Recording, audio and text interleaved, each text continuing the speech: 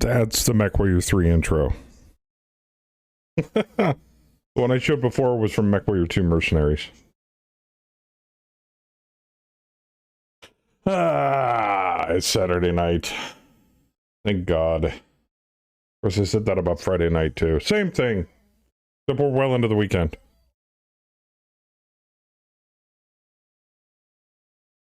How is everybody doing? See, who do we got in chat? We got Theesman, Sin, Crest, Kaz. Yeah, kaboom indeed. How are you lovely people out there in internet land? Internet land. You gotta say it amelodically. Yeah, there you go. But welcome everybody. We're gonna be doing something a little weird. I fast forwarded time a little bit, and apparently the contract that we're currently on is bugged for some odd reason.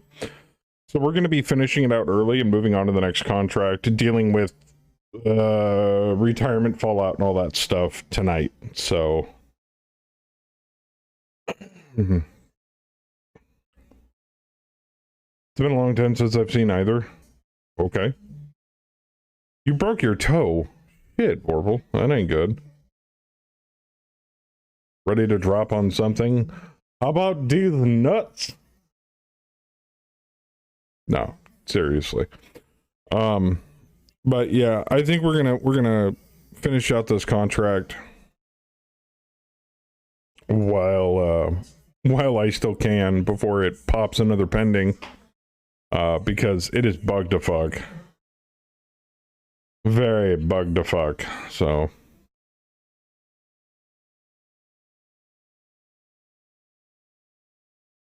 But there's worse things to break. True. You could have died, and that would have sucked even more. Did I tag your pilot? Yeah, I'm pretty sure I did. Oh.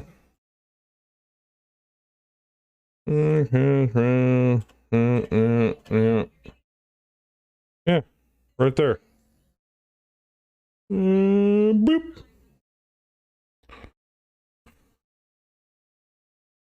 I think I got Fluffy's pilot in there too. Somewhere. Yeah. Right bar.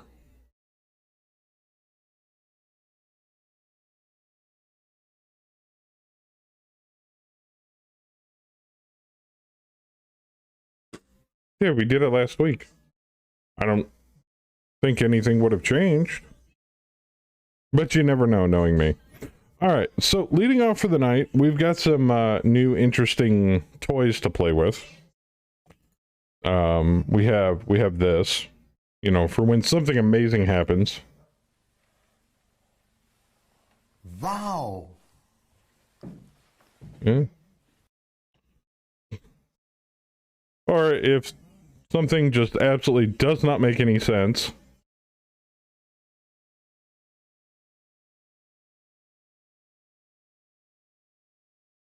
And it just kind of backs off slowly, like, I don't know.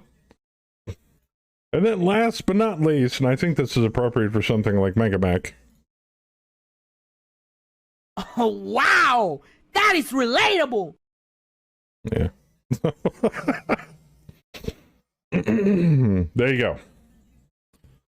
Just a small sampling of a long list of VFX I still gotta add.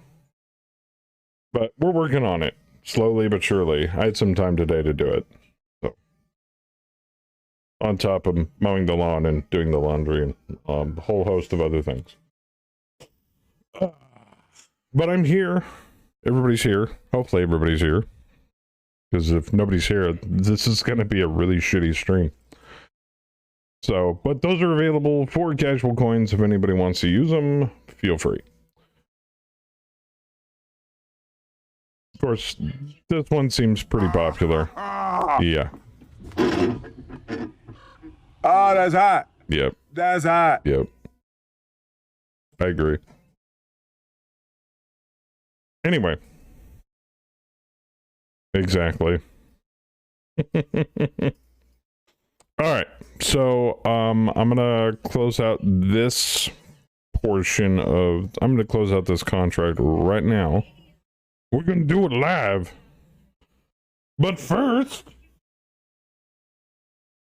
Kayla's coming in with the tier 3 resub, a 59-month streak. And who doesn't love Kaz streaking? Honestly.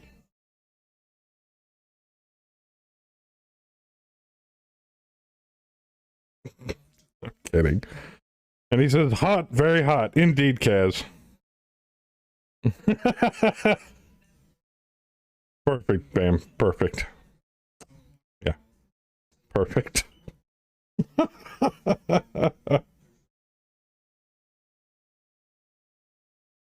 Alright.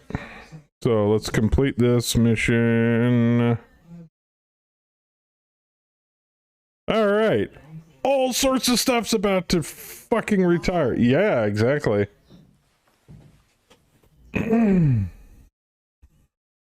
All sorts of stuff's about to retire. Great. Oh, God. Alright, we lost a doctor. That sucks. Oh, no, there's target rolls here. Target 0. Oh, wow! That is relatable! Foxtrot Lance. Juliet Command Flight. Oh. Ow, that sucks. What's he in? Foxtrot Lance. No. No, not my long shot pilot. Fuck. Needs a 2. Now, does anybody know, is the target the number you have to roll over or under? Because if we gotta roll under these, this is gonna suck.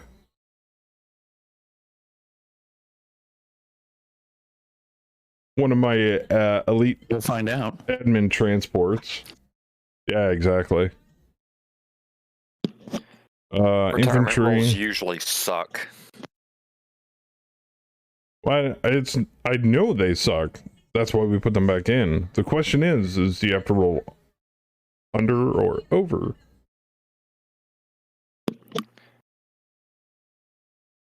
See your Foxtrot Warrior. Let's see here. Charlie Lance. These guys don't even have... He doesn't even have a name. That's got to be a UI bug. It is. Menzel's is going to retire. Rodrigo from... Oh, Bam. Your mech tech is going to... is thinking about quitting your elite mech tech for your Alpha Lance. No. Yeah. He's like, I've had it with you assholes. I'm You're out of working here. me too hard. I'm out of here. One of our long toms. Another elite mech tech. The guillotine pilot. Pretty much all of Foxtrot's like, I'm out of here. Ooh, Fluffy's trying to retire. That's not gonna work. Alright, time to reload. I guess I didn't put a founder tag on him. I gotta double check these things more often. There we go. I mean, I just got in there. Jeez. Yeah, I know. We'll get you fixed up. Blip, blip, blip, blip, blip, blip. I want to make sure he's got a founder tag as well. You do. And boop, boop, boop, boop, boop, boop, boop, boop. There you are. Craig Calvo does not have a retirement or a founder tag on. Solve the problem. Yeah. Alright. Let's try this one more time.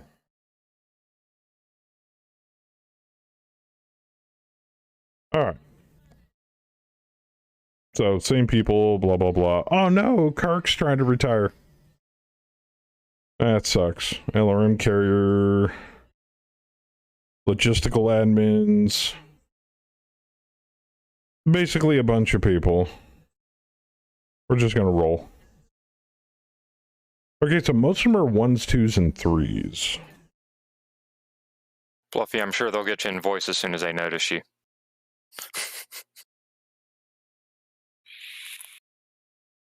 There you go. Okay, so it's roll over. Nobody retired.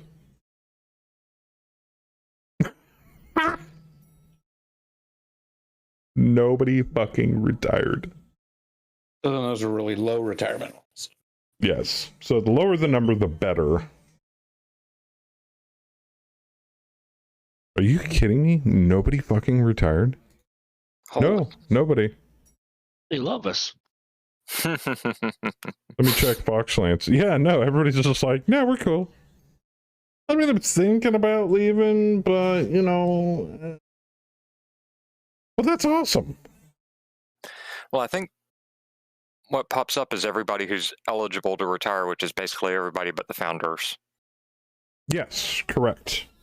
So...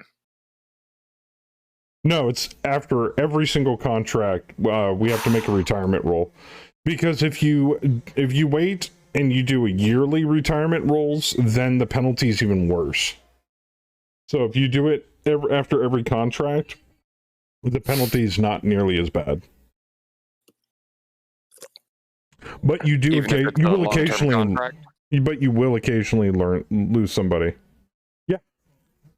I mean, if it's a long contract, obviously, if you've been slogging out garrison duty for over a year, you'd probably be like, fuck this, I'm out. You know, I'll take my paycheck and go home. Because that's a lot of money for that long of a garrison duty, and they usually end up paying you really, really, really, really well. Alright, so let's take a look at the contract market.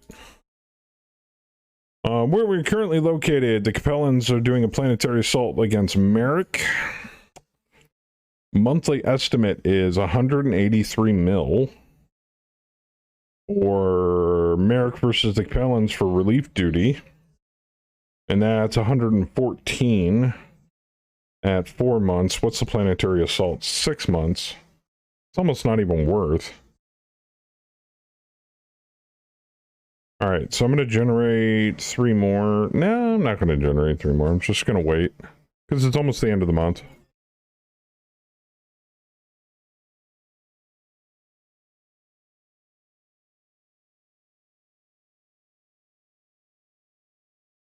Do we want to head north? I mean, we can.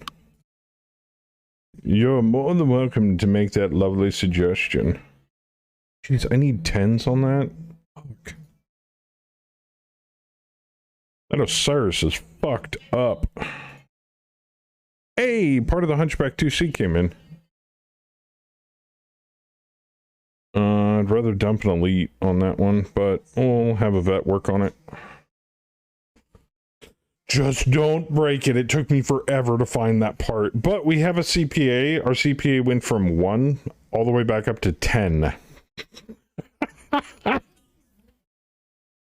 I think we're doing pretty good right now.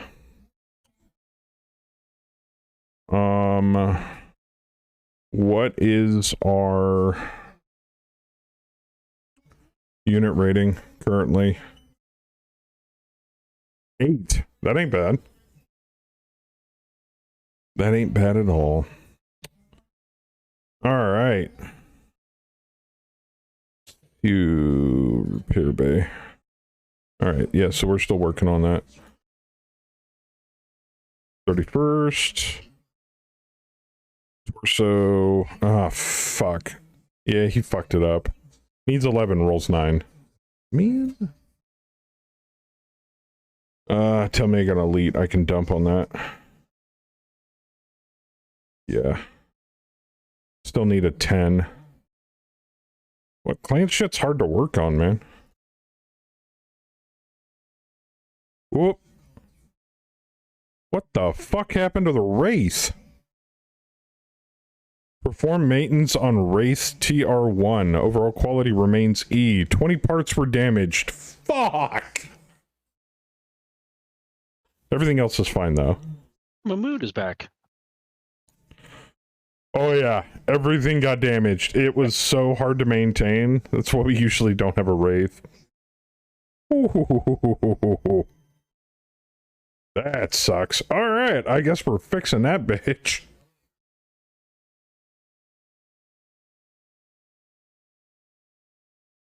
I wonder if it'll auto-repair it for me.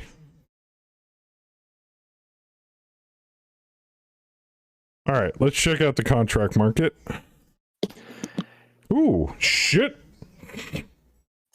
Got a lot of contracts just popped up. Liao versus the Sarna Supremacy Recon Raid. 1 month. For the Hunchback 2C, did you move it into the factory first We don't have a factory. before you did the maintenance? We don't have a Okay. factory.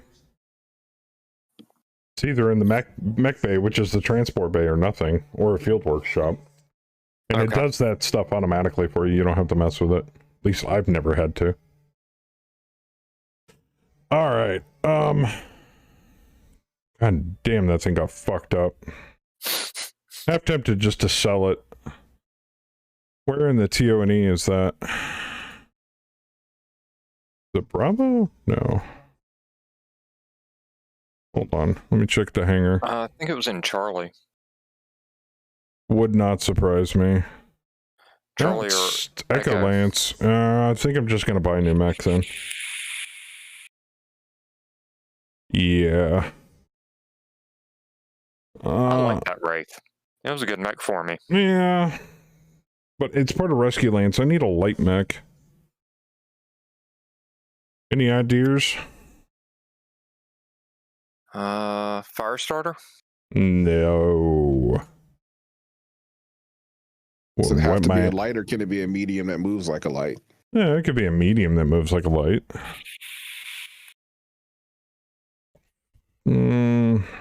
Dasher would cost a fortune. I'm going to try to stick with IS Tech. It's going to be easier to repair.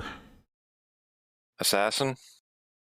Oh, they have the bad cockpit and Yeah. the non-standard parts or something like that. Yeah. You always go with the good old Phoenix Hawk. No.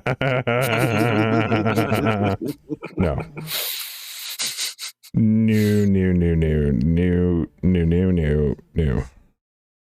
I'm partial to the Flea, but it doesn't have jump jets.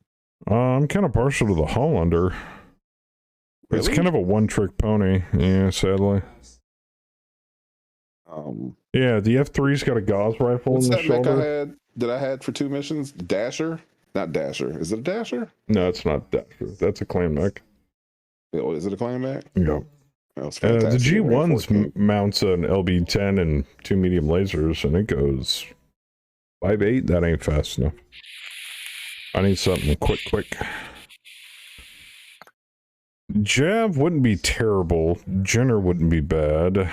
Locust wouldn't be bad. You put another long shot in there, but meh.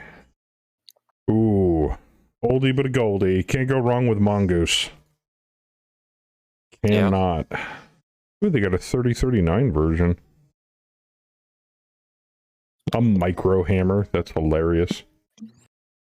What's this thing mount? A large laser. I don't know if I'd want another Osiris. Anybody have a good run on the one that we had or have?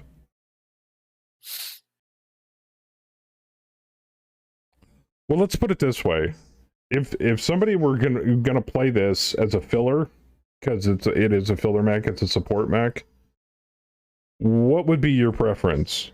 Mine automatically goes to the Pixie, because hands down, Pixies are awesome. I haven't ever flown the Pixie.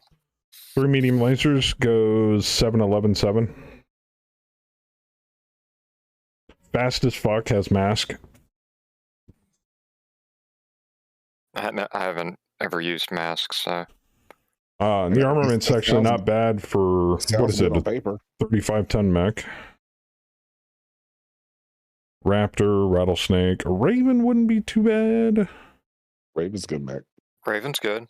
Spider, Especially if you get one of the Spider's not ECM have ones. enough armament. Stiletto. Stilettos are nice. Ooh, they got a 4B. ER large, 2-year mediums, and the flamer. The ECM's not bad. Multi-track and difficult ejection. Well, if I want to put somebody that wants to die in it. For a 2 streak 2s, LRM 5, ECM in case. MCA, 3 LRM 5s and a streak 2. MCJ. 3 LRM 5s and a streak 2. MCW. 2 LRM 5s, a large pulse laser. That ain't bad for an 812. Yeah, 104 armor. 35 I'd tonner. run it. Target number 3, they're pretty synonymous. Came out in Standard Tech as a 3059. Ain't your grandpa's Mac, but it'll work. Buy one of them.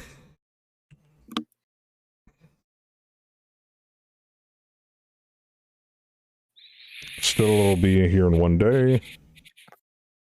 There she is. Okay, so we're gonna go into Echo Lance. Pulled Master Sergeant Lyra out.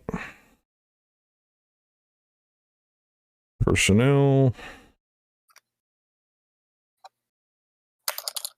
Where's Master Sergeant Lyra? Probably up here with the Master Sergeants, duh. Stiletto. Ah, give me a Java exception error again. Man! Does it every time. Alright. I'm not gonna even mothball that thing. I'm just gonna sell it. Sell Wraith. It's damaged, so we're not gonna get a decent price for it.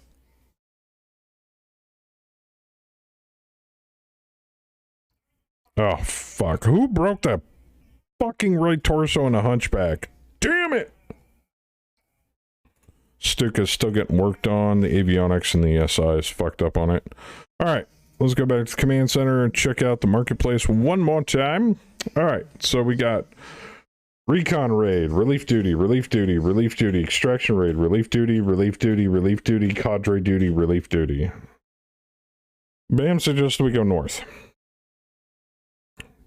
Do you have a preference of area?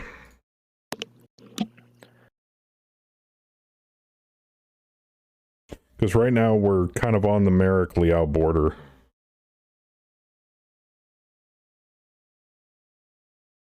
Like, you want to go up towards Kurita space, Steiner space. I really don't want to go towards Clan space, but that's just me.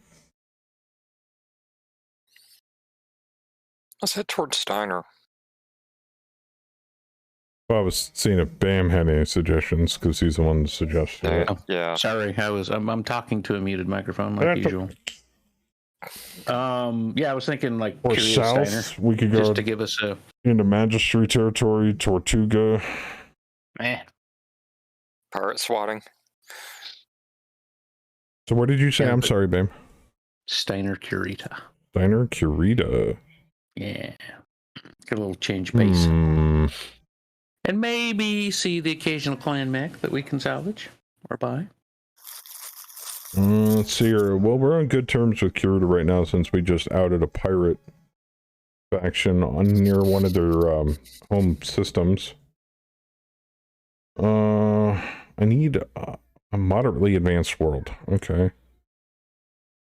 Primitive world. New Wessex? No, it's low tech. Okay, so under the yellow dots are like high-tech worlds here, which will make it easier to get equipment. So there's Al Nasi, Kessel, Kimball 2, Diev, Dairon, Altair. That's near Terra. Lyons. Ooh, Sky. Sky's a good system. Are the skies start trying to separate again?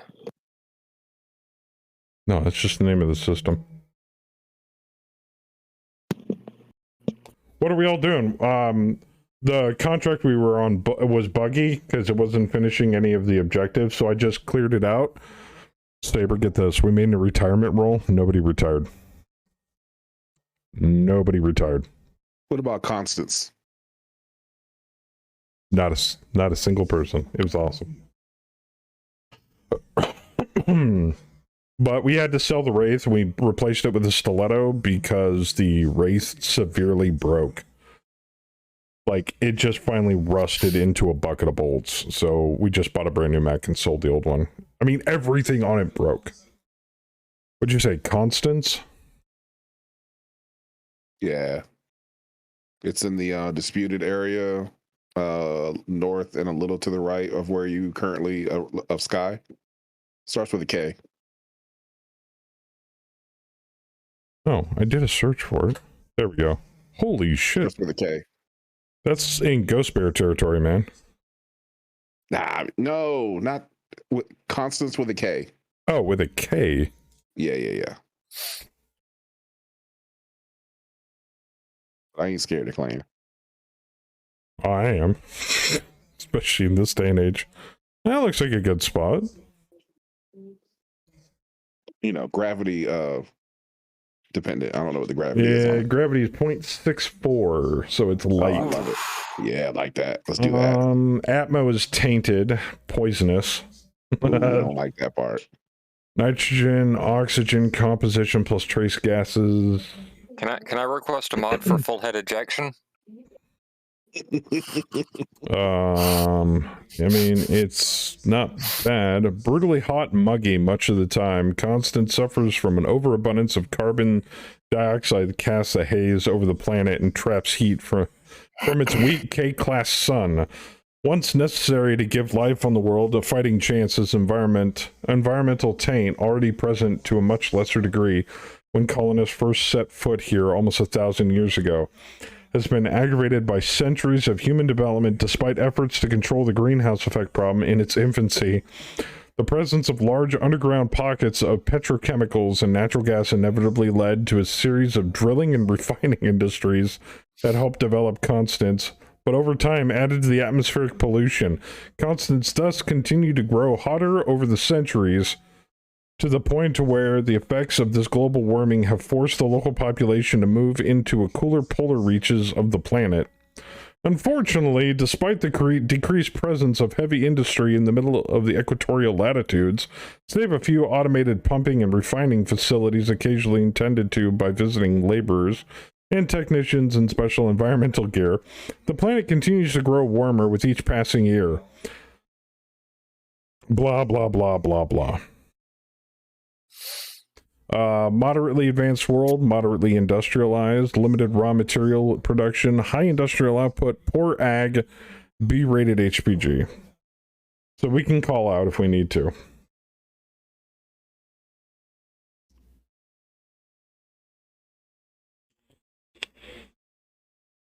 She's usually on the main stage Saturday nights. Yeah, fuck it. Let's go there. Why not? How much is this going to cost us? 12 mil. Psh, whatever.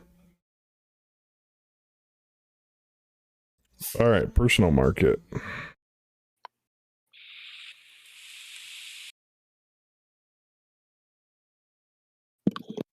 Yeah, let's put us over here. There we go. Oop.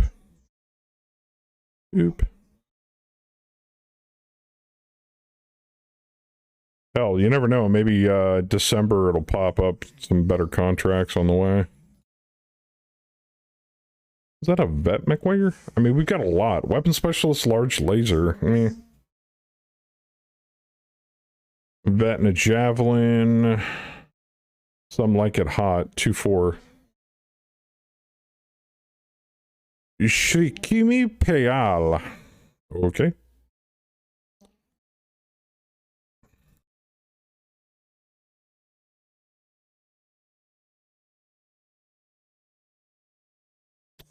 Jake Losby. Melee specialist 2-4. Whoa, hello.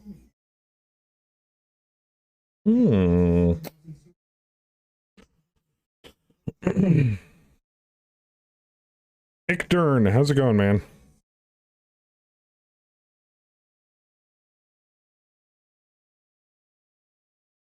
I'm doing great. Mech Warrior in an Eagle 2M 45. Meh. Looking for them elites. There we go. Oh, Protomech pilot. Damn.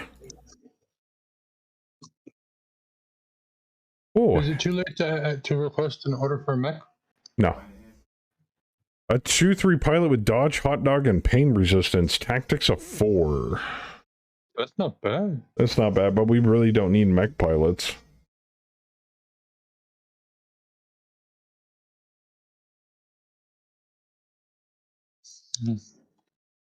Like, really, really, really don't need mech pilots.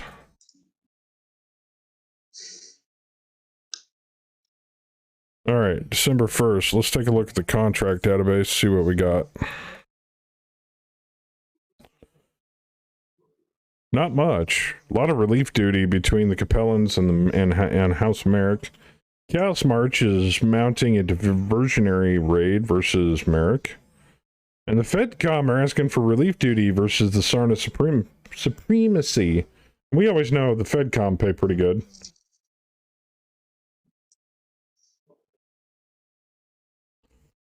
Don't think of them as mech pilot, think of them as meat for the grinder. That's one way of putting it. Yeah, but I don't want to hire elite just to pay out even more money at the end of the contract. That makes sense. When we've got leftover pilots that didn't even retire. I'd rather work up and XP the pilots that we have. Messing around with MWO with the new Crusaders. Oh, nice, dude.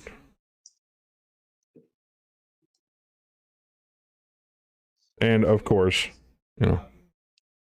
Oh, wow! That is relatable! I know. And then in other words, it's just Merrick versus Liao, relief duty and cadre duty. I don't know if this pays out any decently. 6 months for 137. Independent, full transport, 80% salvage isn't bad. Salvage is pretty good, dude.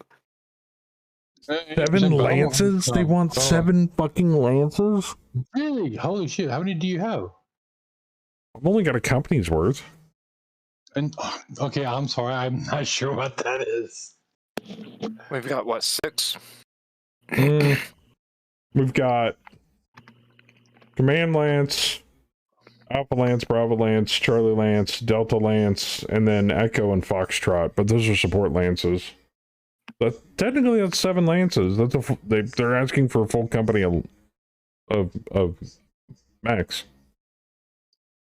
But that's not including all of our auxiliary units, but those don't count in the for the purposes of required drop lances. Since we're a mech company, we're not an armored company. Wow. Exactly.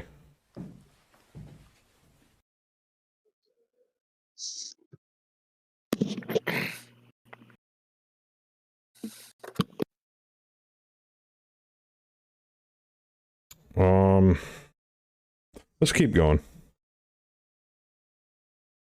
I mean, we're still technically headed there.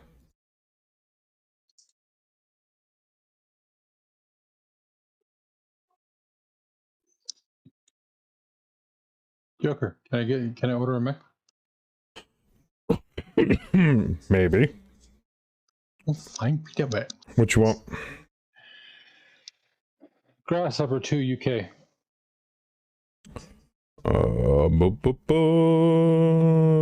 Yeah, that'd be fine. You're an Alpha Lance. It's only a little bit slower, so. I don't mind slow and Alpha Lance. Yeah, I know. I figured as much. But it'll be able to take more of a beating than the Tsang. Grasshopper 2. Is that a clan mech? No. Ah, here we go. Large poles, medium, medium, ER large, small, small, medium, medium, hatchet, TSM. Okay, that makes sense. That's 585. No, that's about right. Target number 5.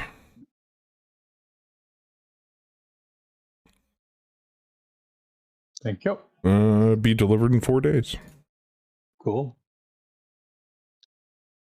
Go back to the, not the warehouse, the hangar. All right. I'm just gonna mothball the T-Sang then. That's fine. All right, so I gotta pull. Oh yeah, that's right. You're in Alpha Lance. Duh. Not anymore. Yeah, you moved me. Fucking flies. You're attacking my everything. I gotta find him. There you are. Signed a unit as pilot. Grasshopper. Yeah, give me a Java error. Fine, whatever. Add unit, mech. Bloop. Done. Alright. I gotta mothball this bad boy. Yeah, we'll do on that one. Yeah, that's fine.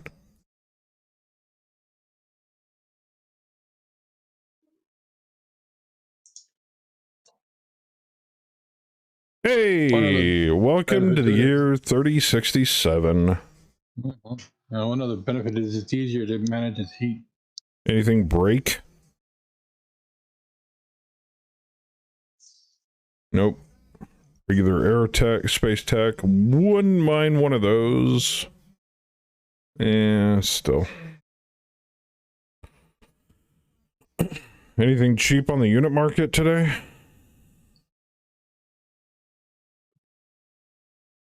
Tank, tank, tank, tank, tank, tank. A Hellcat. A lot of tanks. Rush? Interesting. Not an Aerofighter. Pick up a couple of more heavy LRM carriers. Nah. We're good. Blah, blah, blah, blah. Where's my interstellar map? There we go. Saber said you want something with lots of racks.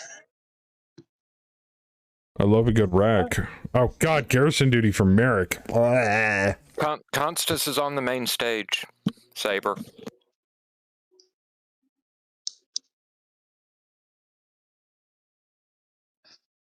Yes, Hamburg, we're running 49.7. All right. Yeah, we're still running 49.7. All right, so we got FedCom versus Chaos March twice. Ooh, mercenary contract for Merrick against the Terracap Confederation Relief Duty. I'd rather do a raid. That one's only, what, 3 months? It's 72,000 a month. Half salvage, full battle loss, full transport. Versus green. That's million. 72 million a month. Oh, 72, excuse me. Wow.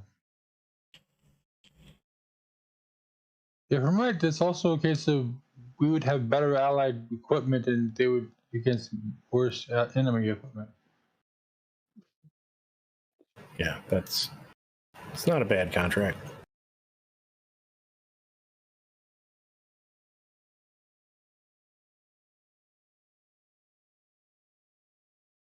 Let me check the repair bay, make sure nothing else broke. Oh, damn.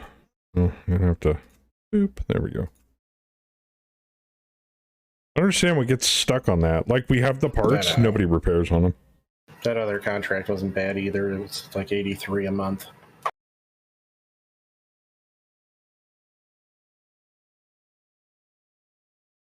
Damn it, fucking dick! I will fix this fucking hunchback. Fuck! I could just sell it. Well, half tempted to at this point, since it's probably going to cost me as much. just in the parts that the mech techs keep breaking. Yeah, fuck it, man. I'm doing make it one more money you time. can off of it. One more time. Bring back my mood.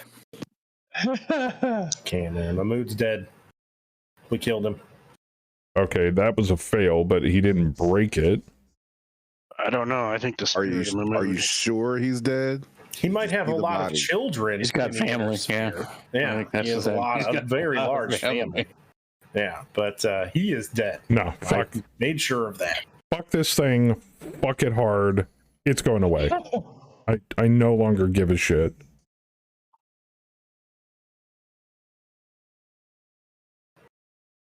I mean, it's like not even half a mech, and we're still getting 330 grand for it. Good. Get the fuck out of my repair bay, you piece of shit. Yeah, I mean, as fun as those things are, if you really want one, just buy one. It's Hunchback 2C. I mean, seriously, can't be more than 20 mil. All right. Contract market. Ooh, we're getting some interesting ones here. Chaos March versus Larens. Didn't we say we would not take any contracts versus Steiner or Davion? Yeah. Don't fight Steiner, it'll end poorly. Draconis Combine versus the Larens, Recon Raid. Draconis Combine versus FedCom. Yeah, what's that bottom one? Word of Blake versus Chaos March Diversionary Raid. That sounds like fun. 1 month contract. Oh. Paying out 26 grand a month for 27 or 26 mil a month for 27.3 mil. Praise Blake. That's a little low. Half salvage, full battle praise loss. Blake. Yeah, praise Blake. I kind of want to take this just on, principle. Yeah. I mean, 72 mil a month sounded great, but I mean, where to Blake? What do you guys say? If you want to take it, we'll take it. It's only a month.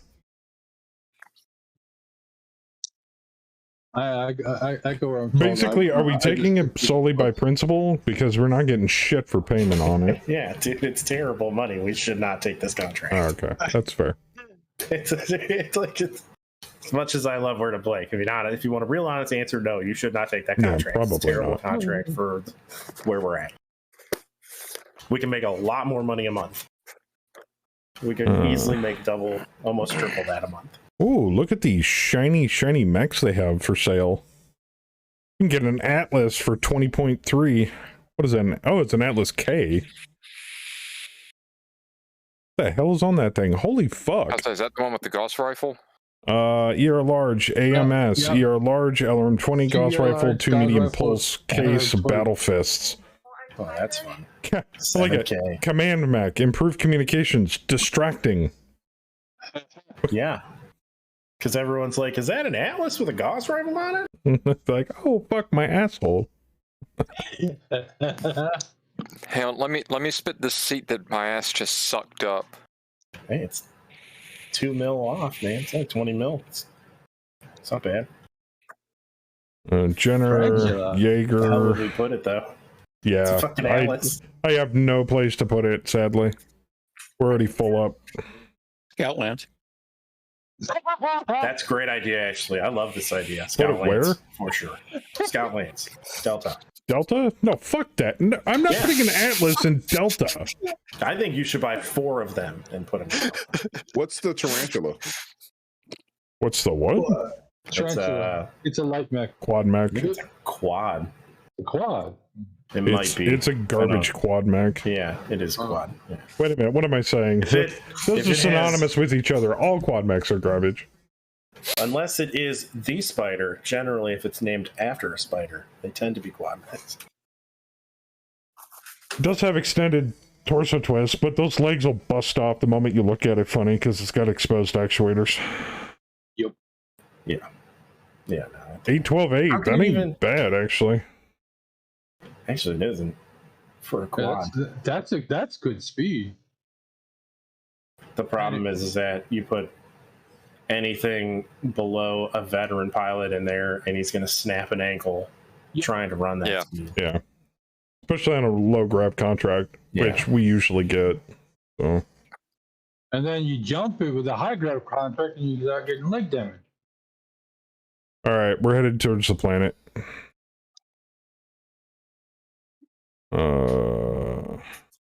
But the contract won't update until the next month. I like that. Status got less. Good. God.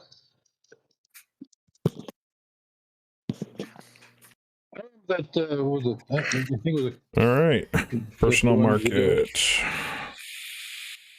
What is this? Remember- Motorized platoon. Oh, MGs. Regular mech warrior stinger. Okay, don't want that. Unit market. No mechs. A bunch of tanks. Ooh, a Slayer. That's pretty. But we're already full up on those. All right, let's take a look at the contract. All right, Drac versus Lyrans. Lyrans versus Drac. Lyrans versus Rebels. no raid, just a lot of But garrison duty. it all says duty, which is what those contracts are going to be. Do you guys really want to do any kind of relief, garrison, or training duty? So relief duty is we're relieving, beleaguered forces. Garrison duty is we're waiting to be attacked, and cadre duty is we're training the rookies on how to fight. They all sound like they stink to me. Yes. And duty is just that. Duty. So I'd rather not. We're going to wait another month. We're swimming in cash anyway, so I could care less. Ooh. Bunch of parts just got fucked up. Oh, boy. Ooh. We'll be fixing those over there. Oh, God, the Enfield broke. The Black Knight broke. The Cerberus broke. The Longshot broke. The Daedalus broke. No, it's the Penetrator! No! The other Daedalus broke. Everything fucking broke. Oh my God. Holy shit. Damn. All right. At least you're swimming in cash. Yeah, tell me about it. Welcome to hard mode. Oh, that Marauder fucking broke too. Funny thing it was all stuff that was like high maintenance shit. Do I need to like assign a tech per mech? What did you? Because right now we have them assigned per lance.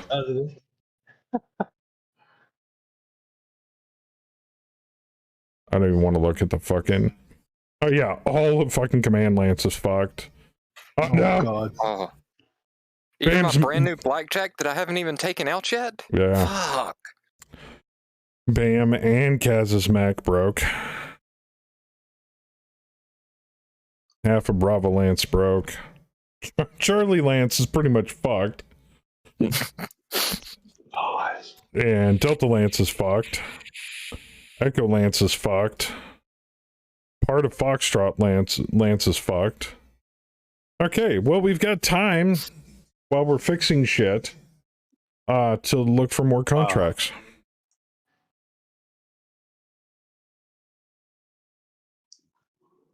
That works out, I guess. So I'm curious, is it automatically repairing shit, or is it just me?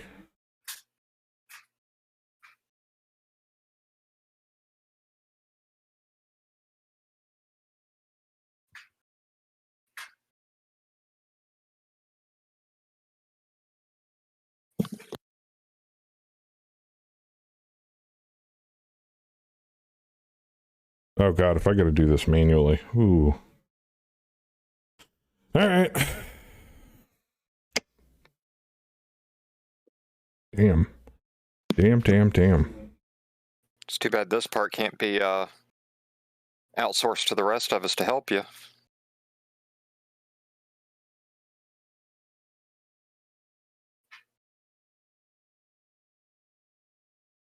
Just gonna have to go down the list.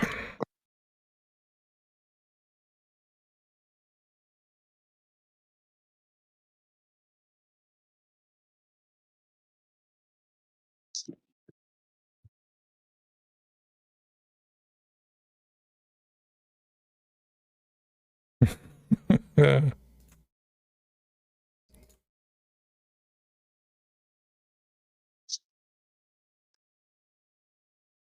I'm out of mech techs. Advance. Oh, you gotta order a couple of things for the Vulcan. Okay. Work on the Salamander.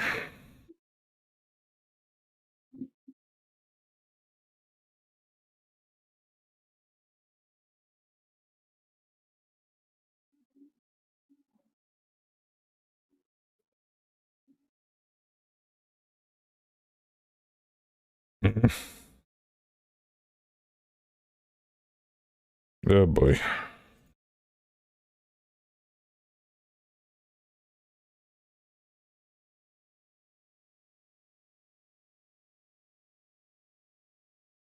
Alright. Next day. Missing a part for the Yeoman.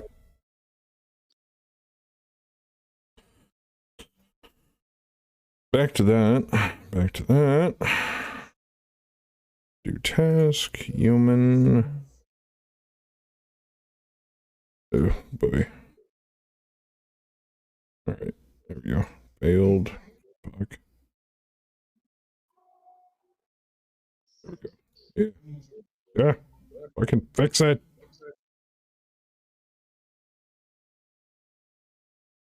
Okay, we got one part on order for that. The Black Knight. Oh, God.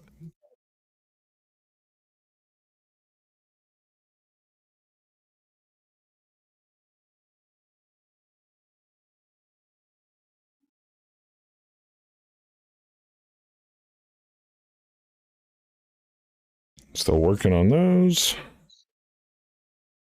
Replacement part. That's being worked on. Waiting for replacement part.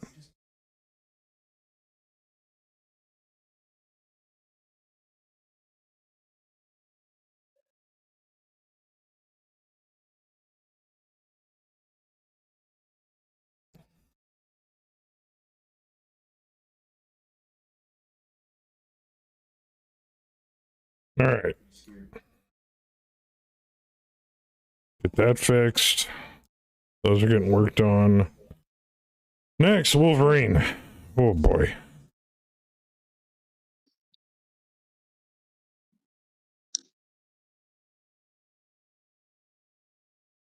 It's Repair Warrior Online. Still waiting on that. Need to get that fixed. Need to get that fixed. Need to get these fixed.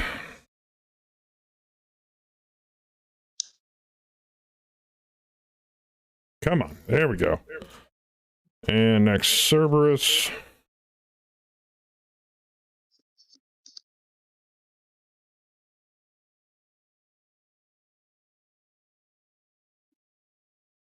Battletech campaign 10 before Dishonor. Yeah, no.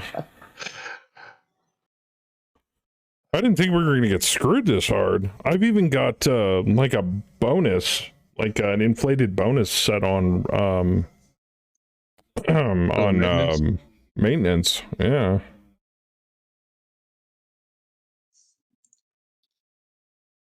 And it just like, nope, all your shit broke. I'm like, why? Why?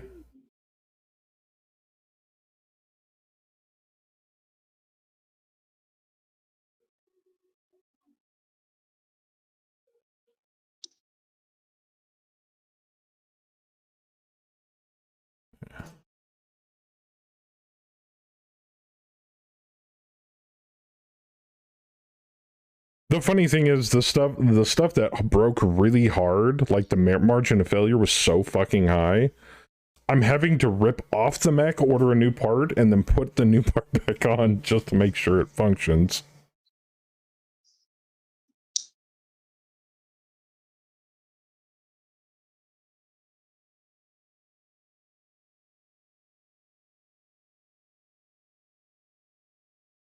I don't think we have enough mechanics for the vehicles. Those are going to be like a long-running thing. Might be SOL on auxiliary units for a tad bit.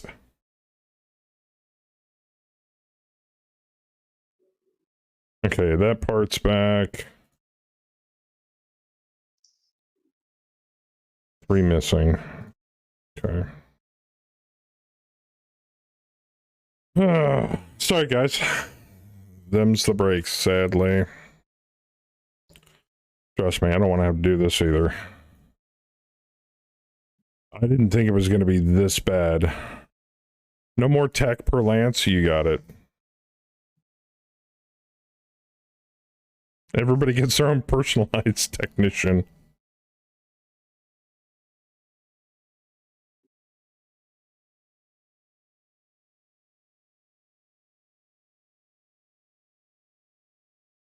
Damn, those actuators are a bitch.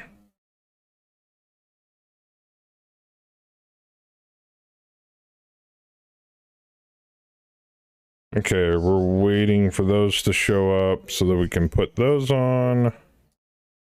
That's getting worked on. The gunslinger needs some work. One part in transit. Oh boy, it's a long shot.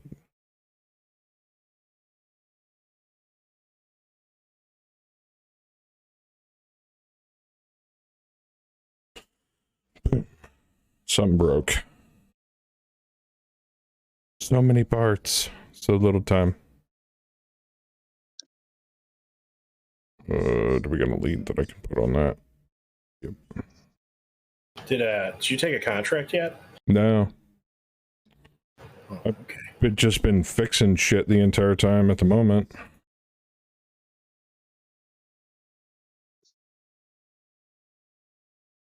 Wait a minute, is a long shot set to salvage? Is it that broken?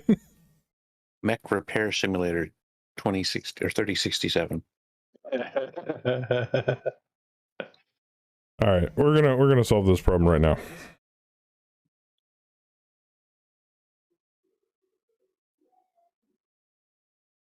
Don't tell anybody.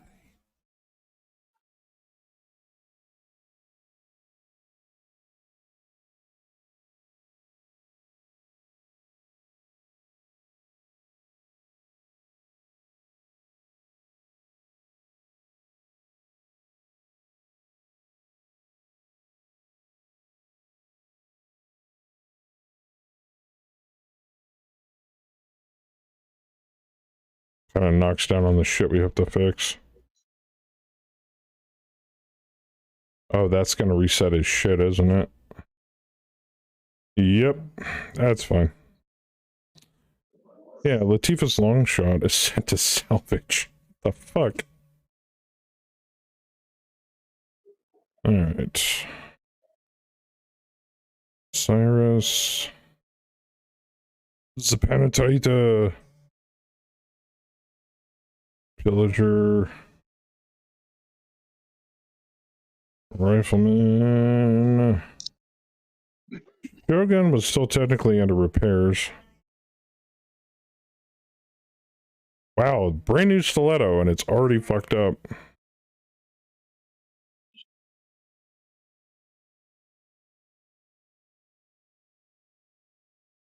Okay, Vulcan. And the Yalman. Well, the thing is that the way we have them set up, one tech per lance is fine because they still have an overabundance of time. So I don't think that's affecting it. I think it could have been a glitch. I have no idea. Yeah, it doesn't make sense for why all that many mechs got broken. I know, right? Yeah, because that means they failed nearly every check. Mm-hmm. Which is outrageous. Okay, those aren't They're broken. rusty, man, because we're not in combat. They don't know what they're doing after a few There you months. go. That makes sense.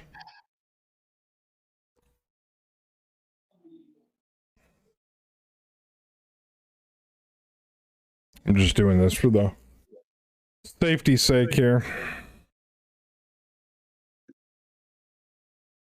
Yeah, all unmaintained units, there are none. All mothball units. Oh, I didn't know you could sort by that. That's cool. Alright, so all of that should be fixed. Minus the Shogun.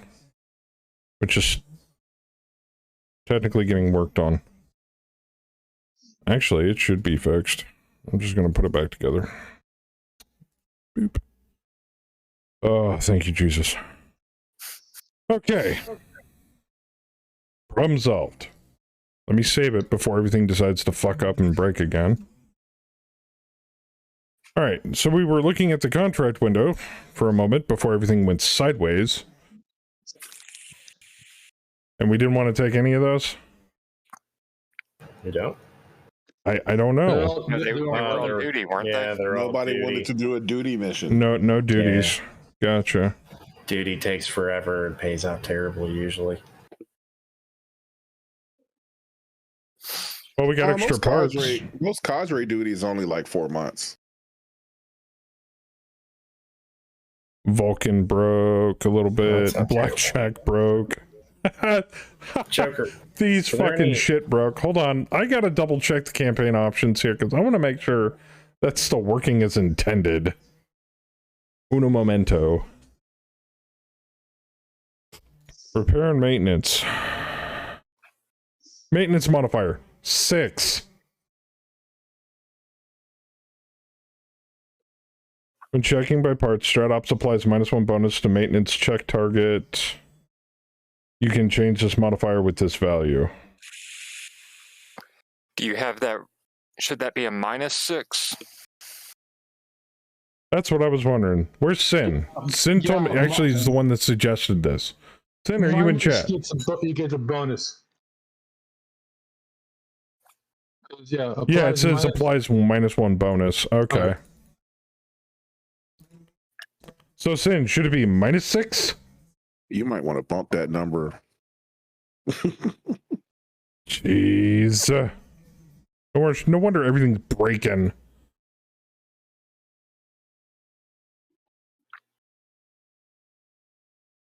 All right, we're gonna mothball. Since we spent the first hour trying to repair stuff, I would say Yeah. do something. I mean, at Whatever, least whatever it is, do something. worst case scenario, we just spend another hour repairing stuff. Yeah, pretty much. Well, if it works as not intended, we GM it and fix everything again and call it good and lesson learned. Now, my blackjack broke again? Yeah, I fixed it. Oh man. That was Joker. Oh, look at that. Performance maintenance on Grasshopper 2. Overall quality improves from D to C. Oh, yeah. Little win. Were there any cadre duties on that list? Quite a few, actually. Which, can we look at Why, those? you want cadre duty? Maybe. Yeah. Drax versus Lyrans. Lyrans versus Rebels. Lyrans versus Drax. 46. 49. And a 45. 4 months. 4 months. 4 months. This is not like say 16 months or something like that. There we go. Yeah, that's not bad. Leering against the Rebels for 49 a month. Isn't 20 For salvage 4 half months of work. transport. Full salvage. I don't think Ooh. cadres are that bad. They of the duty contracts, they seem to be okay. This one's actually not bad. Half transport, full salvage, 60% battle loss, half overhead, independent command rights. And it makes sense. Green versus regular. I mean, we're training rookies, so. You want to take this one? I would vote for that one, yes. I'm That's thinking not a bad so. contract. Yeah, Sounds fun to me. let's do it. Okay. Oh, wait. How far is 21? Okay, yeah. We're Yeah, good. it's Two not jumps. that far.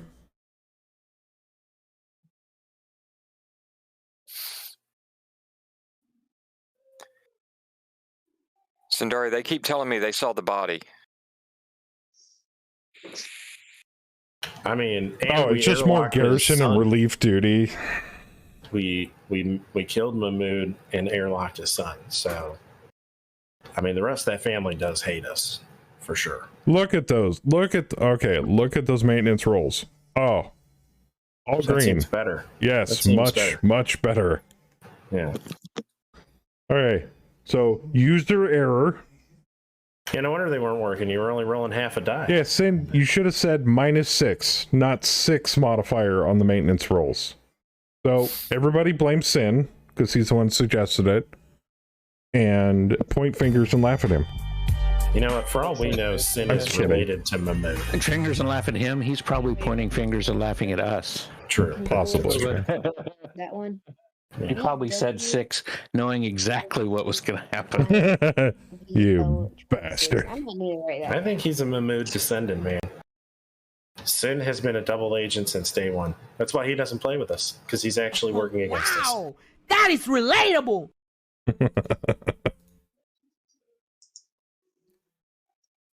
All right, we're on planet. All right, let's take a look at this bad boy, shall we? 3 have to be set to training. Are you shitting? God damn it. All right, planet is slightly low grav, 0.92, breathable atmosphere, standard atmospheric pressure. Oh, I like this. High-tech world, too. Our CPA is only 4. I like this. This works for me. All right, who wants to train? I'm in your lance, so I need lance leaders to pick their assignment, and I need 3 volunteers for training duty. Yeah, Or is that above Captain Anderson's with for all?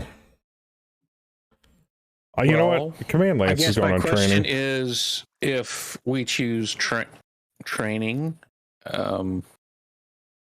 will we get to drop, or will we just not do anything? Mm. Are we going to drop with the rebels that we need to train, or the Lyrians that we need to train? That I do not know. Because that sounds like babysitting. You are babysitting. I warned you. You wanted to take this cadre thing, so.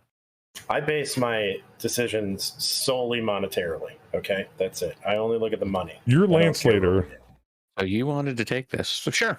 We'll babysit. So Captain Gonzalez is asking for volunteers. Sure. All right. Need one more lance for volunteer. I think that's kind of above Krieg's pay. He's like, don't want to babysit your bunch of bitchy babies. So guess what, Chen? You're getting volunteered. Congratulations. Oh boy. So who's all doing in training? We're gonna put them on scout. Gonna put them on. Well, Alpha and Charlie for sure. What's the third lance you're putting on training, Joker? Command Lance. Okay. Gonzalez is willing to train rookies. Well, he should. All right. I mean, he's basically a rookie himself, so. Right? I mean, right. He needs it. He's got to deal with our asses. So our Delta Lance leader is in here. So what should we pick? Track 0, which is huge and has nothing. Track 1, which has an allied comm center, or Track 2, which has a smaller map and an allied mech base. So he's one of those West Point captains. Our objectives are as follows: engage and defeat hostile forces in 0 of 2 scenarios on track 0, track 1, and track 2. So I'm wondering what track we want to start on. I would start on 2 personally, because the smaller one It's and smaller. it's got the most scenario. All right, that sounds fair. All right, managed force assignment. Delta Lance, go. Nothing. It's like track 2, X31. Oh, funny, I picked 3-1.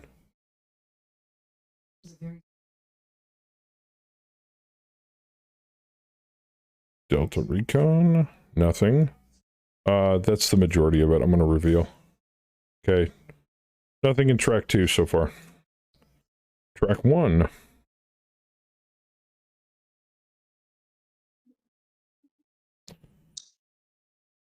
Anybody got a, well, let's go around the Allied Comm Center here. I like 4-2. That's a good spot. 4-2? Yeah. Okay. Boop. Nothing. No. 1-1. 1-1. It's like playing bingo. Nothing. B23. That's sadly that number's not on there. No. No. I need How 2 about- numbers. Or you want to go around? B25. No, I don't. G7. Something without a fucking letter. What game are we playing? I don't know. Battleship. Oh. 5.5. What'd you say, babe? 5.5. 5.5. Delta. Boop. Oh, these guys are like scared or something. Are they on route? No, it says normal. We're supposed to be training these people, damn it. We can't be training them if there isn't anything to Train, yeah. shoot at. 7-3. 7-3. Nothing. At least Delta Lance is getting some mileage in. Yeah. Drop, Fucking done. running all over the map. Drop, done. Oh, hostile force detected. It's about fucking time. Ah, fuck, and it's in irregular forces. See, I told you, G7. All right, attached allies. Get the fuck out of my face, stupid fly. You don't get to vote. Swear I'm going to get my fly swatted here in a minute. Attached allies is a lance of rookies. Well, they don't, not really rookies. 3-4-4-5 and a 4-4. That's not bad. Javelins and a Jenner. Not bad. For Steiner, those are rookies. Are they rookie clans or? Nah, the Jenner, Javelin, and Javelin. Allied Force is Hunchback 4G, an Ostrock, a Warhammer, and an SRM carrier. Rebels. Primary Op 4 consists of a Jenner, a Hunchback, a Shadowhawk, a Wolverine, a Hunter, tank, a Saracen, a Hetzer, a Trash Hawk, a Condor heavy hover tank, and a Dervish. Enemy infantry consists of, oh god, a lot of field gunners. Whew. Wow. That's a lot of fucking infantry. We need to bring the air, sir. And irregulars consist of Crosscut, Lumberjack, Daedalus, Buster, Coolant Truck.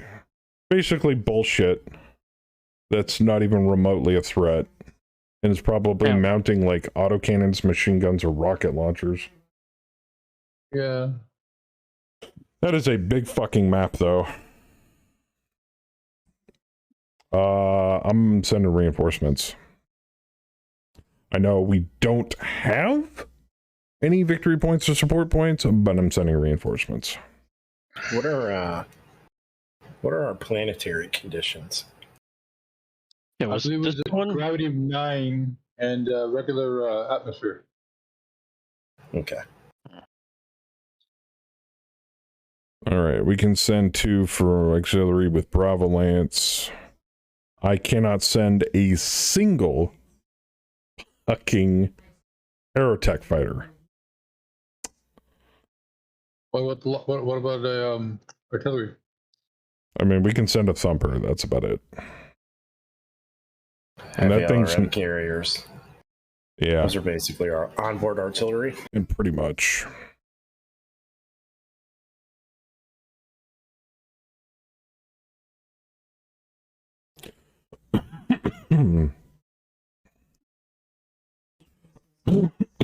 Damn, excuse me. Okay. So let me double check and see who we have. So we're Saber's good. Just Saber's... me, man. I'm the only one from Bravo here. Shit. Okay, so I gotta fill in with 1, 2, 3, 4, 5, 6. Okay. That's 1. I think you fielded the wrong Lance, bro. No, I didn't. So we got 2 there, so I only need 4 more, so I can send Echo Lance.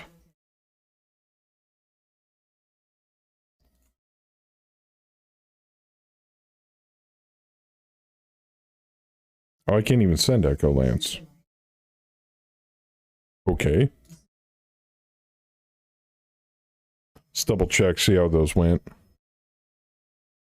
Reinforce attempt succeeded. Extra negative modifier. Enemy reinforcements applied to scenario. Attempting to reinforce scenario. Reinforcement attempt succeeded with no negative mod. Dope. Okay, cool. Alright, this is gonna get real effing hairy. So we got 2 rerolls. Light Urban, Town Ruin, 90 by 70. Daylight Clear, Light Gale, no fog. Slightly light gravity.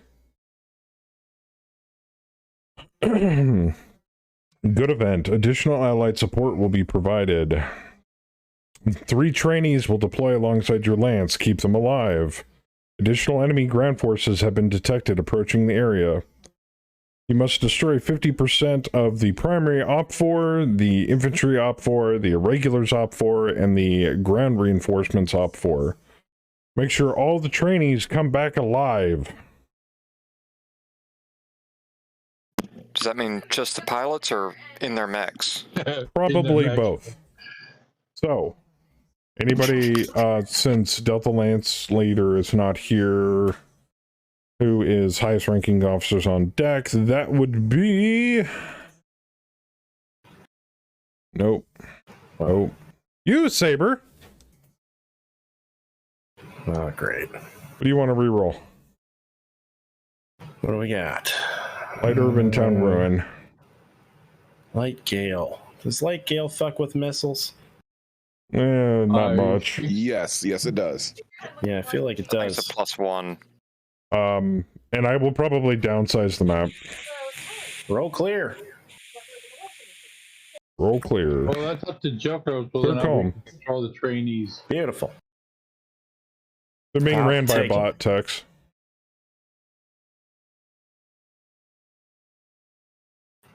All right, we're good. No more. No more rolls.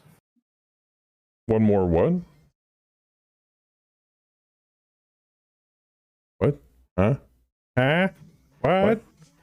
Yeah, you got clear we're calm good. none. Yeah, we're good. That's good. I like that. Okay, cool. I'm good with that.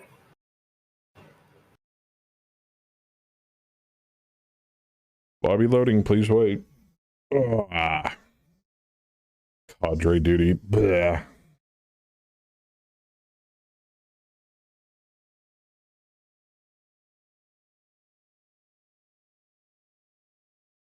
By the way, I wouldn't downsize the map too much.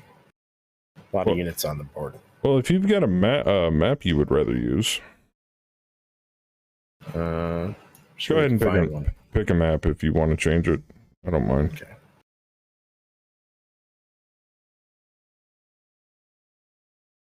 All right. We're still running 49.7, right? Yeah. Mm-hmm. Okay, so the support lance is coming in around 4. Bravo Lance isn't coming in part of Bravo Lance isn't coming in until round 7. Wolverine's coming in around 4. That is hilarious. Alright. Last thing I gotta do is put in a Caswell bot. Boop.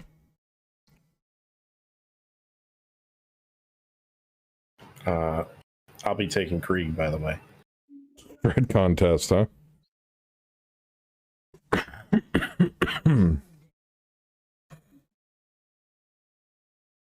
That's an interesting name.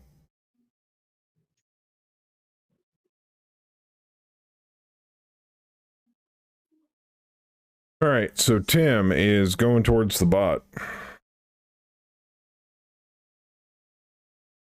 You guys can come in. That's fine. He's available. Bayou's going to the bot.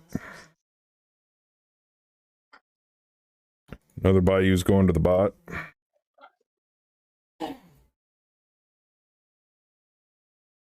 Did Bayou go to bot? Thank you. Saber's going to Saber. Praise Donuts. Crest going to the bot. You said you want Howard? Did Howard Yeah. give you? Okay. Yeah, I played Creek last time. Holler gave me That's fine. I mean, if he's gave cool me with it. permission over his two for the time being.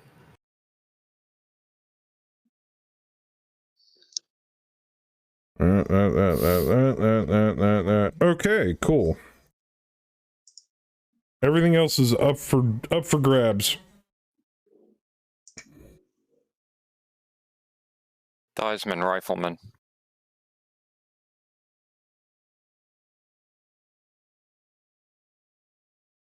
Also, Bam, we might want to swap deployment requirements around because I couldn't even deploy you as a reinforcement, which was weird. Which makes sense because you have to put them on fight to deploy them as reinforcements. So we might, if you want to get some combat in with them, we might have to swap them to fight and swap somebody else out.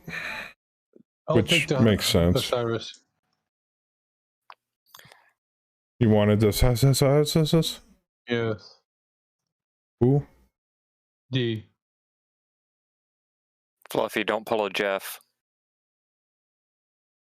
The D. Oh, thank you. I don't have a D. I have a Jenner D. No. I said D so like the Osiris.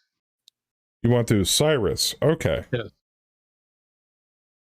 That I did hear.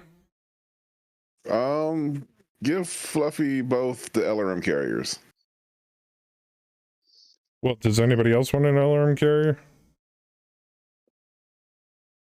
No? All right.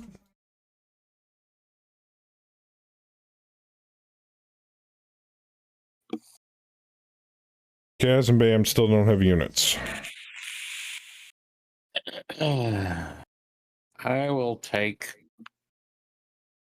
Tika Nakamura. Pika, da. I'm looking for something that looks like it's spelled relatively how that sounded. The Wolverine. Gotcha. Wolverine. I just found it. Because I don't know if you're calling it by the mech or you're calling it by the pilot half the time. Not you specifically, just everybody in general. Kaz and D, you're still on Team 5, by the way. Yeah. Joker, what kind of match was it? What are we doing? Regular forces.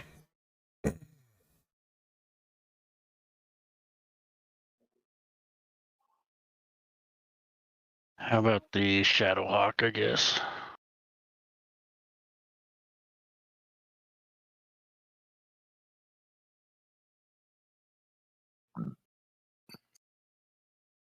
That leaves the guillotine for Joker. Would appear so.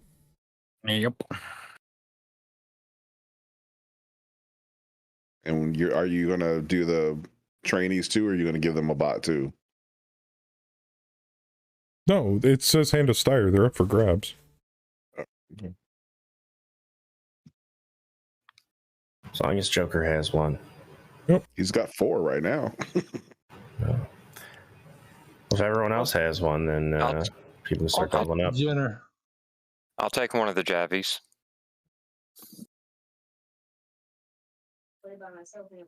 Sorry, I'm just camouflaging the rebels here.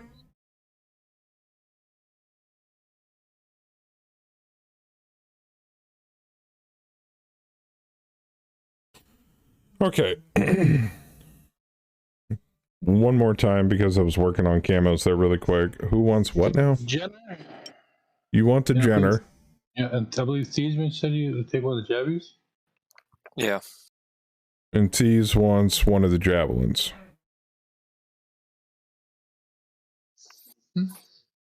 Okay, that leaves us with a javelin and a guillotine. And we're good to go. Okay. Yep. Sounds good. I don't mind piling on a jav and a guillotine. It's a good combo. Everybody's on Northwest. Team Best one. of both worlds. Fluffy, you need to be on Northwest, please. Oh, thank you.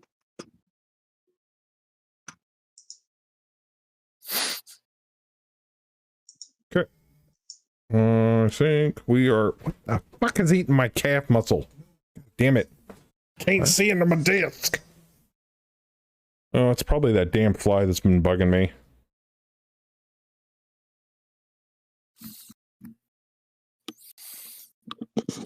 All right, I I believe can't I hear have you, the dear. map set as well. So Or changed somebody the needs map. to not leave the back door Yeah. open. he told me to. Somebody needs to not leave the back door open. Well, then I'm not spraying the back door. Count it as my other reroll if you want to get technical.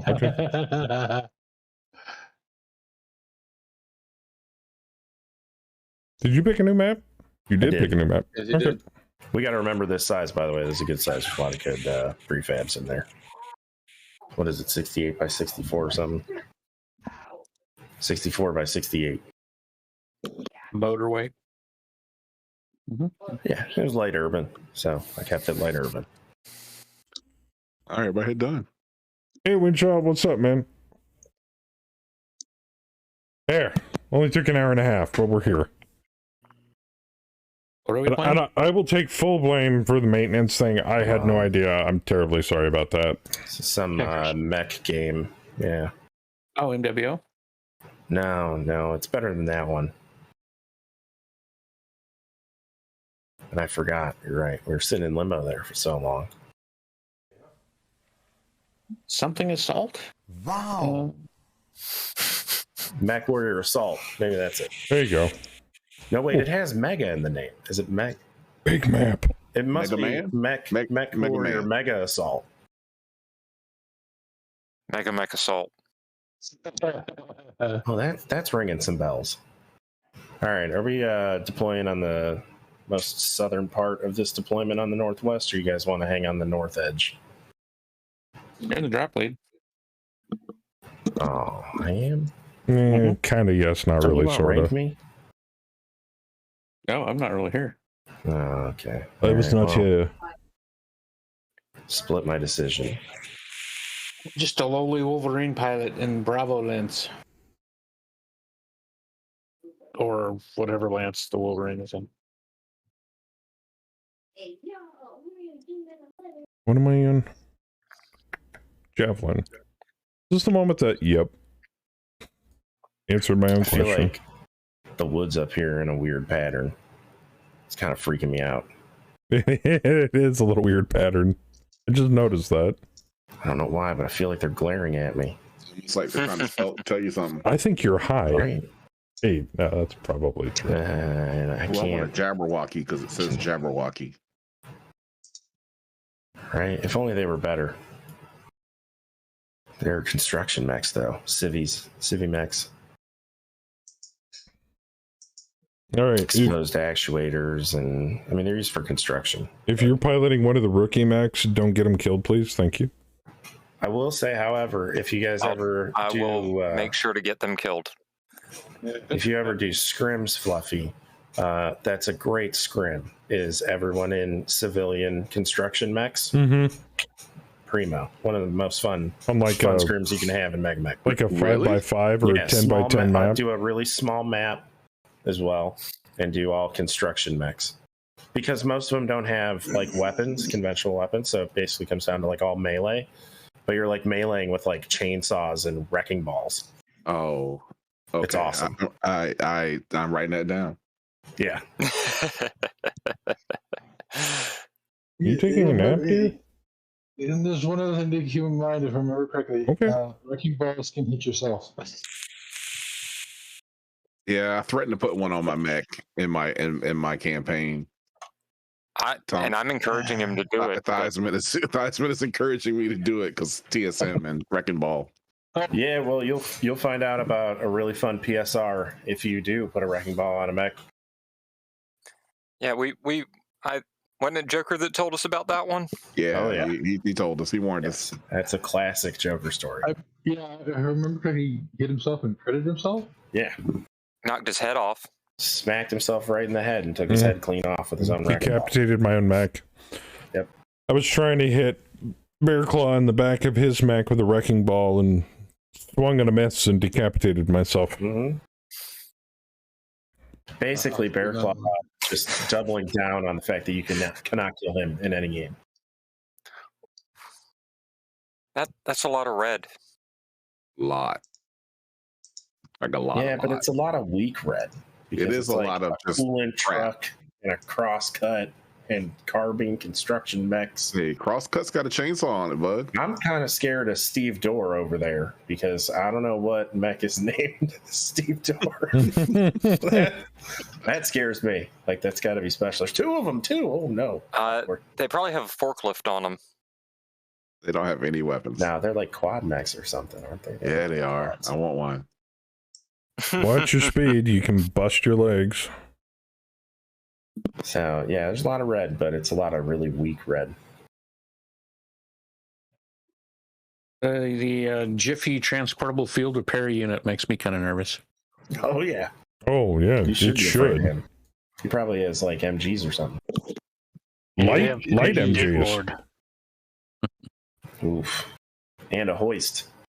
Be careful. Might grab you.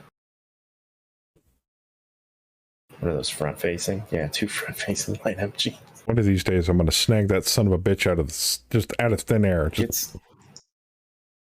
some chopsticks. He gets decent range with those. Be careful.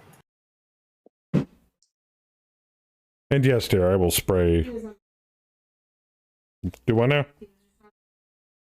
That son of a bitch.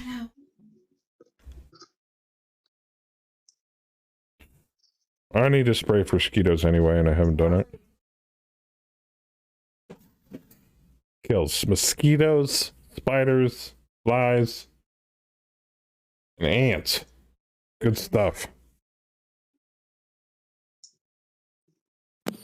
Yeah, I sprayed around the house for ants. You fellas that have short range weapons and won't take a shot this turn, make sure you spot something for me, please. I'll consider it. Oh yeah, no, I will.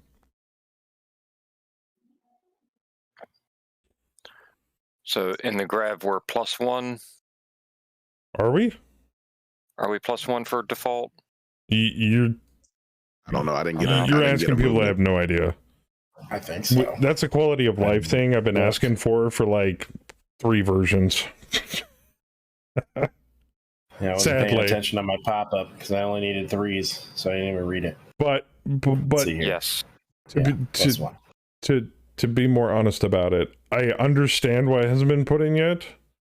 Simply for the fact that 1, I haven't put a ticket in yet because I'm a lazy fuck, and 2, they're doing a lot more hard work on the back end shit than anything. And I'd rather have the back end stuff worked on than they gotta clean up that back end code quite a bit. Yeah, Windchild's been busting his ass on that stuff. So. It's much appreciated. It's a lot of work we don't see. Nope. That will go unappreciated. So, high fives to Windchild. and yes, it is +1. I backed off 1 and had no check roll. Okay, good. All right, so +1 for this contract. Gotcha. Nothing to shoot at. Forget the spot. Oh, fuck. Sorry. See? That was my bad. Good spot. He's got short range and short-term memory. Damn right I do. Thanks, I'm currently taking a break from that to add automated tests to personnel. Although I'm fixing some of those bugs tonight. Oh, cool, man. I wouldn't blame you, man. You've been, last I checked, you've been going, like, hard in the paint, trying to get all that stuff fixed for, like, the last month.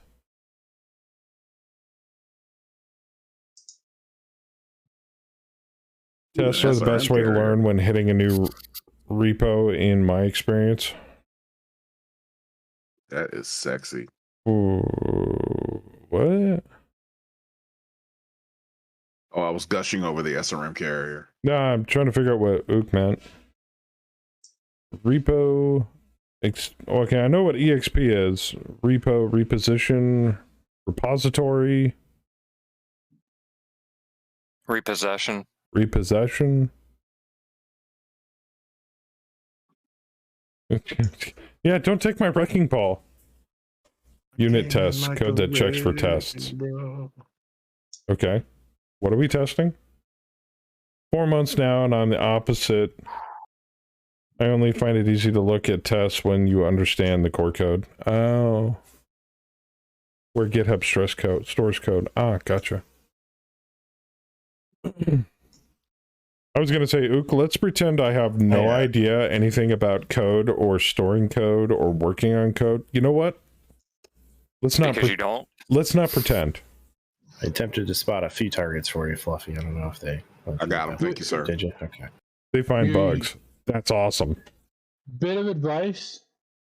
Unless it's on the main road, don't get on the bridge. There's a bridge? There's a few bridges. There's two really small bridges to the south over the lake, over the water. Don't use those. CF90s. Oh yeah, that north to south road has CF 120 bridges on it. Yeah, everything else is either 40 or 15. Oh great! Left arm destroyed on the pump. Best to just avoid them. Ooh, look at Fluffy just lay into that fucking fire mech. Yeah. Left leg destroyed. He ain't getting up.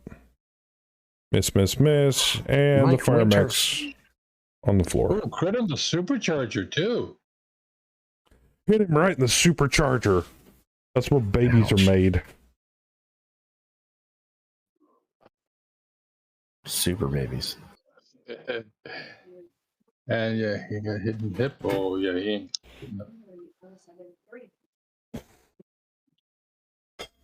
Good phase. Good phase. Nice way to start it off.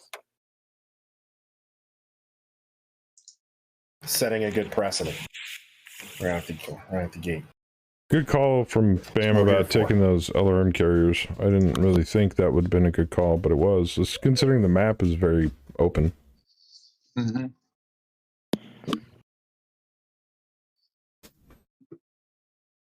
Well, thank you, but I don't think it was me. Wasn't? All right. Cool. You will take the compliment. You will like it. What Bam do? Kimmy's like, yeah, Nothing. fuck you. I did nothing. What does he not do? That's a very deadly question. Heroin. I don't think Bam does heroin. You would be I would correct. be I do not do heroin. I would be No, very I'm good. surprised if you told me you Go had for it. heroin problem. Don't throw popcorn at me. How dare you? Besides, you couldn't get enough trajectory to get it over the monitor. And then it'd end up on the floor and it'd be a complete waste of... See, now it's on the ground and I have to eat it all dirty. Dirty popcorn. Oh my God. Hey, 5-second rule. Don't judge. Not about that. We've got a cat around here. It's 3-second rule. We have dogs that puke on the floor, so probably about a 1-second rule. They poop, pee, and shit on the floor occasionally. Not so much these days, though. Anybody bring flamers or machine guns for the infantry? I don't think so. I have SRMs. Does that count? They're not bad. Yeah, it'll work. Yeah, we've got a lot of lasers. Yeah, you and I have twin SRM6s, Joker. I don't know what the backups are for the ACs on the rifleman. Oh, the awesome. No, has got LRM missiles in general suck against infantry. SRM's less so because they're one missile per hit instead of one cluster. So even if you got a full, you'd only be taking out what's Six best per launcher if you fit it. If you six hit per everything. launcher out of 28 infantry. Nobody shoot that pilot. I'm gonna kidnap him. Why? And a machine gun I like his Probably name. gonna at die. best, I think does like 4 Probably. reliably. It's like a toxic atmosphere or some shit. I don't Yes, actually it is.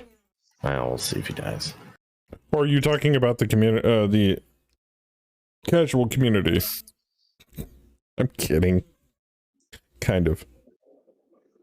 Depends on who's in chat. That's true. That's very true.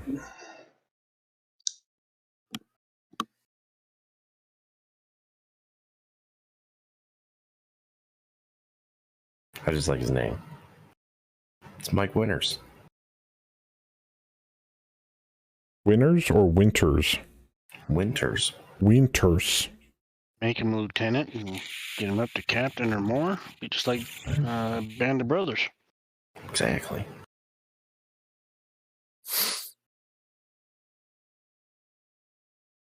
It's probably a descendant.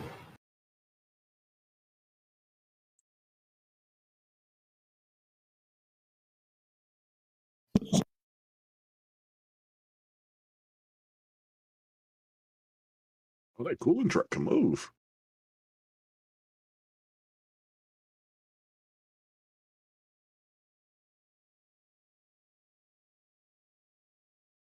Not coolant.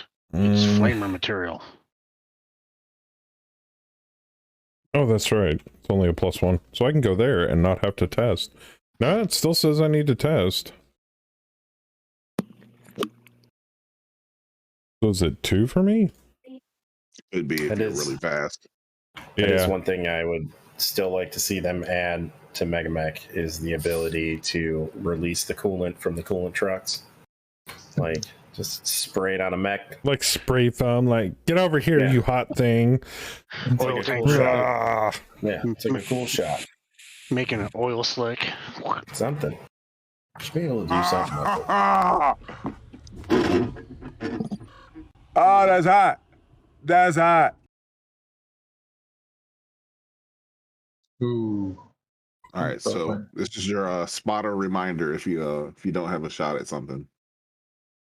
Spot it for you, boy.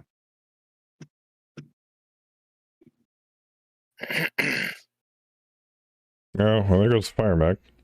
I mean, the hunchback fell over? Ha ha, you stupid fuck.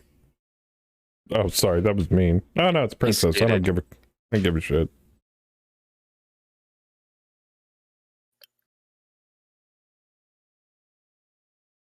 Oh, the hunchback is where they walk across the field, so.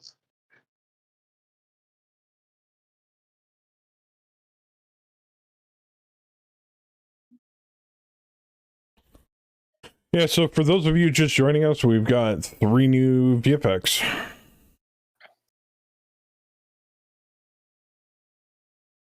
Oh, wow! That is relatable!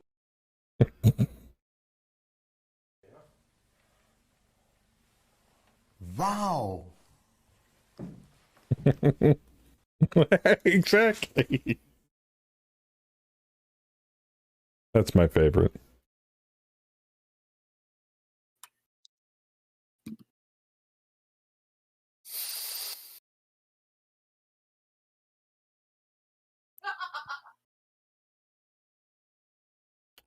Oh, what are we waiting on? I'm firing. You're firing? Are you sure? Yeah. Yeah, I have to do math Math. when I fire. Yeah. TSM. Heat Ah, math. so you're shooting at the ground. Okay, that makes sense. Yeah.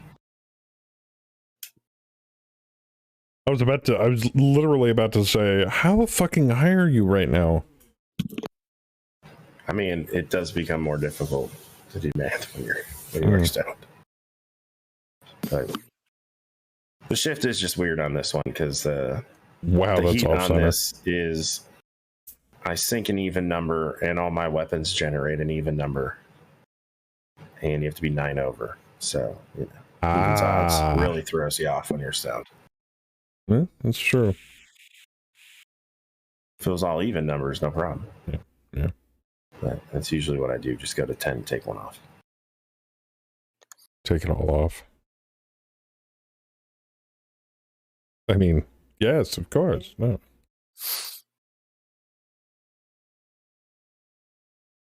If only we had one that was Bob Ross painting the screen with him saying "Happy Little Accidents." Oh, that'd be fantastic. I think I can find one of those. We need to find one though, but we want his canvas to be the green screen and make that your face. So he's always painting your face. I mean, I did have a Bob Ross. I did have a Bob Ross head overlay. I was going to have Kemi cut the mouth out so I could talk through him. Well, that would be fun. I could just put it up, like, lay it over the webcam and center my head. Someone spotted the pilot. Wait, what? I mean, I don't judge, but it seems a little harsh.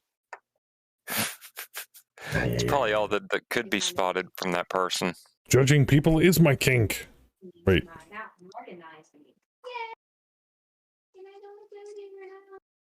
Well, on the plus side, in the lighter gravity, the LRM carriers can move a little faster, I hope. No. No? No, their base speed isn't high enough. Damn it. Yeah.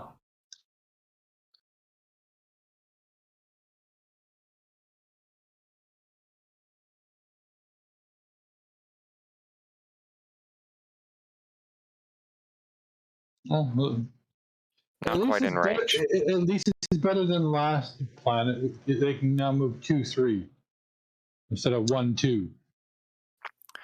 Whoever needs fire needs True. fire.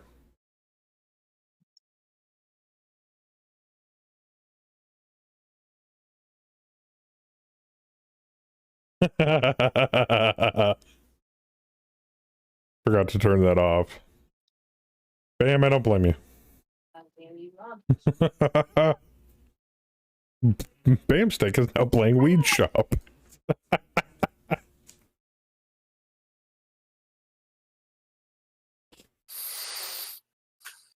That's an easy one to double.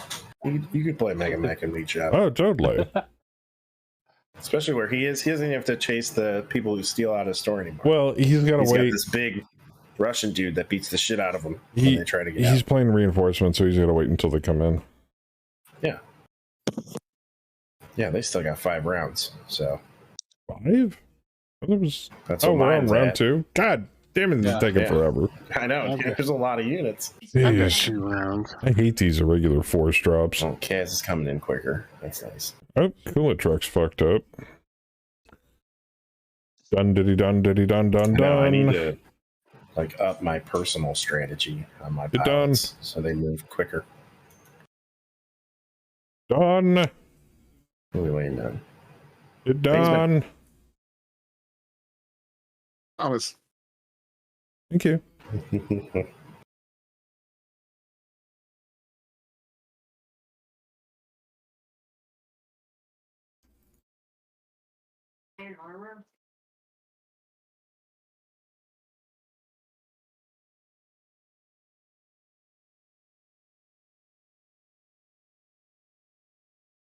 Bam.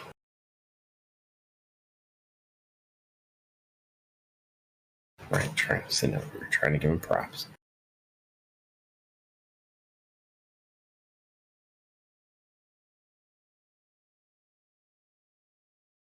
Shit. Jenna's going early, way early. There it goes.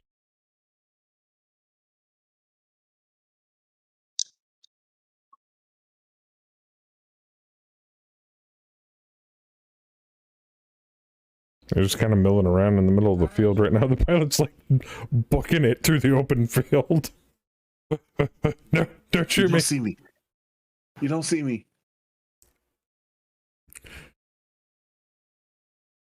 Genealogy is 100% tested. Personnel enums are 85.73, starting now on the core personnel module classes, as the other personnel module core is already tested.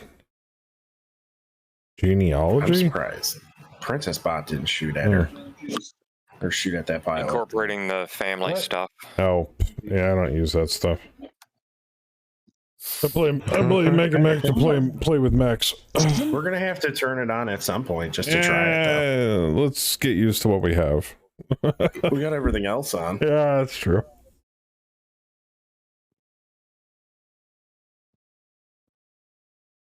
Hey, we might get some good laughs out of it. It's like you've had a freak, baby. What? Right. Imagine if like someone claimed 2 characters and then they like made a brother and sister and then they had a baby. We'd be like, oh my god, they had an incest baby. And the next thing you know, it's like, I can drive a mech. Like we could never have family members in Mega Mech again. Sorry, I see that, and then it's no like parental combos, no brother sister. I forget what TV show it was on. It was like it was an episode of South Park where it was the PETA people having relations with animals or something. Oh jeez. Yeah, and there's just like, and here's our child, and it's just going, kill me. When you say Mega Mech genealogy and Mega Mech, that's what pops up into my head almost immediately, and I can't help but think it.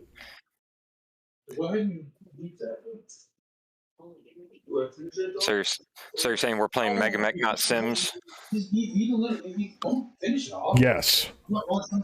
Yeah. Could get there. Some of it is. Some of that genealogy stuff is kind of close to Sim stuff. So, and I mean, it does kind of make sense, man. I mean, if you had all these, you know, we have especially us, we have a very diverse unit of people. A lot of male and female operators. You know, working, living, close quarters, traveling, all away from their families. You know what I mean? Like, there's definitely going to be some fucking going on. But I can understand some people may want that kind of stuff, Windchild. So I completely understand. I mean, there's campaigns out there that have run for quite some time, and so you can't help but possibly have that kind of stuff. I do think, though, he's adding all that. Should also add the ability to neuter pilots.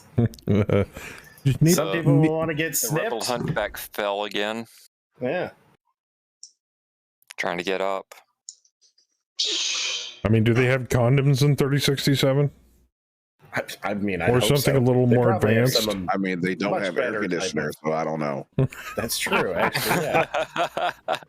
We don't get night vision in mechs either. So, you know, they might not. I don't think anyone was thinking about birth control. I mean, think about it this way: what if this war going on? But I mean, in this day and age, with how society has progressed up to this point, can you imagine in like the 3000s? I mean, there's going to be like 1 million genders. You know, there's so many people that are poly and like gender unspecific. You know, it's like coding all that's going to be a nightmare. Could be. Yeah, exactly.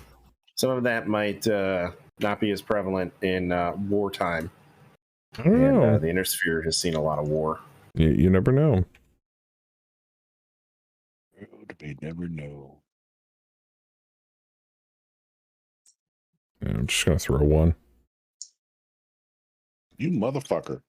Beep. And marriage, divorce, steel gunners are going to be a problem for me. That's something I have noticed, though. Yeah, that would be a really cool thing. It's just like, you know, while your pilot gets older, even if he doesn't retire, growing older and your skills slowly starting to slide, and then eventually dying randomly at an older age. Mm-hmm. Yeah. I mean, because by this point, like, even BAM's characters, both of them in either FOT or HOS, have, I wouldn't say ancient, but have grown older at this point, with as long as we've been running. Yeah. I can still shoot with the rest of you assholes. Quite a few Oh. pilots I've seen have definitely been older than they should have been. But you never, I mean, 1,000 years in the future, potentially, That's you know, true. the life expectancy could Yeah. also be 3 times as much. Like, who knows what they're doing? I mean, they're, you know, there's, I mean, they don't really work. I don't think they work. The cybernetic implants and all that, cyborg stuff. I know that there's some back end and Mega Mech for some of that stuff, but I don't know how all of it works or if all of it works. Retirement and dependence first. Yeah, actually, over time I have slowly come to realize the importance of retirement. You want to keep your campaign fresh, you need to turn retirement on. I hate losing pilots that I have worked on and put XP into and all that shit. Because I've run off-stream campaigns, and it's like, no, it just got you to elite. Why are you leaving? So, but it keeps the campaign fresh. One, it keeps the amount of people in the company low. And two, I mean, if you're running an entire company of nothing but elite pilots, the challenge isn't there anymore. Yep. Mhm. But the retirement rules are god awful, so new rules are needed. I agree, 100%. I think honestly, I think it would be a good idea to make like say when they when you roll for retirement adjustable.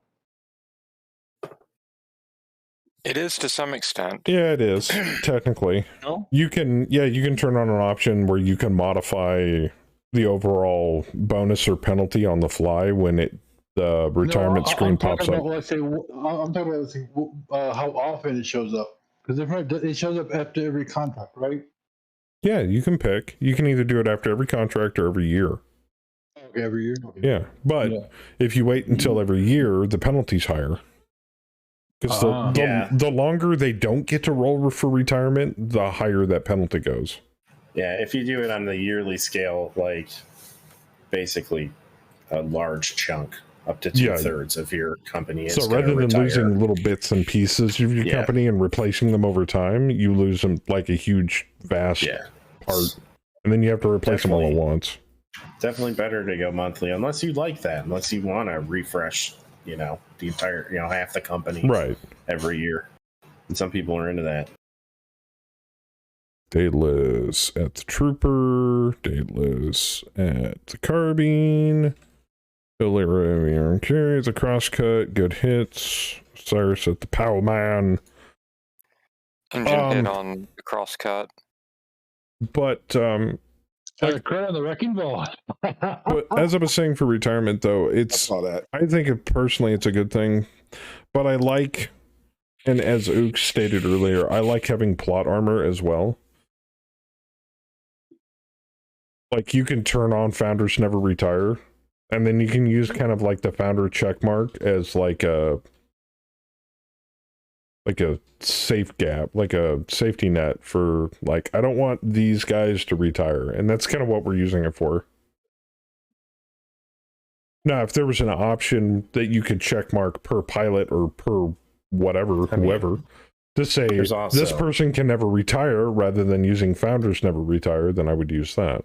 But there's also a GM button on the retirement phase. So I mean, if you really don't want someone to retire, you can stop exactly. It. So I mean, there's some safeguards in there, but I mean, you should cycle through new pilots. If I have to put my thick glasses on here, in Battletech lore, okay, mercenary companies generally would cycle through many pilots throughout a mercenary season. And Windchild, I would definitely not go mercenary season. I would definitely not go down that road. Because, first of all, according to lots of different people that I know, Bam. Gender is apparently not biological. Now, I'm not going to get into that argument. I'm just saying that that's what I hear nowadays from the kids. So take that, leave it. I don't care. Wait, what's illogical? 2, the different types of genders are ever changing and flowing like a fucking caustic river. So you'd have to constantly update that shit, which sounds like an absolute nightmare. So maybe just stick with male and female and just go from there.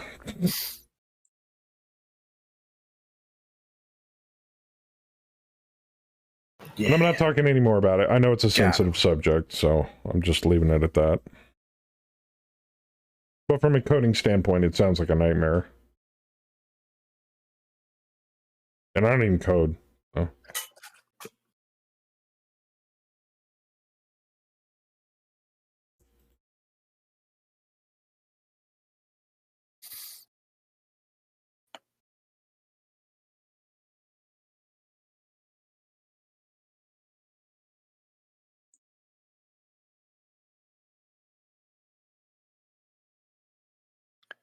Where do we want to deploy for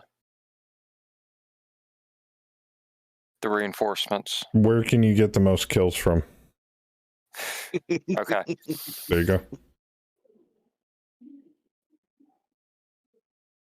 I like that little tiny creek running through the middle. That's kind of cool looking. Walk the dogs. Walk the dogs soon.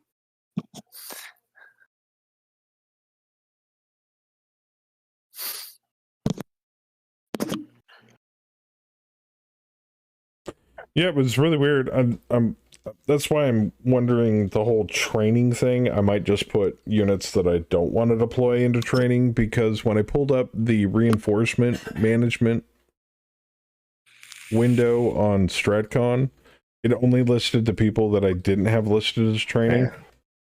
All our badasses are off training Steiner pilots. Right. More badass. So I think I'm going to swap a little bit. It's not a bad idea. If you stick green or ultra green pilots in a training lance, they get XP. Yes, They correct. XP. Yeah. But Alpha Lance is mostly made up of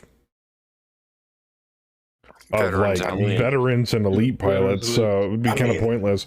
So they're not training people; they're getting trained. Yeah, I can only speak for Daryl Wiley. He's not minding kicking his feet up and eating donuts with Louie. Probably. Watching a bunch of cadets run laps. All right. Use the complete statement biological gender sex purposefully, Well, it's Bam Lam's because it turn to handles deploy. the misreads Stop between selling the weed. two. The tag design I have got planned will make it easy to handle internally and add remove as desired. I'm almost at 500,000. All right, where are we deploying? Where am I deploying? I mean, if you were just using Northeast. like male and female, you wouldn't hurt my feelings any. So, There we go. but I understand where you're coming from. Could go down here by myself. By myself, I mean- smoke by myself. Just get in there and do some work, man. I don't know. Blow shit up. Come to the south. Ooh, Patricia's I here. mean, we're all. Good. Everybody seems to be heading south anyway. I like that. Wait a minute, the Wolverine deployed over there? I like that. Oh, Mm-hmm. good idea, Bam. Mm-hmm.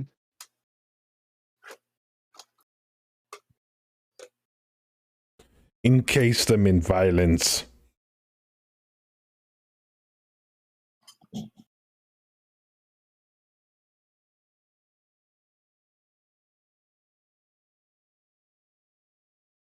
Oh shit, you're right over there.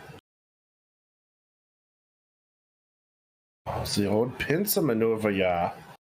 I like it, yeah. On this guillotine anyway. Large laser and a lot of other lasers. Okay. Yeah, it's an energy. I might have to get in close then and SRM6. shit on stuff. What's that? It's an enemy Wolverine there. I bet that Saracen just shit his pants. I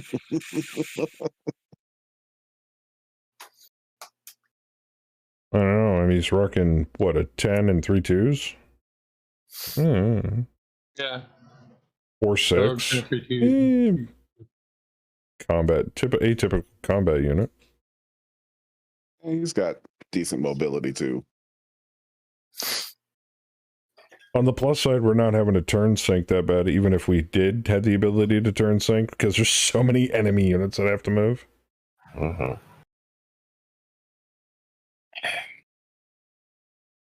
Don't worry, man. 3 more rounds. Oh, for Bravo Lance? Yeah. I mean, I can't speak for, the other two on casual bot. Which but, actually makes me kind of wonder. Okay. Me and Krieg are just going to be laying waste to them. So the slowest thing in Bravo Lance is probably... Oh, Krieg, for sure. 3, 4, 3. Krieg is a 3-5. 3. Okay, so 3. Walk run. So 3, so that brings it down to 9, and then Krieg's strategy is 6. I don't think it's taking strategy into account for reinforcements. I'm going to have to keep my eyes peeled on that going forward. Windchild, It seemed like it did something wrong with the reinforcements last week, too. Yeah, it did. Windchild, is that rule still in effect? Aaron, I'll explain it here in a minute. Javelin's getting close. We're going to jump. So if I'm not mistaken, reinforcements work as such. Base of 12 turns, minus the walk speed of the slowest unit in the lance, minus the levels of strategy for the lance commander. So if the lance commander has a strategy of 6 in Bravo Lance, and the slowest unit they have is walk speed of 3, then they should come in on turn round 3, not round 7. And it's having them come in on round 7. Fuck me, I'm so confused. What did you say? What? You have no idea about Strikon. Alright. That's what it says in the documentation. If Megamech's not going to hold to the documentation, it needs to be rewritten or it needs to be revised. Because people are going to expect that. Otherwise, I got to do it manually, and that sucks. But it is what it is. I'll keep an eye on it going forward.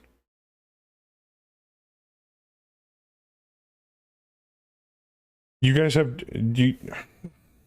I'm sorry. I completely forgot basic math escapes some people.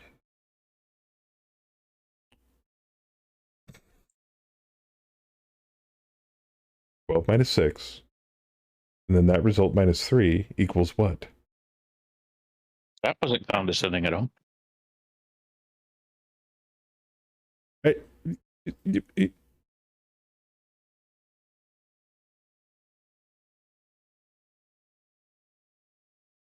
Okay.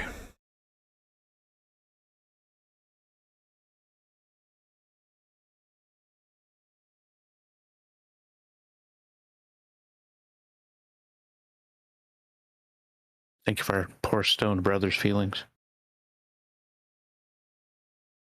What was on that guillotine? Okay, so I got the 2 6s on him. Okay, so it's the large laser on him. Played a bit, but nothing more than that. There's expanded Stratcon docs for 49.9. I think it was after 49.8, but I may be mistaken if right at the release. Wait a minute. Is 49.9 out? And I just missed it?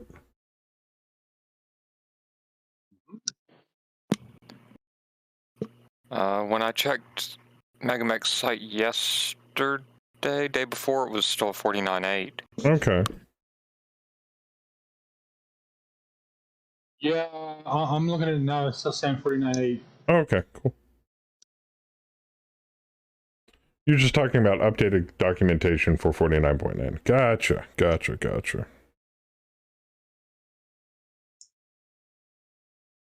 Bam, it's your turn if you didn't know. So the documentation got updated in the snapshot? That's weird.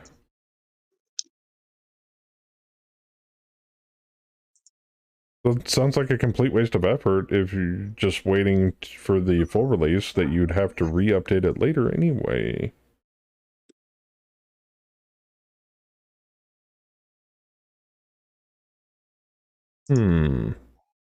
Oh. That's when you disconnected. Thank you.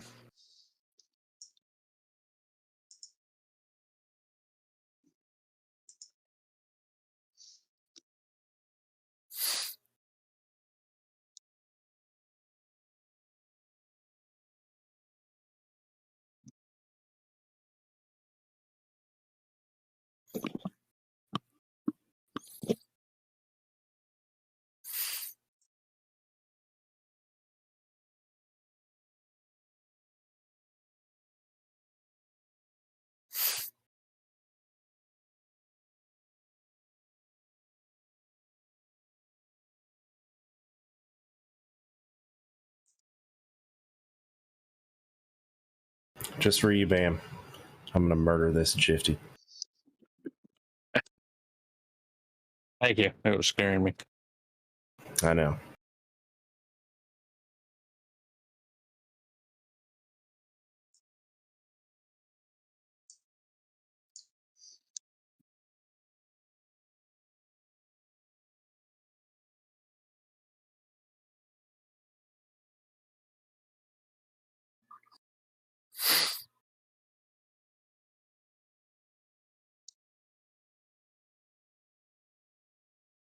Oh ho!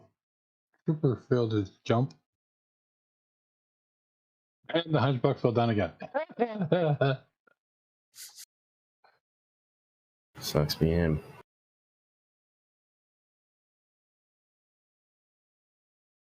What did you say? That's how everything works. We update everything while working on latest, which is called the next release snapshot. The individual nightly builds are called. Oh, good to know. Okay, cool. I guess that makes sense. He just keeps skidding around. I don't know. It just sounds like a lot of extra work for. But I suppose then you can merge the documents for the next release. Okay, no, okay, that makes sense in my head. PRs emerged today are in 49.9 snapshot and will be part of the nightlies as soon as the build properly. Did you guys manage to fix the networking issues for 49.9 by any chance, or do you not work on that stuff? Because last time it was either you or Hammer said that 49.8 was really screwy on the whole. Like it had a lot of network issues and that we shouldn't be using it. For co-op, obviously. I have a core fix. Is that a yes?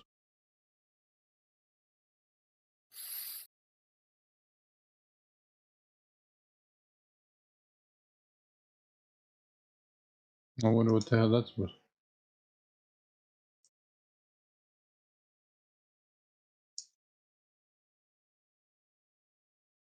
Birdie's whining. Birdie. Oh shit.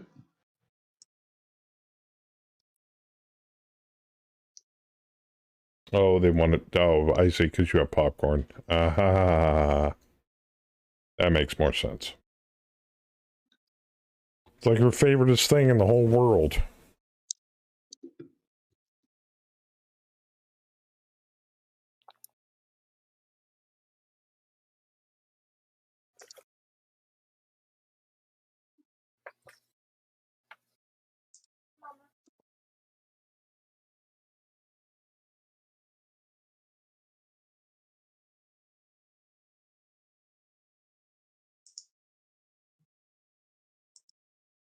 It hasn't been merged yet.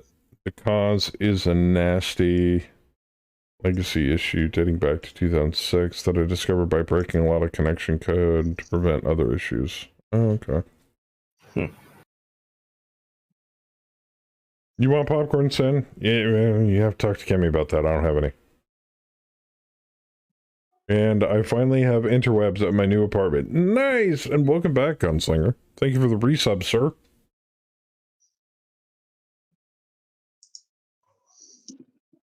No, let's just hope it holds out.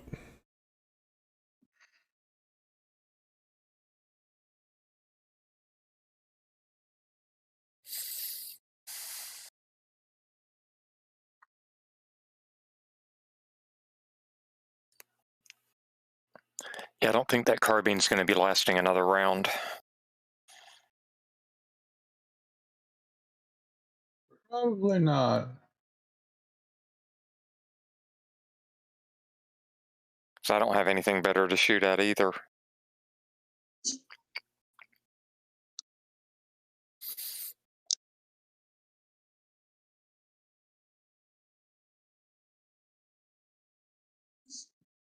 Oh damn.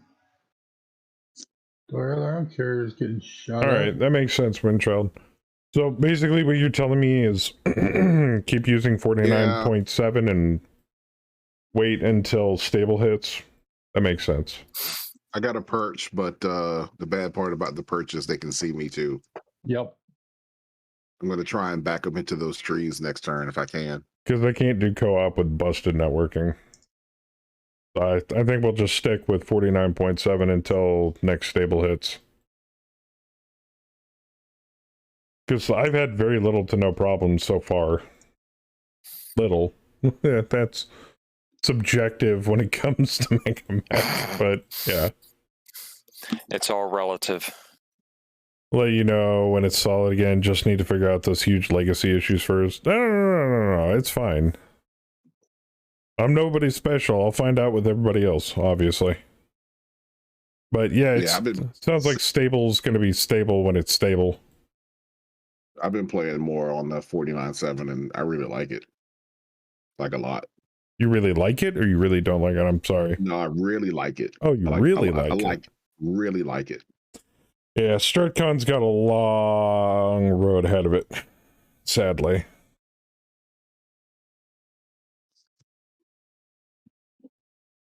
We might actually, I might suggest, if Saber's up for it, going back to stable 4.8 for a bit, just to kind of take a breather from HOS. But then we don't have StratCon, it's just randomly generated drops. Well, if I remember correctly, which is fine. Charles said that 49.7 is actually more stable than the stable.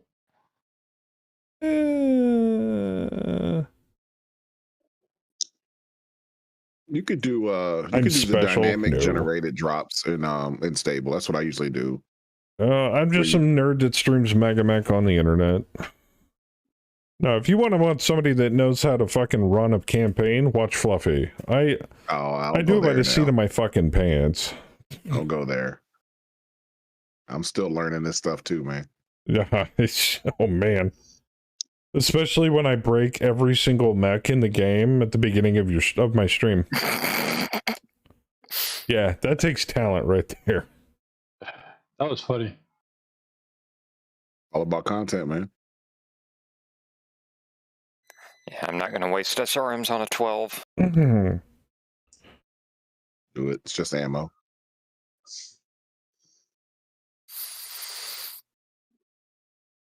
I can't reliably shoot him. One out there. All right. Miss. Heavy yellow and carrier. Oh, that coolant truck's fucked. It sank. I love the watery grave. It's like the best way to kill something. It sank. No, there's one better. Oh. Dropping them in lava. Carbine exploded. Failure. Oh, how many people were really close to that? Nah, it's an ICE engine. They don't. They don't go boom like a fission engine does. Well, let me rephrase that. Like a fission engine doesn't. Damn stack polling.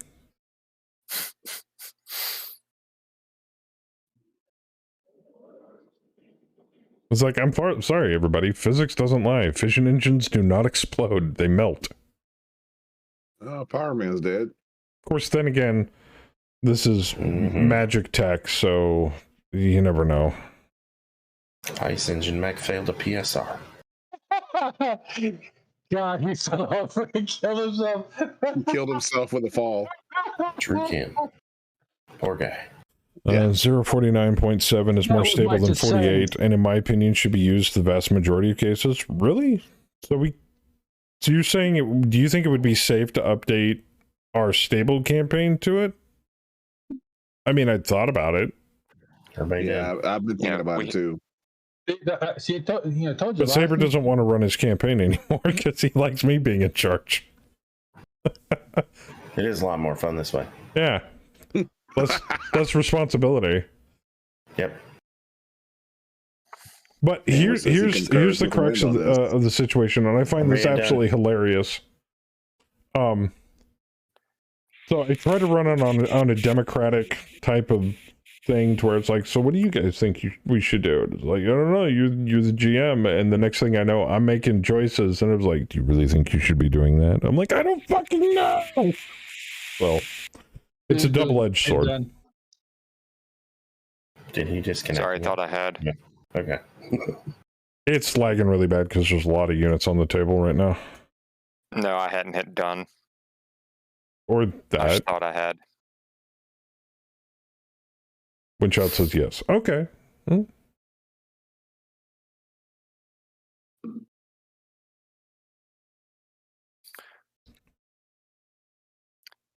So Fluffy, I'm voting for 49.7 for the other game.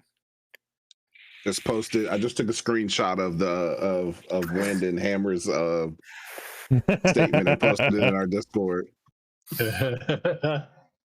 I'm really enjoying 49.7. So are you guys all running about 2 campaigns too? No, we're only running the one right now. I've kind of flirted with the idea and hinted towards the guys about doing a second one in 49.7. Yeah. And I can't really get traction. So maybe I'm hoping the screen cap will. We can't get them to download 49.7. Hell, I'll join you. It's easier. They don't want to do the Java thing. I don't know. Some people don't like change. I mean, and they're gonna, and our campaign works. So I mean, we haven't really had any issues. So I like change. We haven't had any issues that haven't been player caused. Correct.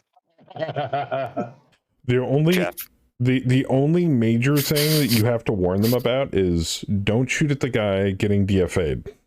Yeah. Oh yeah. So far, that hasn't been an issue.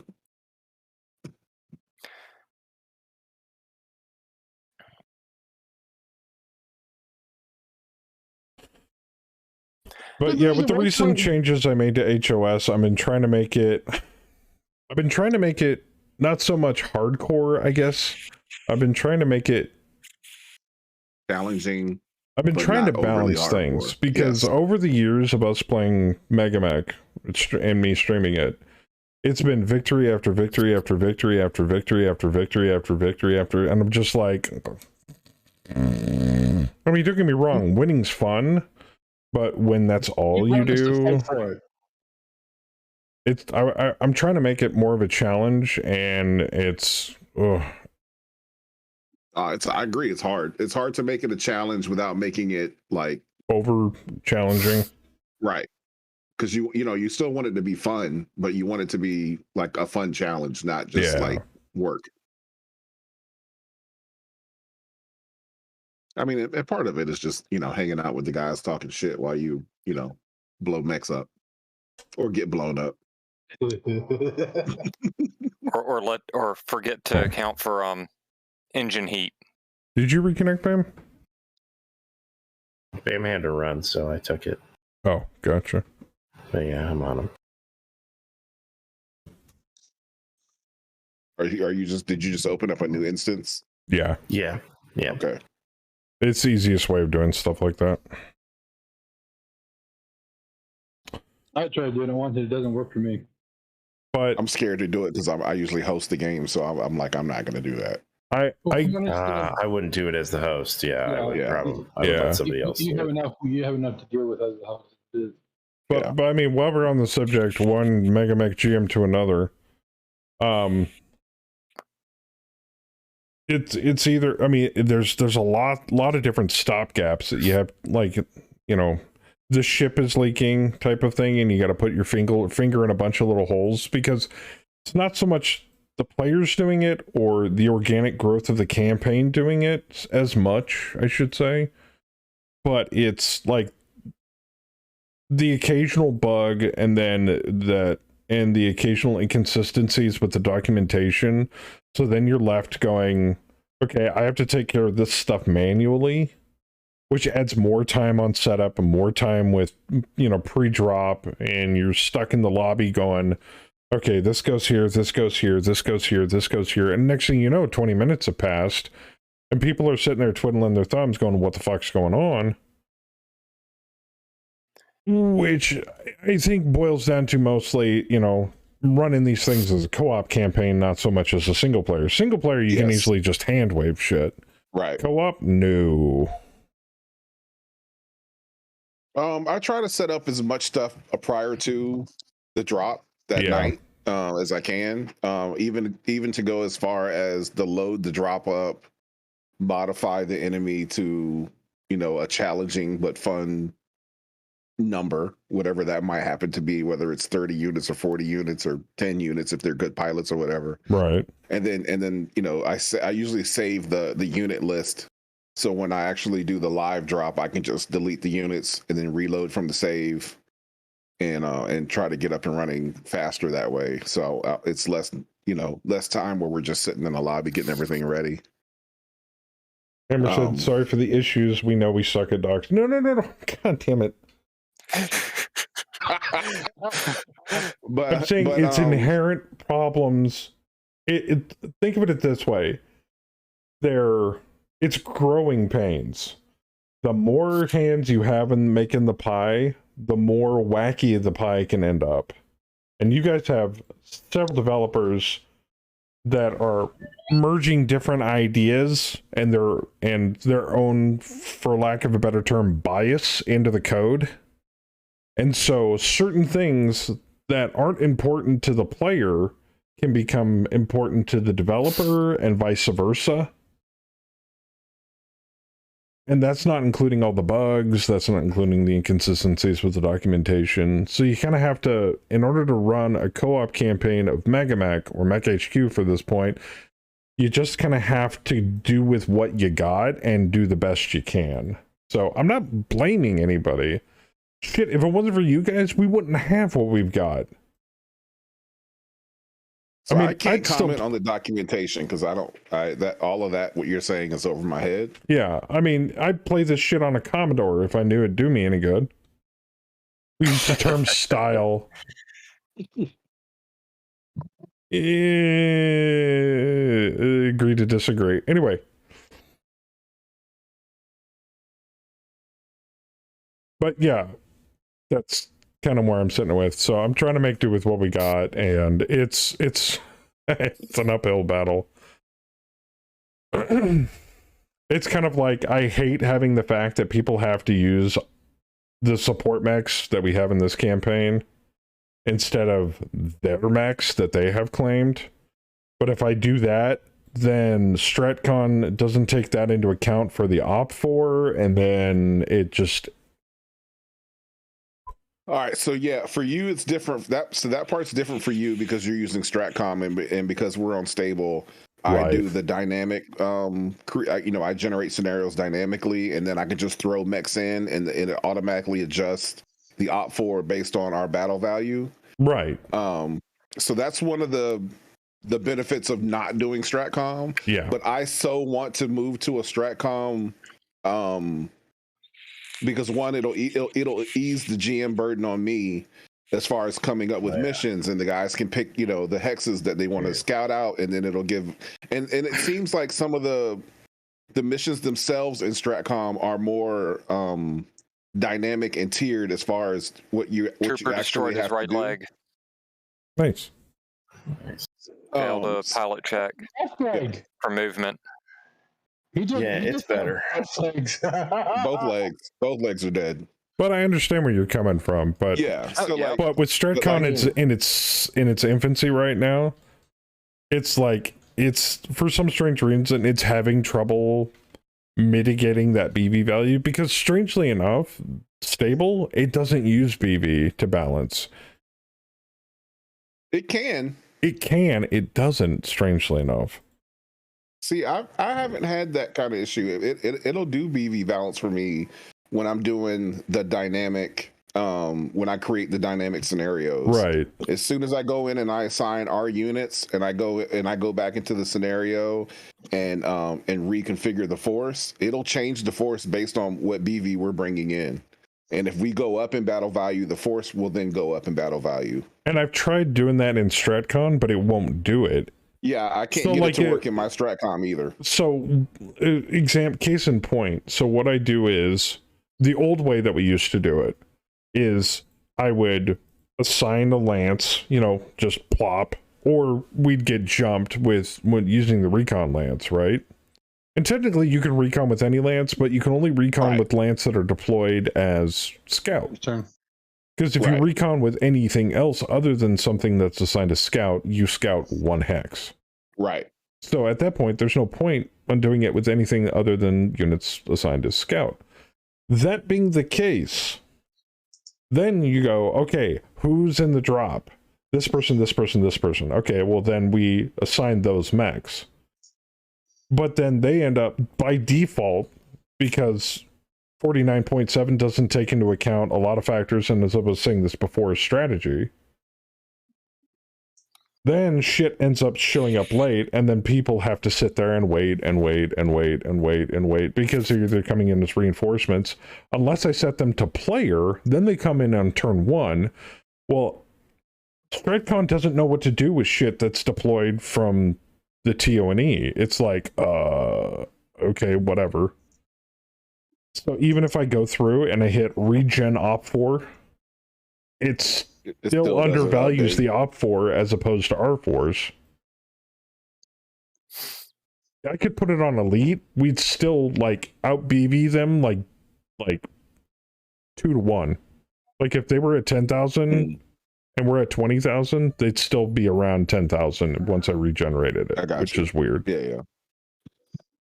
And that's the part that's really just racking me over and over again. It's just like, why doesn't this work as intended? It's goofy. Well, you know what you got to do? You just got to go to that rat generator, create a random army, and start adding units in until you get the BV you want. Right. Exactly. But then that takes time, and next thing I know, 20 minutes have passed. It does. For pre-drop. So. Yep. And trust me, Saber, Bam, and a handful of other people, Kaz included, have been racking our brains. How do we simplify this? How do we simplify pre-drop? How do we make this fun for everybody? Because we're doing this co-op, but we're doing this as a streaming game. As a group, yeah. Yep. So it's got to be entertaining to the stream. It's got to be fast. It's got to be let's go shoot stuff. Yeah, and you got to be able to do it on the fly too, because missions pop up randomly, and with the way StratCon works, you know. Yes, that's true with StratCon. You don't always get to pre-plan the mission, and that's the benefit I have is I get to pre-plan our missions because it's not StratCon. Yeah, I get you. Right. StratCon is still fun. Yeah, it's such a different challenge. So much better, to managing your because when you do StratCom, the management of the company becomes more of a thing. With mechs getting repairs, some parts aren't available always. So now you're moving units around, and you're having to patchwork lances to go back out and scout. And like you said, you pick a hex to scout, and next thing you know, there's an enemy unit there. So now your guys are stuck there to fight that unit. Right. And it's like all this randomness, and it's fantastic. Yeah. Oh yeah, no, you're preaching to the converted on that one. Yeah. Honestly, it's fantastic. I love it so much. But I can see the challenges with I could see the challenges with when you've got more than 4 people who want to play co-op, because StratCom is great for a lance. Maybe a lance plus 1 or 2, like in like tanks or something. But yeah, I understand what you're saying, because when you drop the extra units, you get the you get negative penalties. Yeah, you get the reinforcement penalties and stuff. I'm all for them. We've been playing a long enough time that we always need a new challenge, and we should be making it harder anyway. So I've been very pro negative consequences on us for bringing more units than we should. It's reinforcements, man. That is my biggest sticking point. That and the StratCon not being able to read RBV correctly. Yeah, but dude, like when if those were fixed, I'd be sound as a pound. Alpha. Well, yeah, I couldn't imagine going back and playing 48 stable though. I feel like I would be so bored just doing regular old contracts that way. Like StratCon it's so chaotic that it changes how you play Mega Mech. It does. Yeah, it does. Right, and that's what I love about it. It's the outward entertainment value to not only the people participating in the drops, but the stream in and of itself. Yeah, that too. definitely plays into it. Let's put it this way. So, 20 minutes for pre-drop setup, and I've got to like double check all, and dot all my I's and cross all my T's to make sure nothing is fucked up. Adding in extra units, making it a challenge, making it entertaining, at least for that drop, on top of the, hundreds of other drops we've had to do, and we will continue to do in the future. But on top of making sure that everything's entertaining for everybody involved. So, next thing you know, you got Bam and Annihilator going 3-5, and he's not showing up until like turn 10, and I'm like, what the fuck? So tonight's a perfect example. So he's sitting there having to twiddle his thumbs, and play Weed Shop just to make up the time to be entertained enough to be able to wait for the fucking drop to kick in so that he can actually play. I hate that. But if I bring him in on turn 1, then there's no challenge. So for the longest time, we were like, well, we'll just have the reinforcements come in at the same time. Well, then that overloads the system. Yeah. So like I said, it's a double-edged sword. It is. I mean, that's the reason we don't nuke cities and stuff anymore, is because like now there's more of a challenge, and it's crazier, and different things are events are happening to us. Ooh, Crosscut's dead. So it's not just us going in and annihilating everything that Princess used to throw at us. Ooh. Oh, shit. Oh, that's their Daedalus. Yeah. Nice shot. Not a fan of turrets being able to use the top of the building. They are on for LOS, but when you try to shoot back, you are forced to use the base of the building for LOS. That's kind of a minor nitpick, personally. Yeah, I could go either way on that. Yeah. It makes the turrets last longer, because if you were just shooting directly at the turret, they would just die. Not to mention the fact you got to understand the turret's not sitting on top of the buildings as much.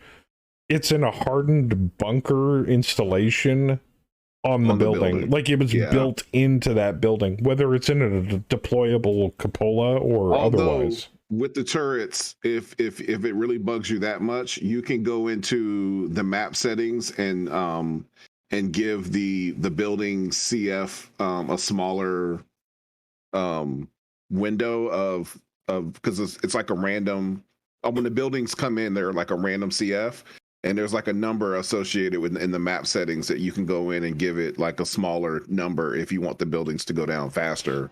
Right. Because if it's like a hardened building, they're going to have like 120, 140 hit points. Oh yeah, it's going to take for fucking ever to knock that thing down. And it takes forever to do those. So if you go in and lower that number, it'll make it a little easier to deal with. Now technically you can specifically target the turret if you really wanted to, but you're going to be doing less to the turret than if you were to shoot at the building. One other option is, I don't remember who it was that did it, you can also set fire to the building. Yes, you can. You can right click the building and hit shoot to ignite. Yes. And then once it's on fire, you can walk away from it. Eventually it will die.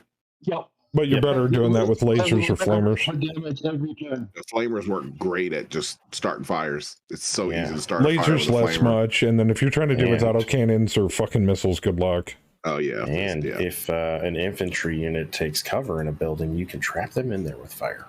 Yes, you can. Yes. And infantry can actually take positions on different levels in a building. They're really good at going up steps. Yep.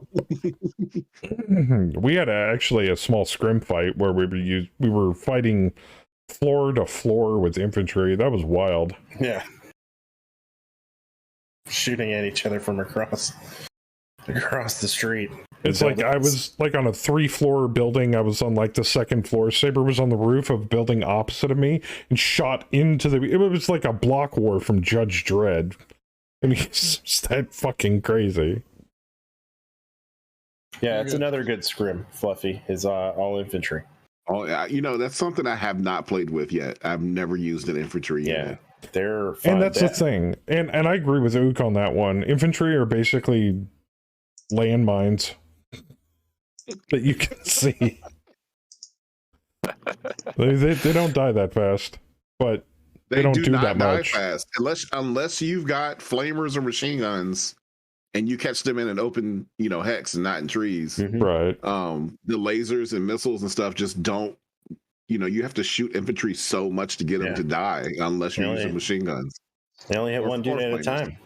Yeah, Shoot one slug, one dude. But I want to go back and preface what I said about all the stuff that's it's kind of nuts that I'm having a fight with in Mega Mech. What the hell? What? Oh, I'm dead. What? I didn't know there was reinforcements coming in, and they're right on top of me. Oh shit! Oh, where? The heavy LRM carrier. Yeah. The 3 Wolverines that just popped up. Oh, Wolverine, a Lineholder, and a Wolverine. And a Treb. And a Treb. Yeah, About to I'm get done. tickled. All right, well, it was fun, boys. Anyway, like I was saying, though, just get ready to go away. I want to preface, not preface, I want to track back to what I said earlier. Yeah, it's got a lot of problems, and yes, I fight through them. But like I said before, if it wasn't for all the hard work and dedication from people like Nick, Hammer, Windchild, and the other people that I don't even know their names, because I know there are other developers out there, I wouldn't have the fun that I've been having over the last few years with Mega Mech. I'd be stuck with MWO. Nobody wants that. I'm sorry. So, although I did enjoy watching the other day. Or playing Battletech via Tabletop Simulator. And if that's taught me anything, math sucks. It sucks. It does. I mean, I watched Chaotic Harmony do weekly tabletop. I mean, he put together the scenarios, the maps. They literally could recall rules out of the rule book verbatim, which my brain's not that powerful. Joker? So, what? Why else do you think I like the click-based MechWarrior game? That makes sense. Everything is on the base. All you need is 3 dice, and all you gotta do is know how to go. This adds this, and that's your target number. The hero clicks. Well, basically, it's basically hero clicks. But yeah, it's a click base. Yeah, I had some 15 years ago. Yeah, sounds about right. That's about when I was planning. Parts of the code base, buildings, options, quirks, spas, parts. However, I do believe that's an actual rule. Okay. Well, yeah, in Vorpal, you gotta also understand on top of that, Battletech's rules date back going on, 40 years now, and there's been very little update to them. The newest iteration of Battletech is Alpha Strike, which personally I wish there was a nice happy medium. But in this day and age where people love tabletop games, some people love tabletop games, but there's just not enough time.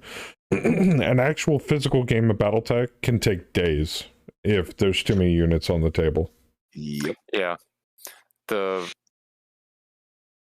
one that we ran at the con was, we ran this on Saturday. Saturday morning started one with about 12 units on a side, and it ran into Sunday, and I'm not sure that it got finished. Oh my god. On it was about a 75 by 75 map.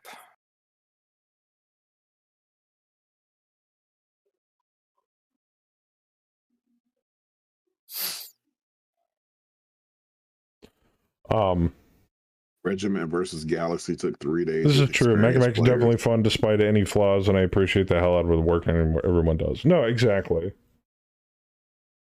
So, I mean, if I get to keep fighting stuff until finally it gets fixed, I'll do that. I have no problems doing that. It's just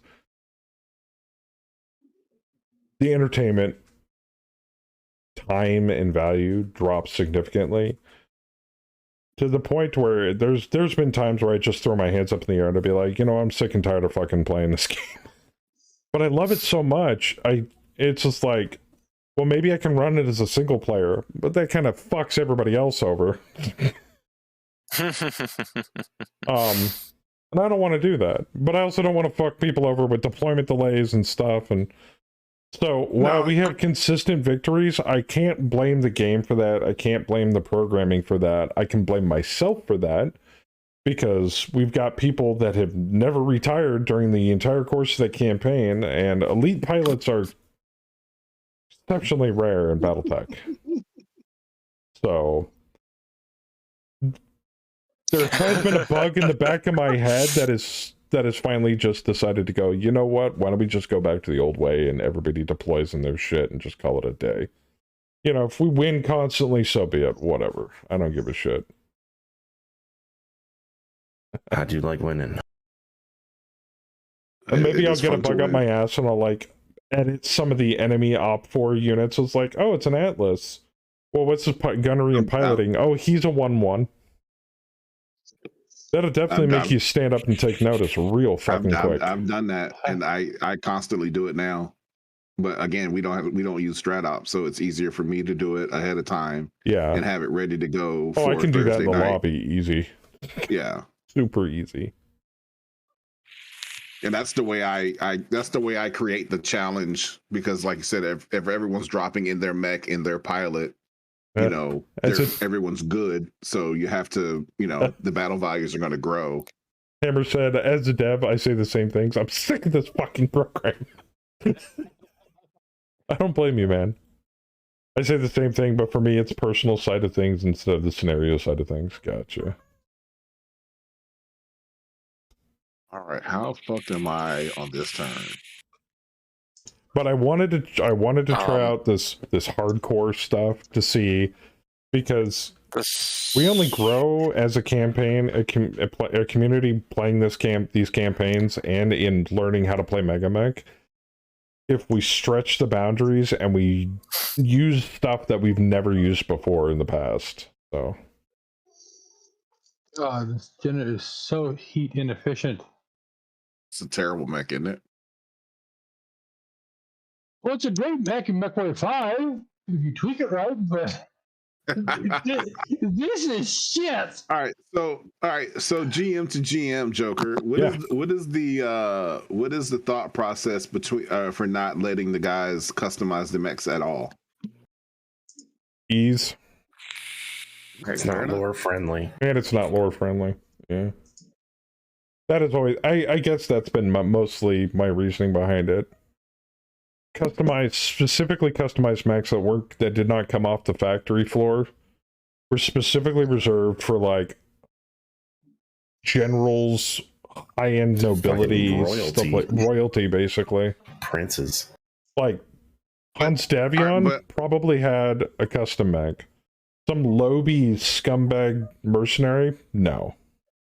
There just wasn't money in the budget for that. But there is stuff in the lore, like I watched the stuff on Text Talks where he did the catapult, and he talked about all the catapult variants, about how the catapult was one of those mechs where if you could put it on the arm, they would just stick it on there. That's why there's catapults with PPCs and LRM 15s and LRM 20s and SRM 6s and all this other stuff. You know, all these different variants of the catapult, because the field refits. Yeah, because it was easy to just whatever you had on hand, stick it on the catapult and be done with it. Right. So that would have been the early days of Omnitech. Also, if you customize IS mechs, what's the point of Omnimex? Omnimex, the speed of which they customize. Correct. Because an Omni you can do in a day, and an Innisphere mech that's not an Omni takes, 40,000 minutes. Or weeks. Depending upon what you're changing out. Well, depending on what you're doing. Because it's not just like a Lego where you just pop the weapon system on and put the new weapon system on. You have to take into account new targeting systems, internals, wiring, plugging that shit into the cockpit so that it works correctly, testing it. Good night, Ham. Not to mention, let's say, the difference of the joining of the armors and such.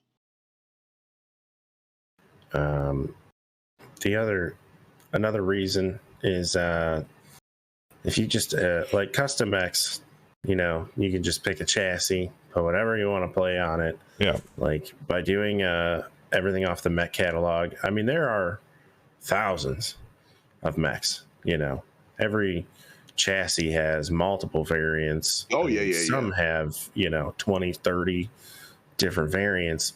And it forces our players to, you know, have to take a look at that list. And a lot of people have discovered a lot of mechs that they didn't even know existed, you know, by having to go out and find like weapon platforms they wanted, or trying different weapon platforms on different types of mechs. And, you know, it just makes you go out and have to look for it. So that aspect I do like. But you know, like for some of the guys and myself included, I'm in this too. You know, theory crafting mech builds is super fun to me. And I guess it doesn't help that all the other Battletech games, you know, promote customization, whether it's NWO or Mech 5 or even the Paradox, the Battletech turn-based strategy game. It's the same way. But I get it. I would be a fan more of the Battletech / MechWarrior 5 way to do it, where they have the hard points for, you know, if it's a ballistic slot, you have to put a ballistic back in it. I would be more of a fan of that for a tabletop. Yeah, weapon bags was an invention of Microsoft. That was just more for game balance purposes than anything. Yeah, but seriously, if I can make a custom mech no matter what, I guarantee you we'd have like an Atlas or something similar in the 100-ton range, and then just load it with Gauss rifles or LRMs. Done. Yep. Load it up in Mech Lab and be done with it.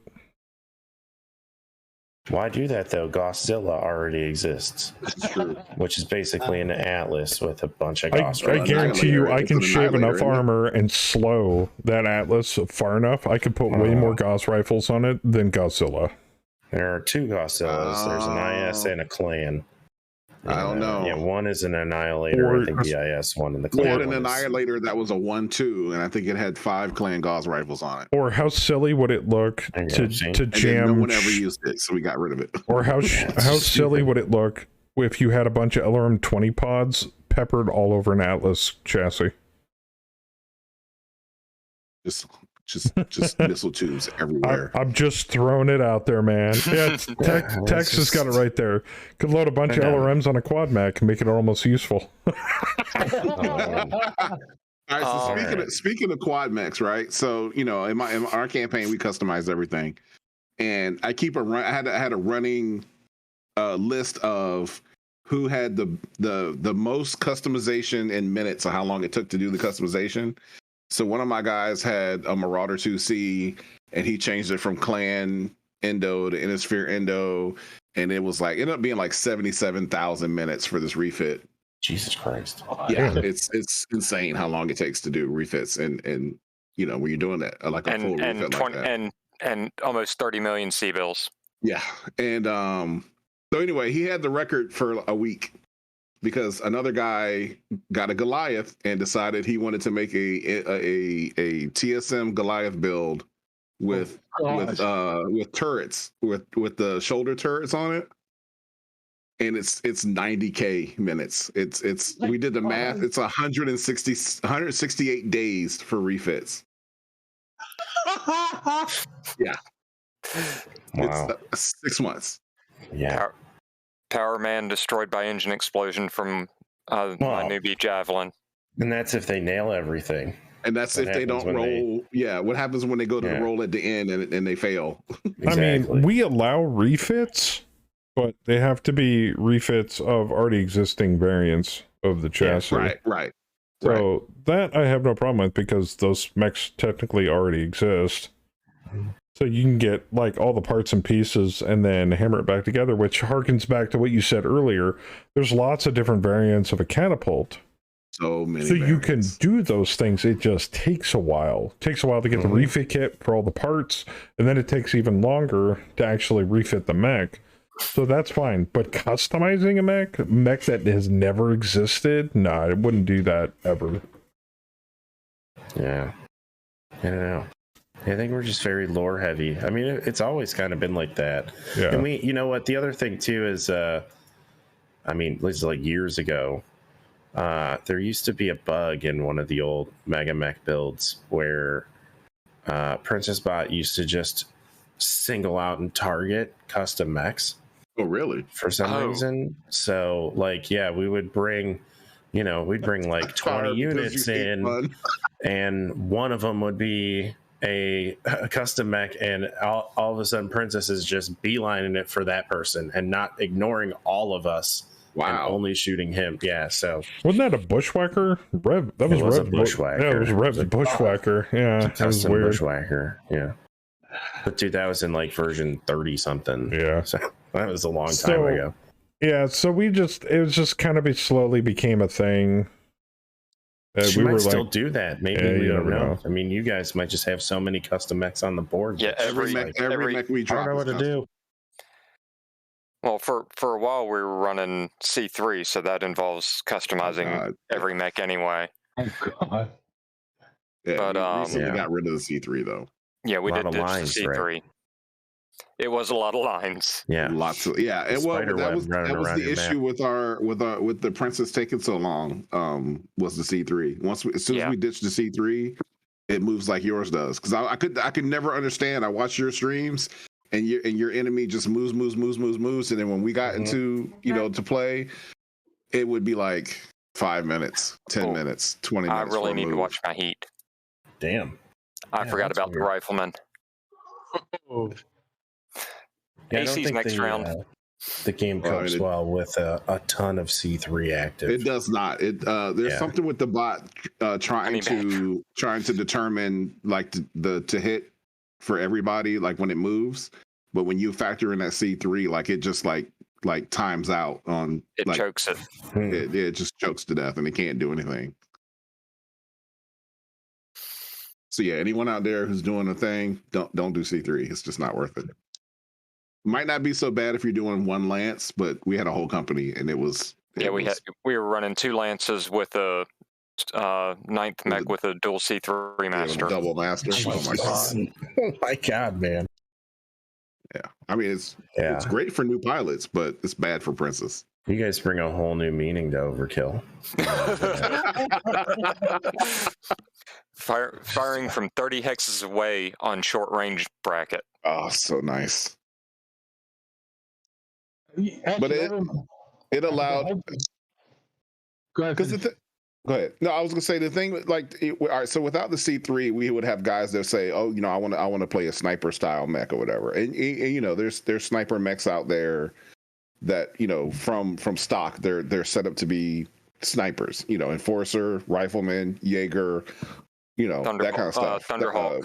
Thunderhawk, Blackjack, and but if you're a bad pilot or a new pilot, you can't sit at long range and shoot shit. Because you can't hit the broadside of a barn. Yeah, you got to build up to that. Right. So the C3 allowed guys to play a sniper role with a newer pilot as long as they had someone in the lance who was bold enough to be the spotter. Or dumb enough to run a melee mech like myself. Yeah. So, but it allowed guys to play different roles and experiment with different roles, and it was great for that, but it sucks for Princess because she just can't handle it. Yeah. Now you got to do it with piloting and pilot skill. I mean, there's a lot of specifics. I mean, there's a sniper skill. There's stuff for it. So yeah, like I said, you have to do it normally. You have to build your pilot up to that. You can't just come out the bat. I'm the lucky one in the company. I'm the only original pilot that started the campaign. Technically, Jeff accidentally forgetting to make himself a founder himself and retired. Yeah. That's so funny. So I've got about, what would you say, about 120 XP? Oh fuck if I know, dude. I'd have to fire it up. But 2-2 pilot, jumping jack, indirect, not indirect artillery, the other one. Oblique attacker. Sniper, cluster hitter. And cluster hitter. It's stupid. Jesus. Your pilot is dumb. It's pretty dumb. It is. It's just dumb. I hate it. You know, it more so that I'm just kind of jealous. That seems to be more accurate. Yeah. All right. Lionholder didn't move. Oh, he did move. Offhand, do you know what recruitment method you guys have your campaign set to? I recently switched it to Windchild, I think. Okay. If I'm not mistaken. Yeah. I think we use Dylan's method. And it just it like almost overpopulates the personnel market. We use Dylan's. Yeah, and it's I think we're using Windchild, but it does the same. They seem to be pretty similar the way they populate it. Yeah, a couple of them are pretty close. But the ATB one doesn't put enough people in. No, ATB. I was gonna say, yeah, if you had ATB set, like it sucks. We did have ATB set for dude, like the we first. used ATB for years and didn't know about the other ones. And then when we discovered Windchild says he doesn't have a personnel market yet. Wow. Then maybe it is Dylan's. You might be. There's another one that's really similar to Dylan's. It might be Dylan's. I have to check. Well, now I that gotta is under like a more official name, but it's very similar. It pretty much does exactly. It might be Dylan's then. Maybe I'm thinking the Windchild for the company generator, which is fantastic, by the way. Yeah. Which is also another reason I want to switch to 49.7 so I can regenerate the company with that method. Because I love it so much. Yeah, it's much better. So, especially when starting a new game. Starting a new game. Oh my god, that campaign thing is, or that company generator is just chef's kiss. Just so much nicer. Fantastic. So, Windchild like and Dylan's too. Windchild, I got a stupid question. Oh, In Megamag, if I highlight over one of these guys, right, and then I go to unit, that BV right there, that's based off of the unit. That's not including the pilot, correct?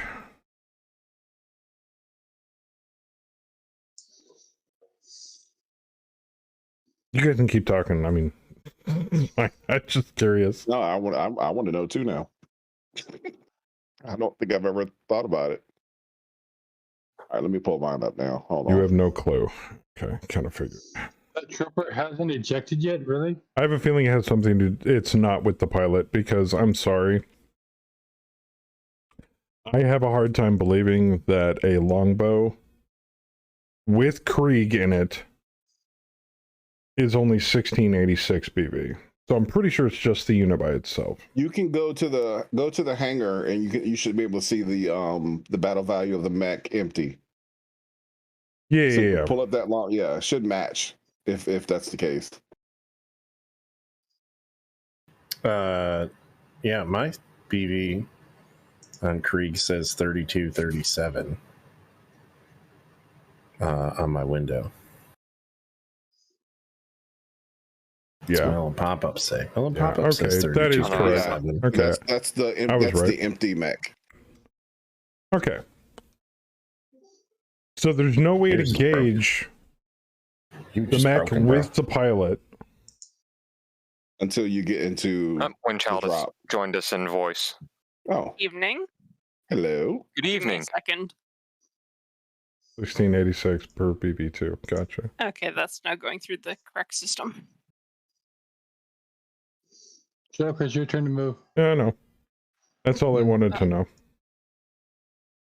BV through pilot settings. I'll take a look. Because I have no idea. I mean, it's working right for me. All right, so Joker, but I'm the pilot of him.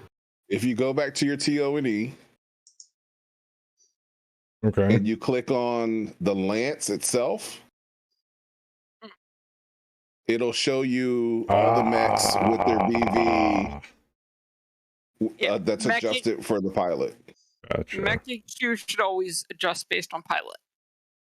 Nice. 3237. That's what I wanted to know. Thank you. Yeah. So Mech HQ should also always adjust based on damage, everything. It should always be based on the current status. Gotcha. I don't know anything in Mech about Awesome. how the statuses are, but Mech HQ, I have done some investigation. Everything should be correctly using the current status. All right, Saber, you remember an old method we used to have to generating op for? What? Out of the thousands of methods that we've tried. If we did be more specific. Yeah, I know. If we did the old way, like we used to do, where we would deploy people, and it's going to be a little extra effort, but nothing outside of what I can't do. Because I was thinking about it here, where we like say, okay, Kaz is here, D is here, Bam is here, you're here, so you guys can deploy your shit. If I go by the BV under the Lance, how it lists the BV out, I just I add up all that BV of who's going, plug it into the rat generator, and generate an equal amount of units at that BV rating. Balances everything perfectly. Okay. You have no idea what I'm talking about. I mean, all right. It makes sense to me. That's all that matters. I still want to keep retirement and maintenance on because it's actually kind of fun. I'm still surprised as balls that nobody retired. I can't recommend retirement at any stage of the modern rule set. And I'm the personnel guy who recommends turning on every personnel rule other than that. Yeah, I'm gonna leave it on.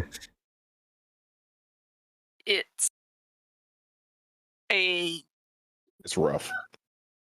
It's an incredibly nasty rule set that was a great first try, but it was a first try. It just was never updated when it was meant to be. That's the only version I got. Yeah, it's the only version that's done yet. I'm working with someone right now to write the second version. Cool. Well, we'll check that out when it pops up. It's a while out, but that version will have one of the big things is contract timelines. So when you hire someone, there'll be a minimum contract time if you enable that option. Minimal contract. Oh, so like they're hired on for like 1, 2, 3 contracts? Minimum? Probably years. Oh. So probably like you hire someone for a minimum of 3 years and then they actually be put into the retirement system. Oh, that's cool. Makes sense. I like it. So you can spend, say, like you have someone, they're there for 3 years and they can't retire. Outside of... So it's like putting somebody in the... It's like somebody that joins the military, you're under contract. And it's not a contract you can break. Right. In the same way as the military. It's the same way as the real military, yeah. You just don't go to the military and be like, nah, I feel like leaving, give me my severance. Nah, it doesn't work that way. You're in for life, bitch. Exactly. It's handling that for... just to get a lot more of a... God, the gender sucks. Yes, he does. A lot more of a stable setup. It does actually sound stable. So, like, you could set up to where, like, you set your starting company and you'd be like, all right, everybody in the starter company is set up for a 5-year contract. And then after that, they can choose whether they want to retire or stay on. And then maybe set it up instead of, like, having them retire, making retirement roles. The retirement role would be for them, do they want to sign up for another year or 2 years or 3 years or 4 years or 5 years, and then kind of do it that way rather than going, they have to roll for retirement every single time afterwards. That is a discussion that is currently open right now. Because that makes sense. Because that's what they do in the real military. You can either honorably discharge after your contract time is up. I love tags. Or you can stay on and renew your contract for however many more years, and then, you know, retire or honor or discharge at that point. that makes more sense because that's more based on real life military than it is anything else. That's the general idea. That's cool. I like that. For yes, some make that. That's a big idea that has been placed. It was actually a crowdsourced project originally.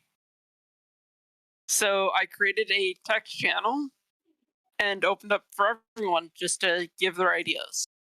I mean, technically, I could kind of simulate something like that in existing MegaMech, but I'd have to do it manually, which I wouldn't mind, to be frankly honest with you. The current retirement system is so broken that it needs a replacement that's sane. I will have to go over. I will have to go over that with the rest of the veteran players here and see if they're interested in me doing it that way. We did figure out how to modify the role. Oh yeah, that's easy to do. Finally. There's role modification. There's a few bugs with that though, where you can't sort properly by it right now.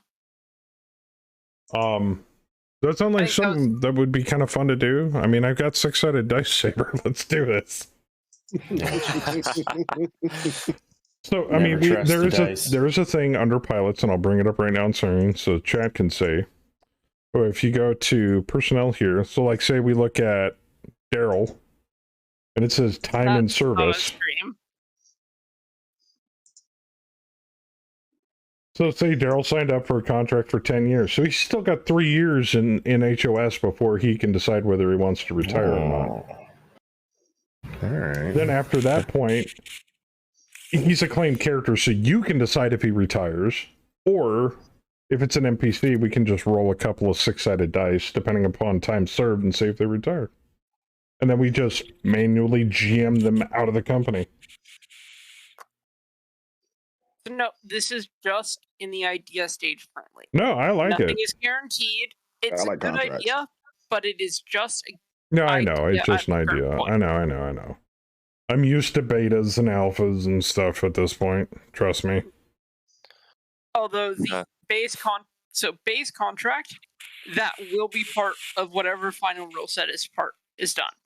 I can guarantee that because I will ensure that. And I'm coding it, so. Oh, there you go. I think that is guaranteed. Outside of base contract length, unsure at this point.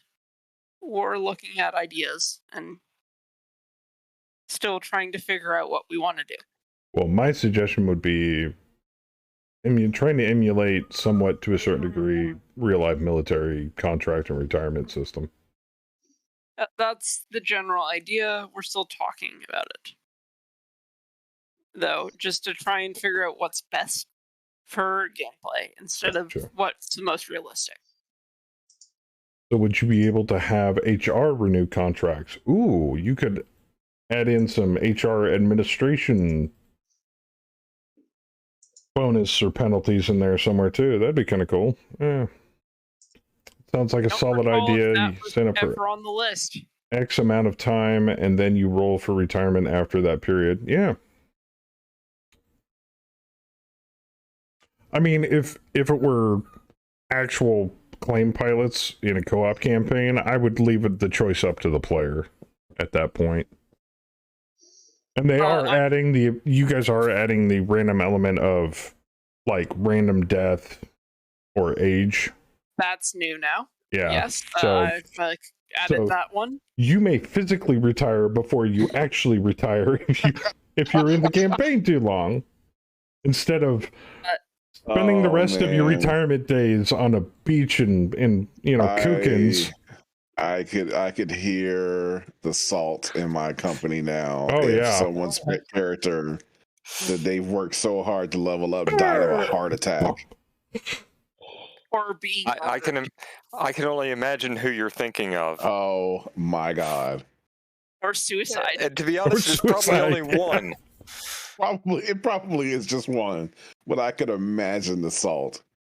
The PST. Suicide you have to enable, but the PTSD has gotten to me. Bang. Not that I want to make light of suicide or anything, but that is a thing. But yeah, absolutely. You can do that now. Is that in 48.8? It's Wouldn't yeah. I didn't finish it for 48.7. Okay. I might need to. But I might really need to redo my solo one and turn it on 48.8. I would not recommend it. There's a huge bug that dates back 2006. I believe I traced it to. Cass brings up a good point. That I discovered. Cass said, so enlisted ranks are on a contract period of time, but officers are able to retire at will. But in order to become an officer, you have to be under contract for a period of time and be able to raise through the ranks. True.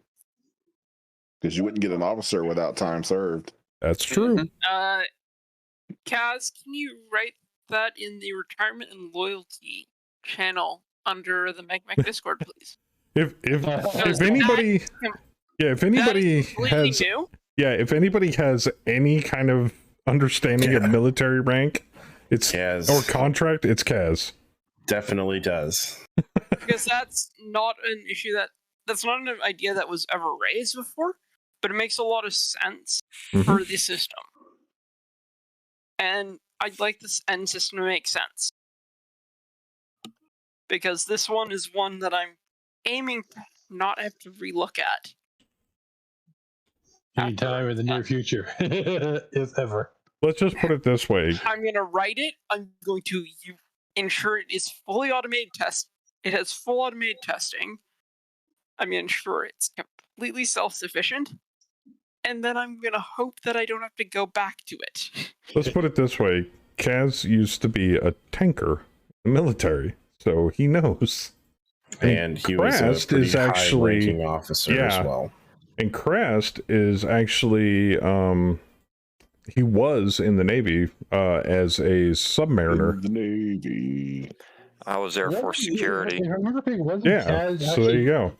But been both enlisted and officer. Yeah. So are enlisted like contract and officer is not enlisted? Kaz, are you on voice? Yeah, he is. Yeah, I'm here. He's trying not to interrupt. Do you mind if I invite you to a private chat? Oh, sure. He wants to pick your brain. Pretty much. But you can use one of the public voice channels. I don't care. Yeah, go for it. Damn it. Damn. Long-term chat with the person I'm working with. Oh, I see. Gotcha. Room. I got one of mine that's got immobilized. Yeah. It is now a turret. The trooper will not die. Jeez. Or is that a new one? There's one dead. Yeah, but Jenna taught it. One of the trainees got it.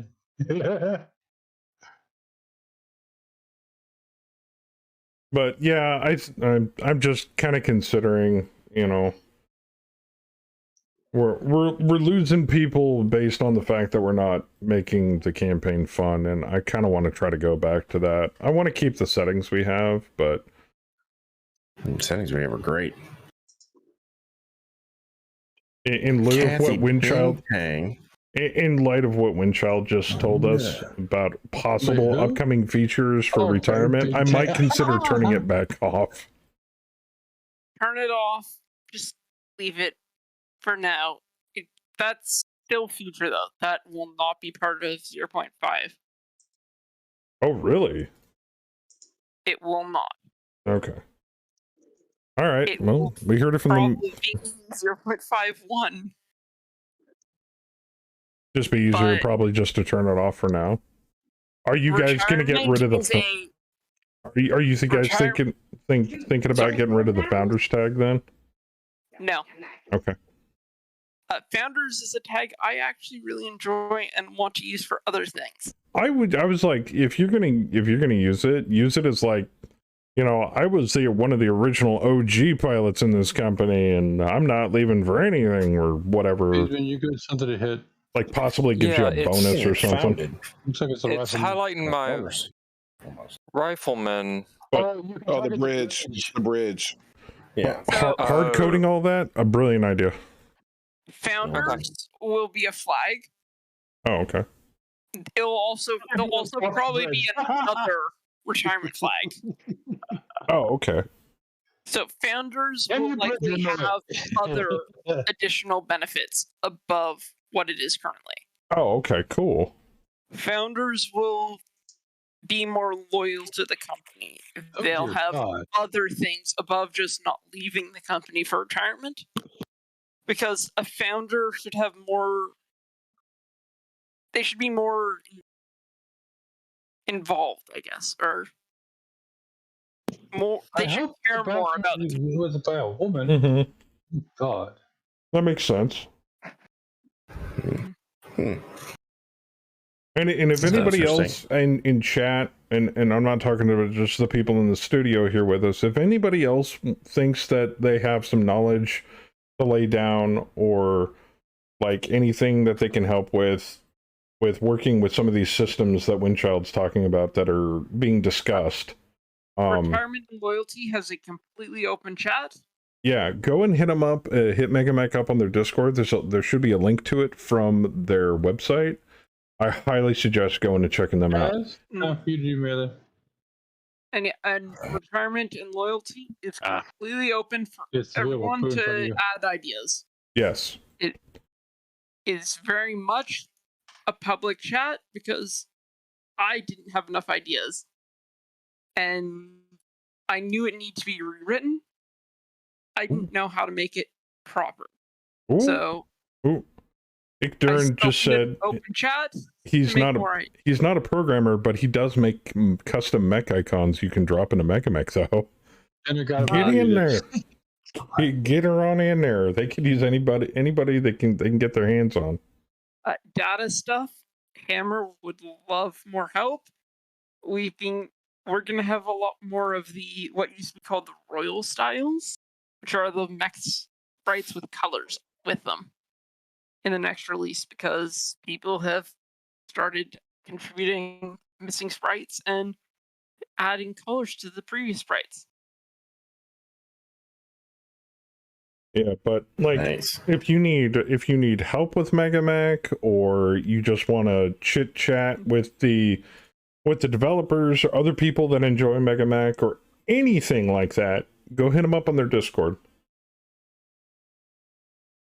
In fact, at this rate, I'm probably just gonna make a freaking bot link to your guys' Discord at this rate. Oh, I should probably do the same thing. Yeah. All my stuff is on Battletech Art Society Discord. They can grab whatever. Oh, cool. Yeah, dude, totally. Poke into their Discord, man.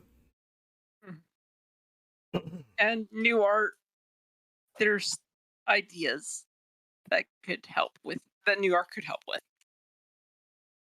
Yes, and make it so that I can use my custom portraits alongside you guys' default portraits, please. Because when it's drawing pilot portraits in Mech HQ, it's like, no, fuck your custom portraits. We're using ours. That would be cool. But that's more of a QOL thing than it is anything. Oh no, I know exactly. So for portrait generation, what do you want to know about it? I know everything about it because I read it. I mean, the way it generates portraits now is awesome, and I appreciate the effort that was put into it. But some of those portraits are, and I understand they're generic. They're supposed to be somewhat generic, and I get that. But not having any pilots that you can't tell a story or that don't look like they have any kind of personality based off the custom portrait pack is kind of a buzzkill. It's not terrible, but it's nice to have some variety. Is your issue with the customs that, as you just pointed out, the custom assets, so local that are custom that aren't shared with others? So if you have, say, a new portrait that you create, if another person doesn't have it, but someone else does, the person that doesn't have that same portrait on the same path will have the generic. But the other person that has the same portrait on the same path will see the same portrait. Do you mean that? Yeah, something like that. So it's not just pulling from the default list that's pulling from like say there's an empty folder in with the rest of the folders, and it's just like labeled custom, and you can just jam all of your custom portraits in there. Yeah. That kind of The thing. auto generator won't do that. There's no plans to handle that. But Oh, well. if you manually do it, you can, as long as everyone has the same manual folder, they can do it'll handle.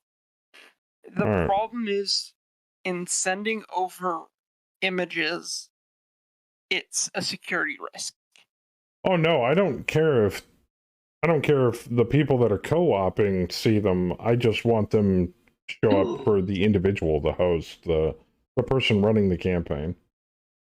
If you set it up under the portraits Are you talking in the it will lobby? load.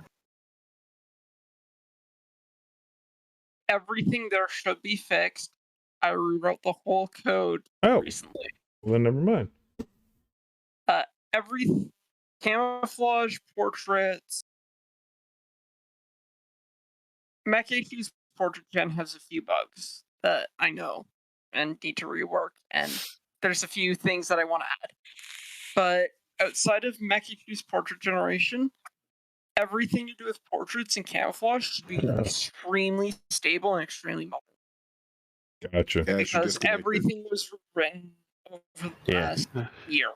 Okay, reconnected, but it must not have reconnected as my other guy.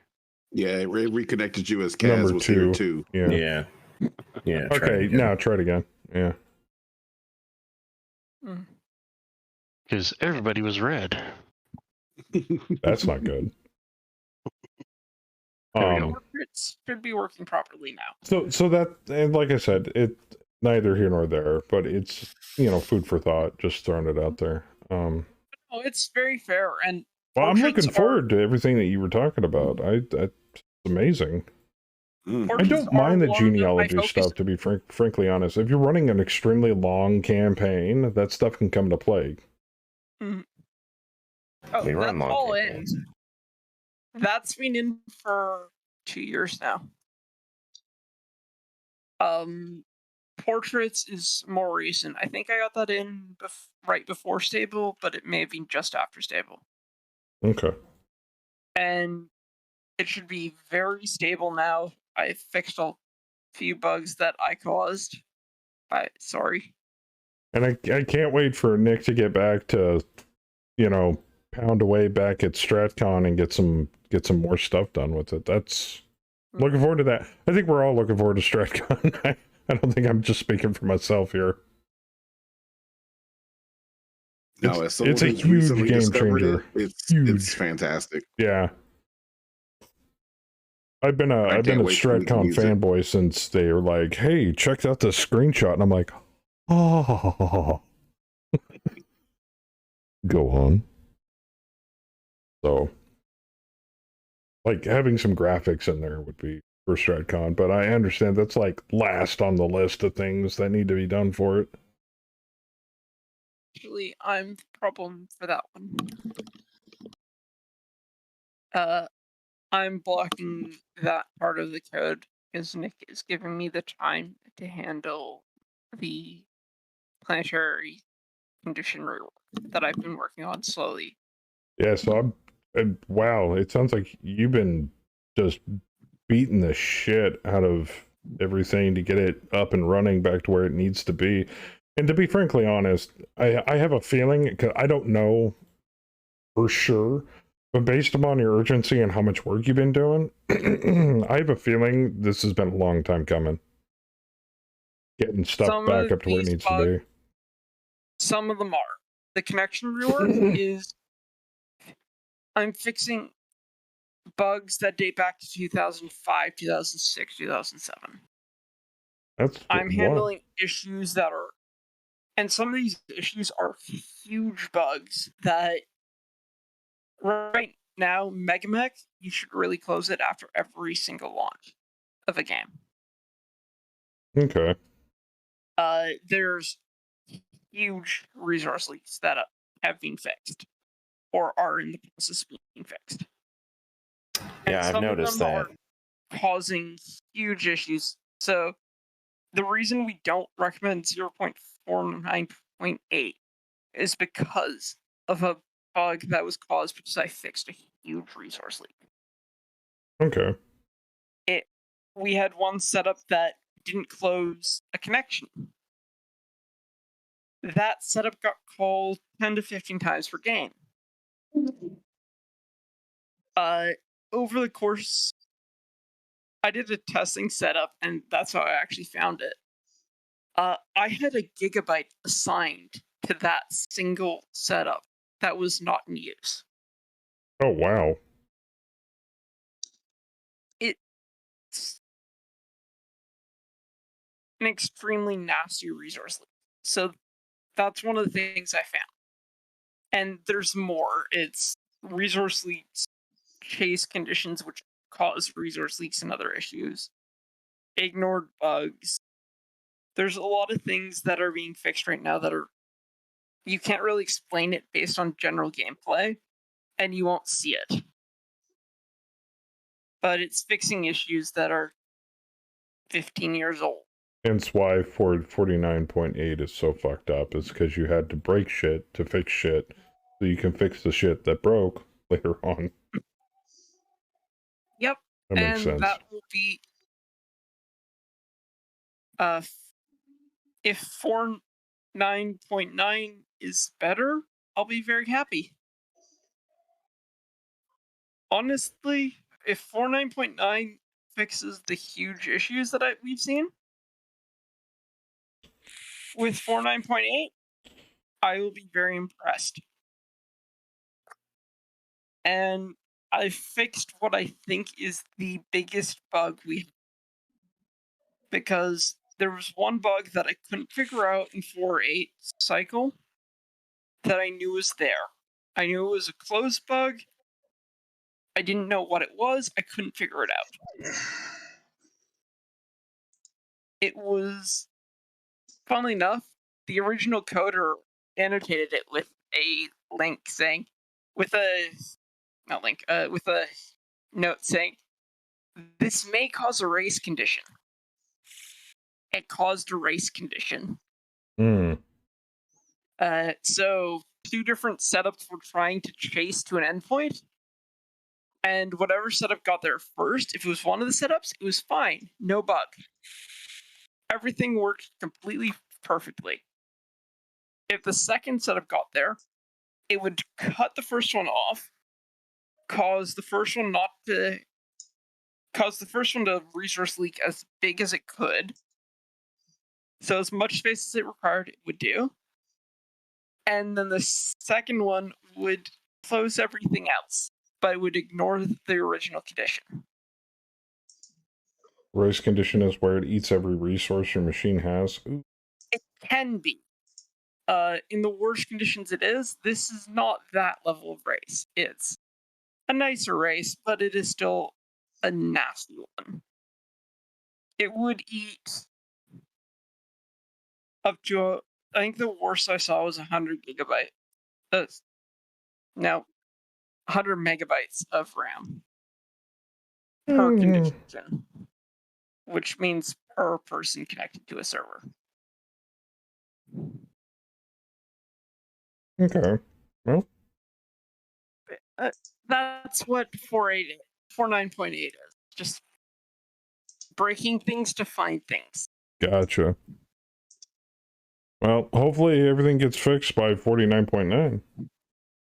Well, almost everything. We'll see.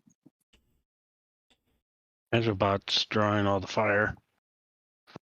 It would appear so. One's fixed. Now we're looking at the smaller ones. So I'm actually considering it now. To just don't use retirement. Yes, don't. Please don't. As the personnel person, don't. Okay. That's fair. I'm sure all the guys here would be happy about that. We lose enough pilots to death anyway. Real. I'm the person who writes everything for personnel. If you look at the personnel tab, I've written like half the options. Don't use retirement. I've written most of the options for retirement now. Don't use it.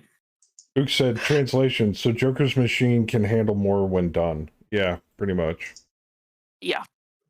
That'd be nice, since I've dedicated 4 gigs to the game at this point. Oh, I did 8. And it's still pegging me at about, well, on top of all of my streaming software and stuff like that, which I've actually considerably sized down to like 2 programs running in the background. And possibly Chrome, but that's including all the extensions in it, which there isn't that many. I mean, my RAM pegging out around 57 right now. That's not bad. I mean, that's not terrible. No, that's actually not bad at all. But, I mean, if that gets even better, awesome. And I'm not even using my CPU or anything for encoding right now. I'm going through an NVEC encoder, so... Well, I can guarantee it will get better. That's because awesome to I've hear. already fixed a number of resource leaks in Mech HQ that will affect you if you do more than a couple days work. Because autosave right now has a resource leak that is fixed in latest. Oh, cool. Well, I'm just crossing my fingers. And I look forward to it. All known resource leaks in Mech HQ and Megamech are fixed now. There are open resource leaks in Megamech that will be fixed before in the next stable. Nice. Well, that prompts my usual response in these instances. Give it to me now! Now, I want it now. Put it in my veins. Now. I still need more time. I know. That's fine. I need to test that one because Megamechs, some of the Megamech systems actually need the resource leaks to work, unfortunately. Because the last time I fixed a resource leak, I accidentally broke connections. So yeah, that can have a tendency of posing a problem there. just a slight one.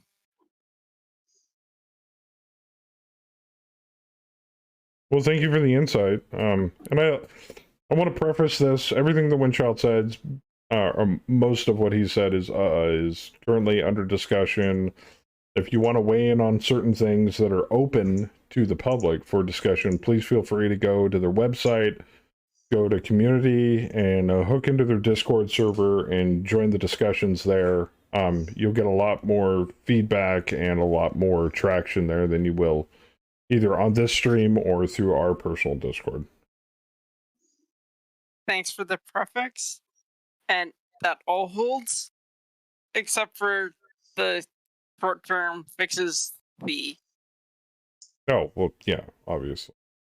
The resource leaks will be fixed before we do another stable. You have my word on that. I will definitely fix that. Because now that we know that they're there, we need to fix them. And if you're finding bugs in the development version, let us know. Report. I cannot stress it enough. I don't report because I'm lazy, but that's my disability, and I've learned to live with it. It's scary how many bugs go unreported, and then people go, "Oh, that's now fixed." It's some easy bugs. It is just though. Don't get reported, and there was one bug that got reported recently that was a 5-second fix.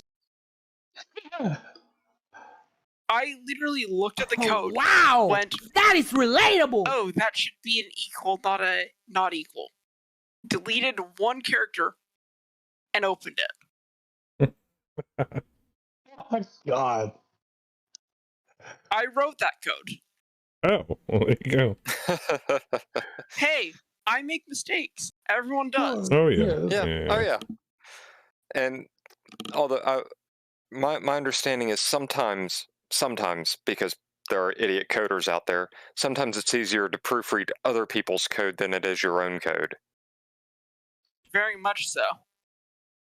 And then you got the idiot coders that you look at the code and it's, what the fuck was this person thinking? But you sometimes it is, this person was either extremely dumb or extremely smart, but they didn't give me any bloody comments to understand what they meant. Right. And that's one of the problems. iOptions is a very smart piece of code. It's also extremely unusable. Well, and you also, I think people also need to understand as well, there has been lots of developers for MegaMech that have come and gone with very little footprint as Windchild said before, comments, and so it's like you'll have developers swing through, make a bunch of awesome shit, and then just bounce without a second thought. Take, for example, if I'm not mistaken, the dock that got introduced in 49. And I hear that guy is basically not working on it anymore. Oh, the dockable setup, Majul? Yeah. Or Majog, I think was his username. Oh, I don't know. He added the dockable user setup. Yeah. That no longer exists.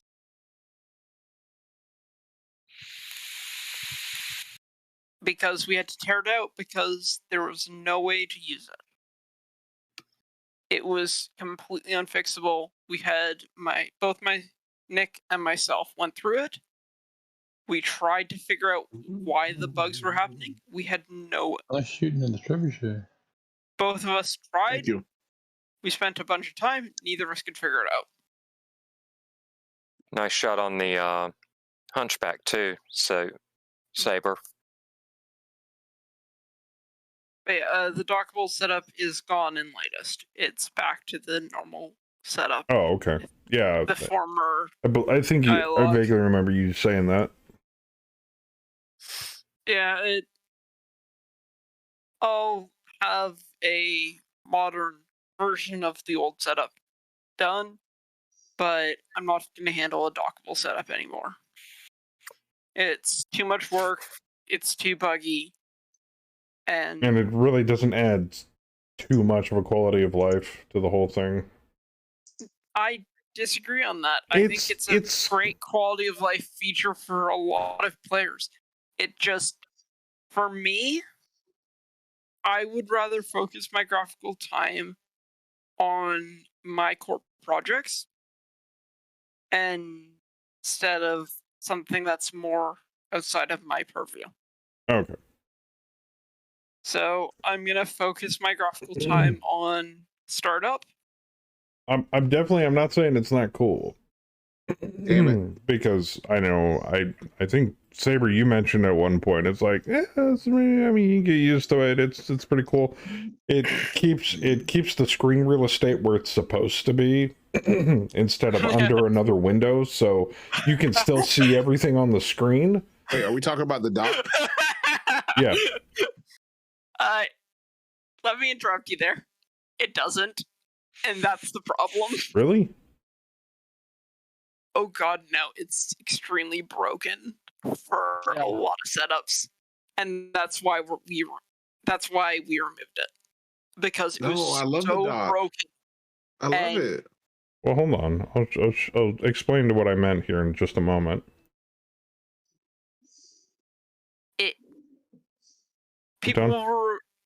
People, including myself, were reporting up to 50% of their screen being taken up by the docked unit view. I run 24-inch screens at 1080p. That's not what I'm talking about.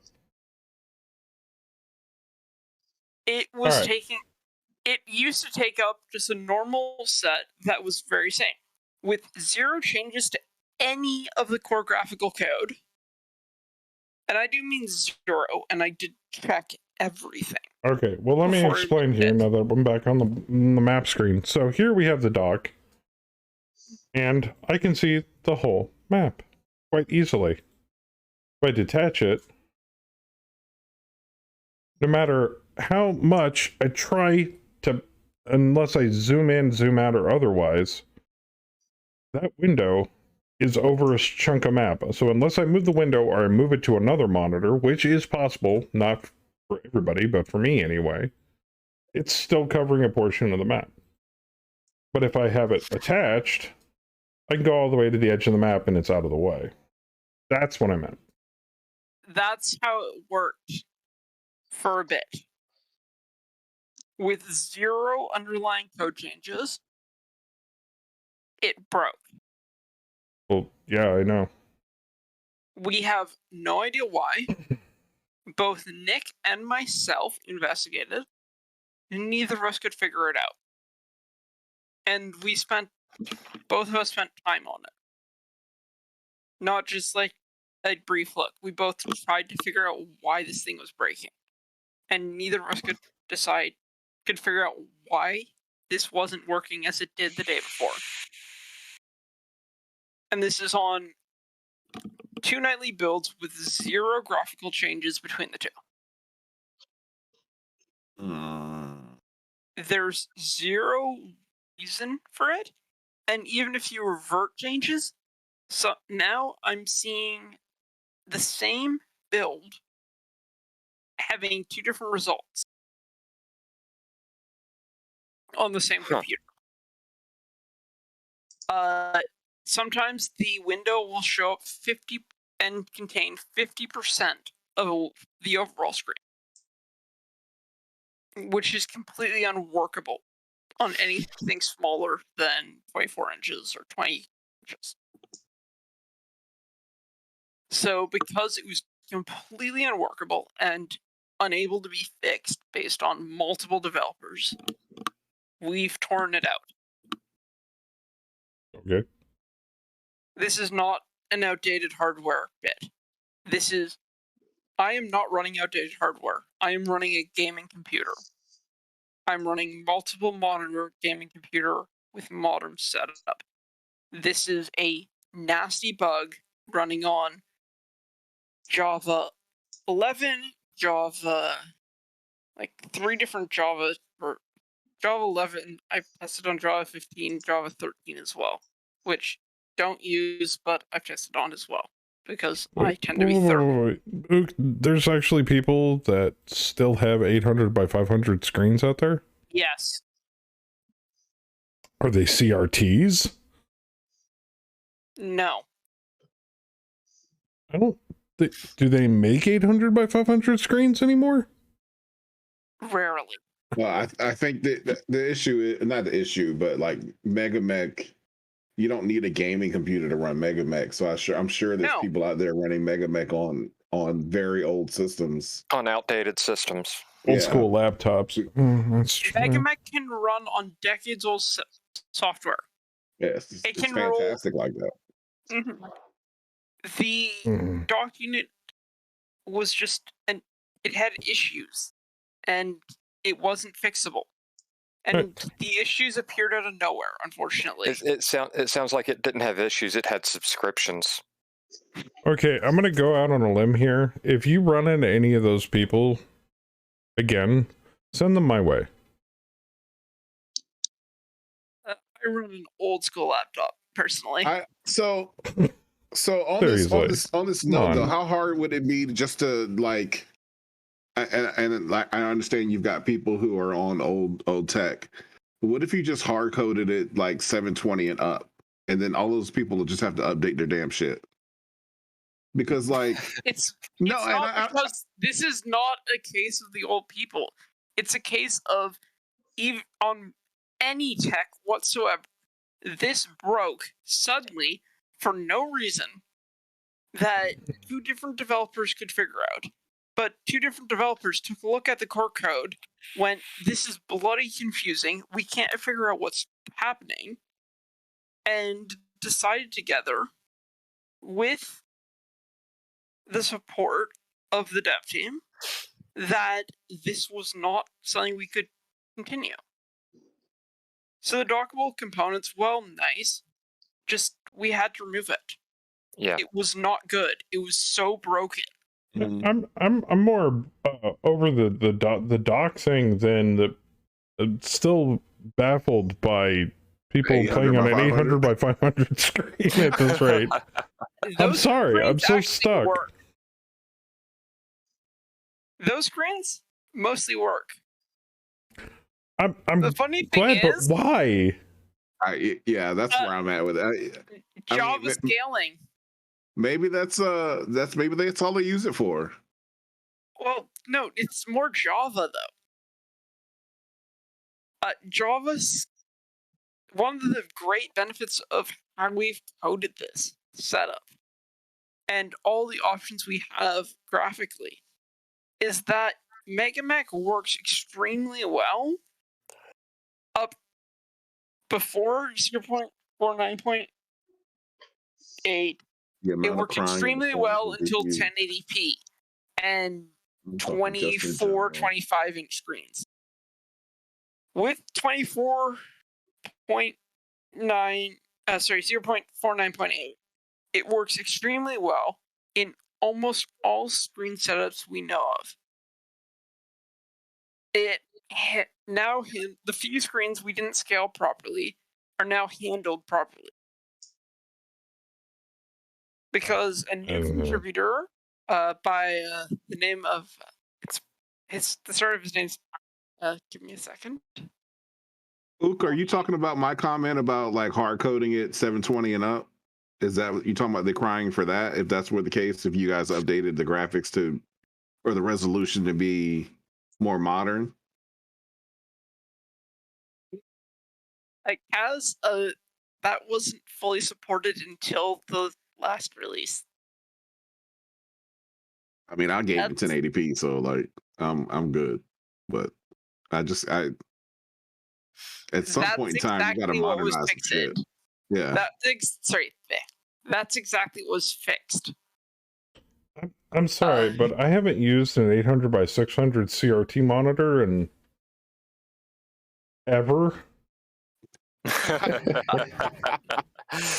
He's not gonna shut up about that. I mean, it's amazing though. Sorry, yeah, it's fine. Go on. It's amazing. Those monitors predate me, and yet we still support them because it's easier to support them than to drop support for them.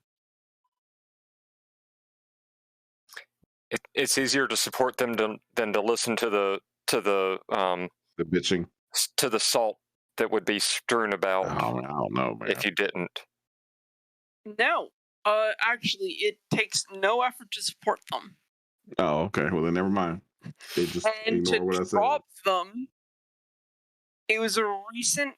I just double checked the name. It's Pack. Modern Windows high def displays didn't work until recently. My work Dell couldn't play until 49.8. Oh, okay. It was.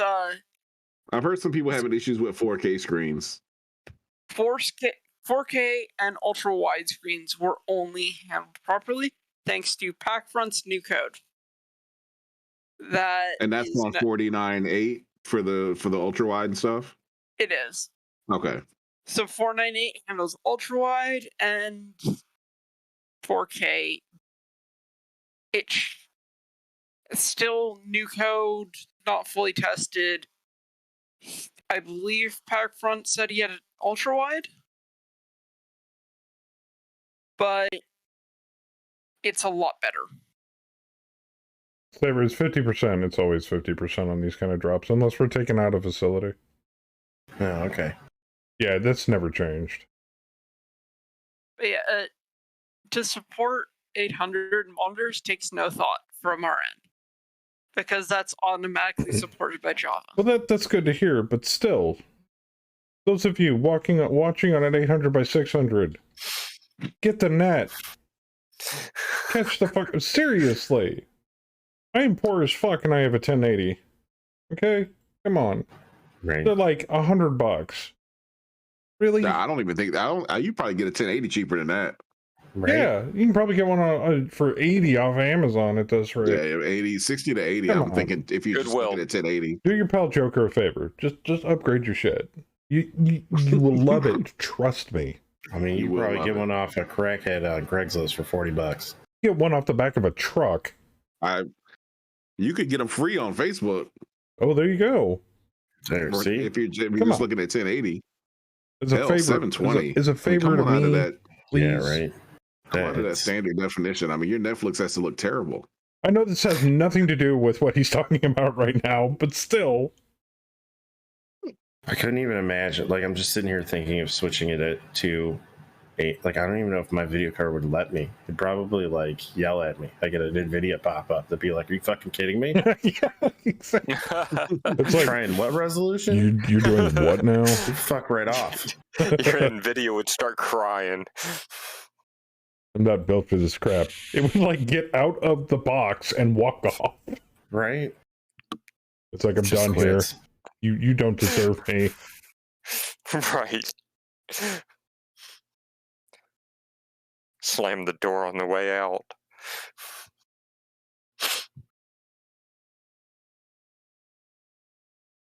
All right, I'm so sorry, the that just Daedalus floors me. debating. It just really does. Isn't the small screen I've heard? How many shots do they have in this about. rocket launcher? I gave up complaining. No, I know exactly what Ook is talking about, and it's Imagine moaning. You all want to chunk your phone. it's hell. I don't have Well- anything to shoot at. Ook, I believe we discussed this early on when I first met you in chat. What the fuck are you doing on a Mac, man?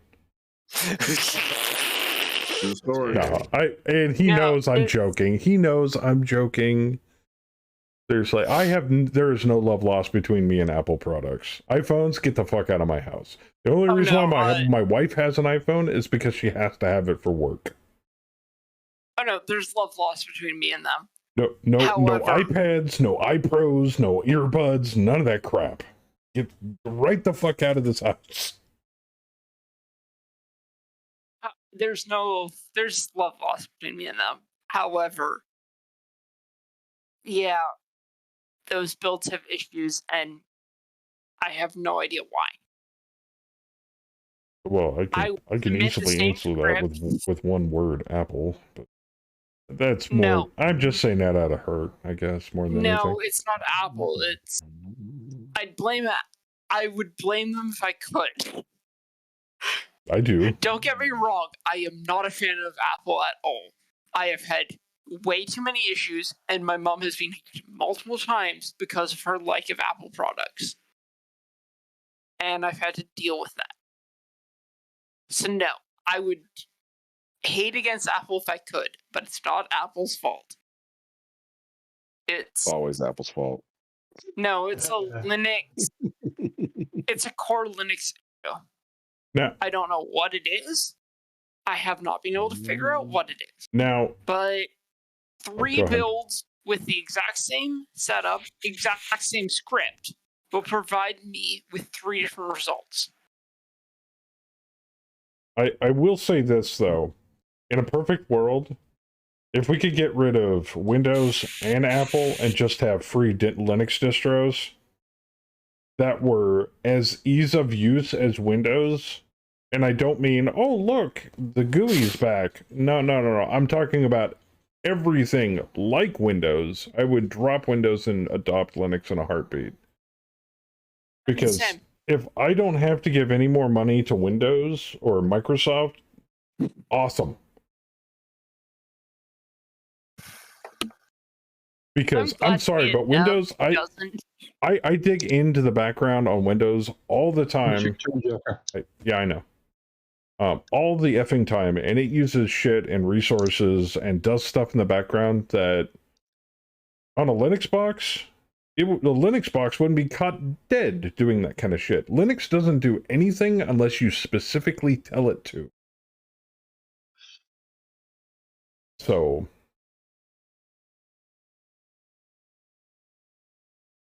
that's my gripe with Windows.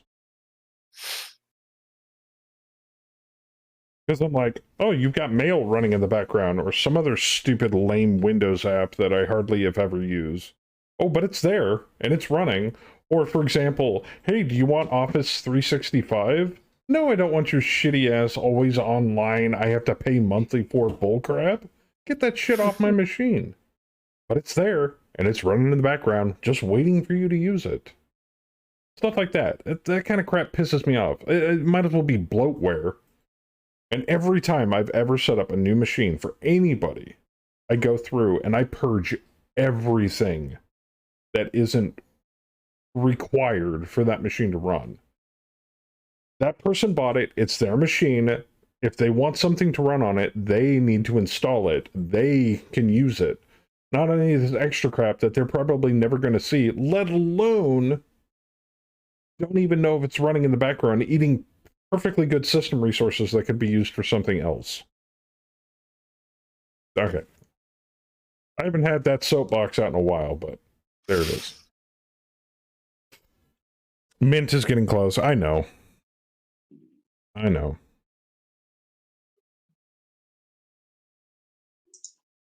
All right, I'm done. You guys back to whatever you were talking about. It just it's huge fucking sticking point with me.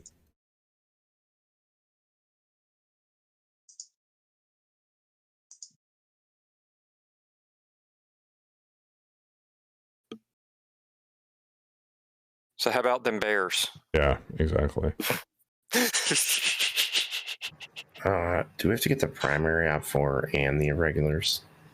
The civvies down to 50?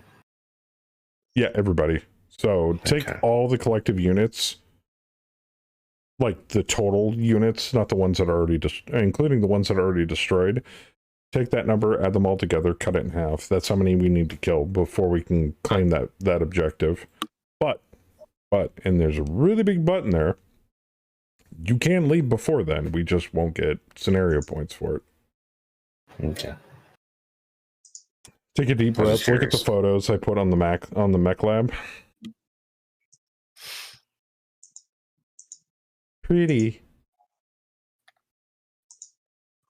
The only downside to all that, Oak, is those games must have taken forever, or you were running them in Alpha Strike.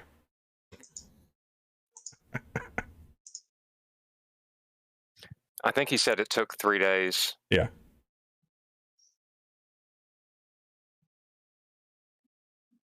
See, I want my games to take a determinate amount of time, similar to, like, say, Warhammer 40k. Get the armies put together, sling them out on the table, kick the shit out of each other for a couple of hours, done. And there's enough game mechanical depth in games like 40k or War Machine. There's a good one that you can play relatively at a decent pace.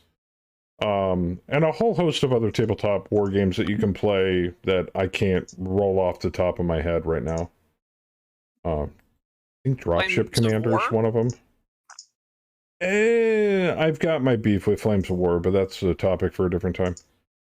I don't like their wartime stuff. Well, these guys can't play against these guys because they're completely different time periods, even though the guy, either of these people, it's the only army that they have. No, yeah. But like I said, topic for another. But yeah, why can't Battletech play like that?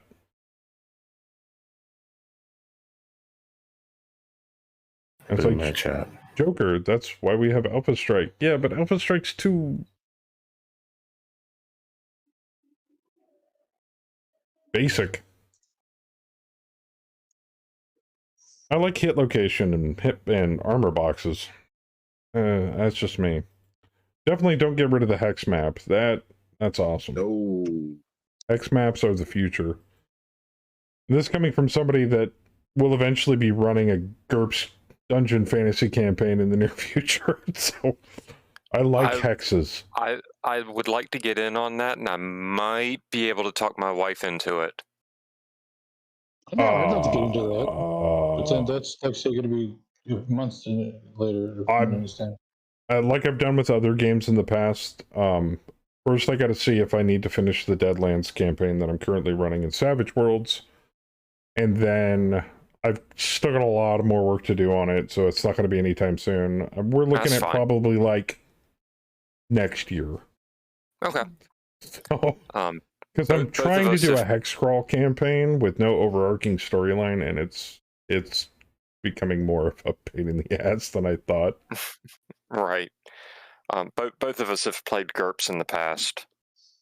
I mean, it's a super simple system, so Yeah.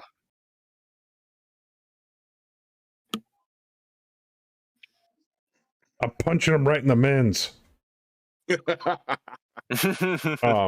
Nice. Yeah, no, different text. But yeah, on the topic of tabletop gaming, though, it's just, I love Battletech. I love the lore. I love the background. I love the mechs. I love everything about it. I've loved it since I was a child. But it, like, if I were to put it on a sliding scale of rules and difficulty, and this doesn't apply to the people that already know how to play Battletech extremely well. I'm talking about, like, fresh into the game store. Look, there's a Battletech box set. You might as well be playing Starfleet battles. Yes. Because the rulebook for that is literally in sections. Like, section 3.15. Yeah, that's how complicated it is. At the con, the one thing that they did to make initiative easier, poker chips, each with a unique number on it. And you just handed them out. For Battletech, I saw Chaotic Harmony doing this when he was running his tabletop simulator campaign. Playing cards. I've seen the playing cards too. Yeah. It's same theory. Now, does that speed up play? A little bit? A little bit. It saves on the re-rolling of dice. But you're still, per unit, calculating 2 hit. If there's one thing I've tried to preach over and over again, and it's becoming more prevalent now that we're in the tabletop age of indie gaming. Because, oh my god, there's so many indie games out now. It's insane. And they're becoming more They're becoming simplified. more and better. They're basically getting away from modifiers and detailed lists and tables and all this stuff and going more towards, like, well, what do you think this means? Or it's more story-based gaming type of stuff. Yeah. Which, don't get me wrong, is good. But there's also the other side of the coin that people are like, well, I like the tables and I like the lists. The crunch. I like the crunch. And then there's some people that don't. I'm literally on the fence between both of those. I like GURPS, but I also like running games in Fate Core. You want to talk about a wavy gravy system? Holy shit. That thing doesn't even have stats in it. It's like, you don't even have attributes in that system. It's, well, what do you think this aspect means? So, it's a great concept, but it falls short on a lot of different things when it comes to traditional game, tabletop gaming, but I won't go into that. But yeah, so, and it's like, Battletech is showing its age. And it's been around for a very, very, very, very long time. So, over the years, I've been waiting for it to update, similar to other systems in the wargaming market. Like, 40k, 9th edition 40k, is nothing near like Rogue Trader. It's like apples and oranges these days. Like, if you show somebody that has only played 9th edition 40k a copy of Rogue Trader, their eyes would glaze over. They'd be like, how the fuck did you play this shit? Are they similar? Yes, but Games Workshop over the years has stripped down the rules to its most common denominator, so it's just pick up the dice, slap down the armies, and go. To where there's less book lookup and more action and more dice rolling. Whereas in Battletech, God, if you don't have to look it up in a book at some point while you're playing it, I'd be surprised. You're not playing. Because there will be a rules dispute at some point. Trust me. So it's just a matter of fact. And that's why I like games, like say tabletop games that tend to be a little simpler. Yeah, exactly. Battletech's bookkeeping is a slog. Not me, but I'm an outlier. Well, exactly. I'm not saying, there's going to be people that have been involved in a certain system or war game or whatever to the point where it's literally like second nature. At that point, it's trained. You do something long enough, eventually it just becomes second nature.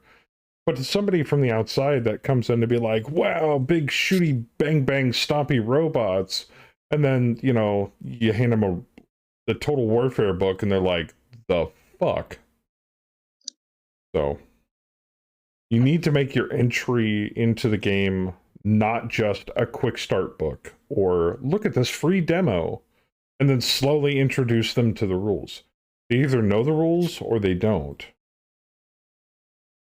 Now, I'm not saying, before somebody starts sending me angry emails, I'm not saying that quick starts, demos, and intro box sets aren't a good thing. They are.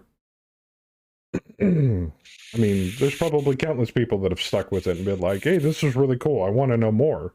And then they get deeper into the rules, and then, at that point, it's all downhill. But for those of us who just want to sit down with the buddy or their wife and kick the shit out of each other for, a couple of hours. I did actually try doing some basic mech combat with one of my box sets with my wife. Fuck.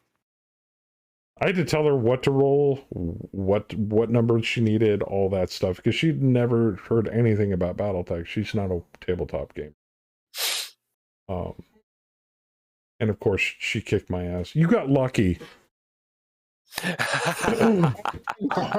She also had, but it was like half lance versus half lance. It was 2v2, and she also had the catapult. So we all know that's a broken ass fucking mech. Anyway, long story short, if you're gonna be a game designer, like I've been a game designer in name only. I don't have anything published. All my life, I've hacked, I've tweaked, I've done all sorts of different things with different game systems and war games and all sorts of shit over the course of my lifetime. I always try to adhere as close as I can to the KISS method. Keep it simple, stupid. Because you don't want to make it super simple, but you want to make it simple enough that the average Joe Blow off the street can just pick up some dice and go. Teach it, spend 5-10 minutes explaining roughly how the rules work, and then they got enough under their belt that they can just play. That's not so much with Battletech, sadly. And I think that's one of the things that's hurting its exposure, I guess, for lack of a better term. But all this is just my opinion. I'm just some random dude on the internet screaming into the abyss.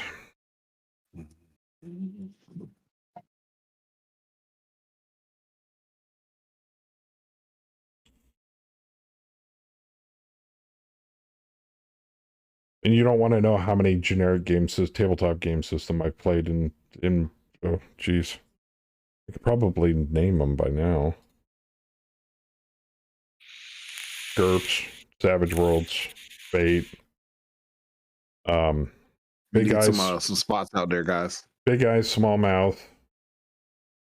And then not so generic. D&D, obviously. All the way back to Advanced. Vampire and its derivatives. Champions, Hero.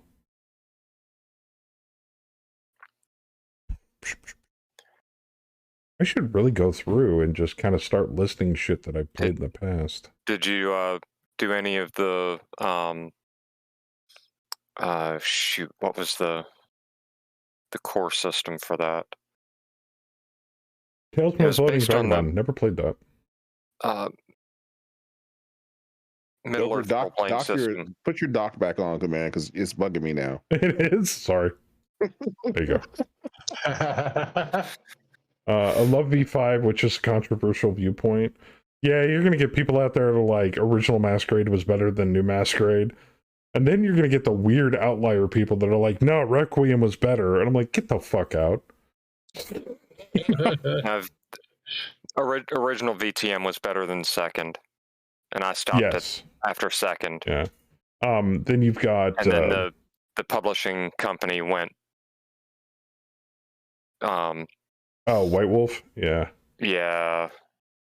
And then you've got the derivatives. So you've got Changeling, Mage, Werewolf, Wraith, Demon, Hunter. Never saw Demon. Demon was okay. There was another one, but it had to deal with like mummies or something. Yeah, Mummy. Oh, it was just called Mummy. Well, there you go. It's just called Mummy. Yeah, Mummy. Mummy the Wraith. I think so. Did you Wraith mention and Mummy never went past first edition, I don't think. Did you mention MERP? Yes. Okay, yeah, played that.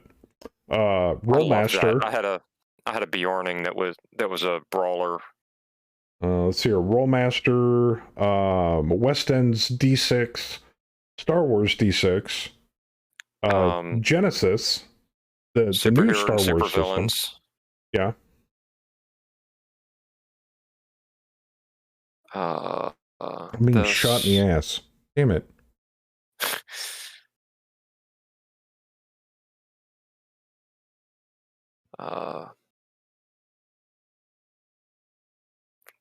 There was another one. At least he needs an 11 to hit you. No, well then I'm fine. Tailspin Floating Vagabond is base D6, where the drinking system is more complex than the combat system. So, like, grappling from old school D&D, or any other game that was published back then. Yeah, don't get me started on the grappling system for GURPS. Fuck. They must have taken a nod from, like, old school D&D. They're like, no, this works great, we should do this. Oh, Car Wars, and I'm not talking about the new one.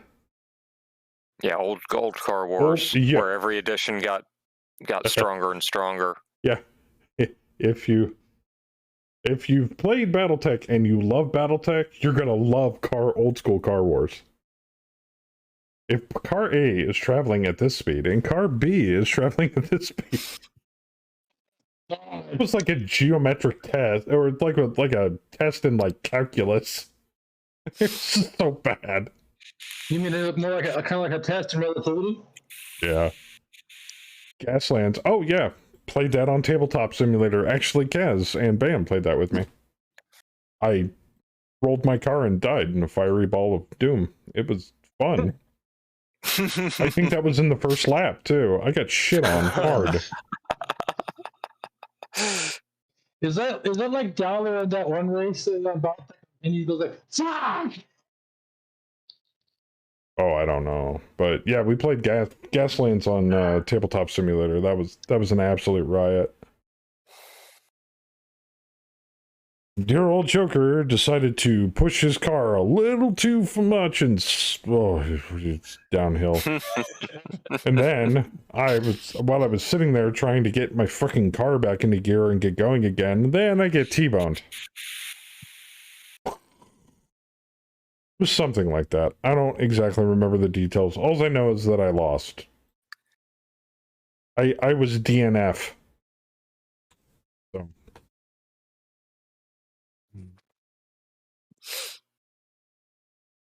Hey, Howler, what's up, man? Not sure what's fired. God, there's been so many. I am the danger. You know, I bet if somebody pointed it out to me, I'd be like, oh yeah, I played that. Oh,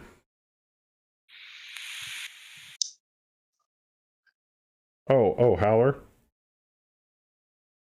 Your Javelin's not looking too good there, bud. Oh, she's fine. Wow. Mine or his? Oh, no, my Mac, dear. Yours. Theismann. There you go, That Howler. was 12s. You're good. It's 12s. Get some more stuff added. I love that one. Oh, That kid could have been wow! me at my That at is that age. relatable! Thought you'd like those. I got more I gotta add. I just gotta find time to do it.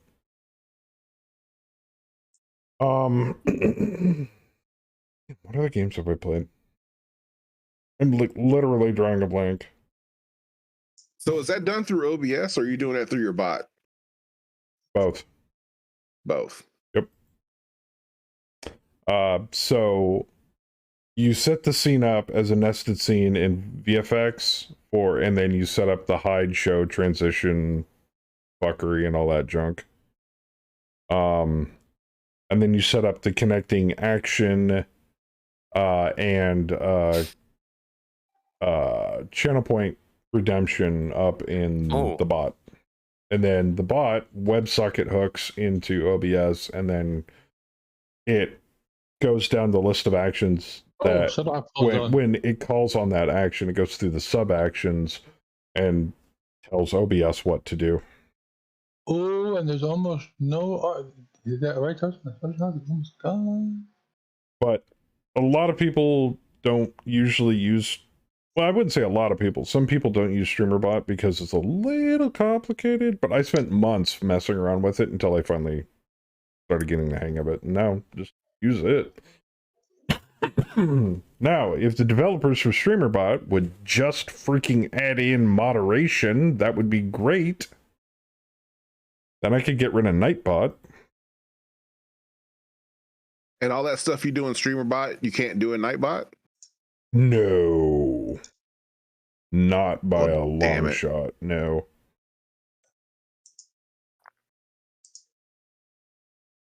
And if anybody was using StreamerBot and wanted access to my import code, just ask for it, I'll hand it to you.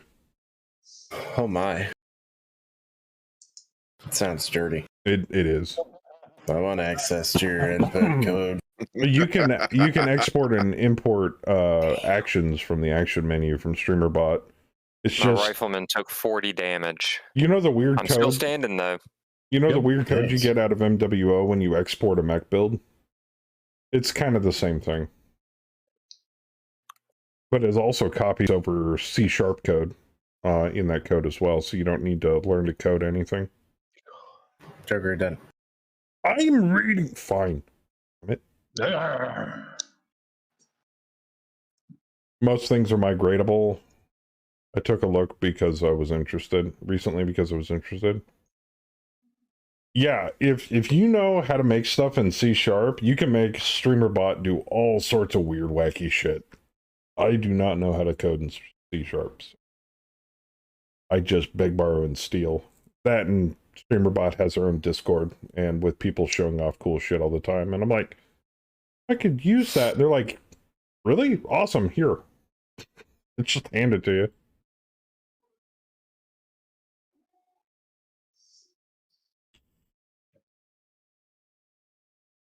Oh, Nightbot too? Yeah.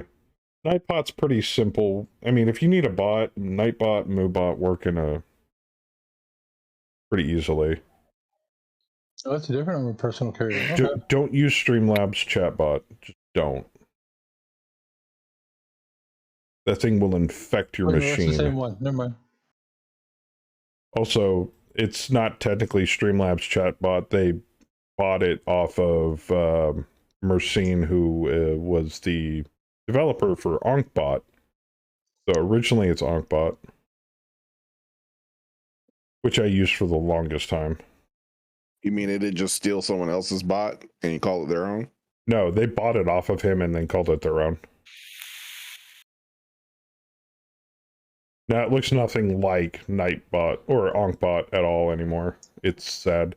And then they integrated it into a cloud system, so now it's CloudBot. So you have to go through their website to use it, or through Streamlabs OBS, which... Oh, yeah, no thanks. I like having my bot locally hosted.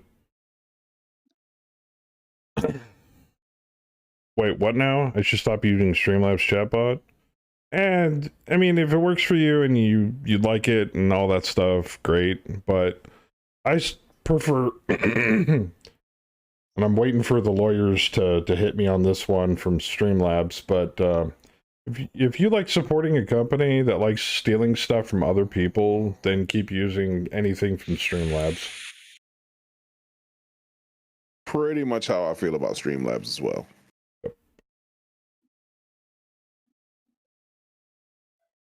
Okay. Serious question. How badly do you care about this this vehicle crew I've got? Oh, murder him. Oh, yeah, we don't care at all. Yeah. We need to kill 11 more units.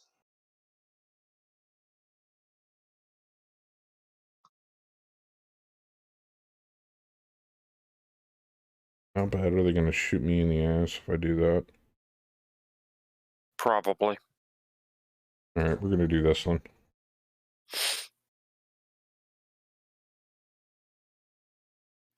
I need to pull back and cool down. I do too. Yeah, both of us are in double-digit heat. Yep. Trying to push him, but I stand corrected. need We to need stop. to kill 8 more units.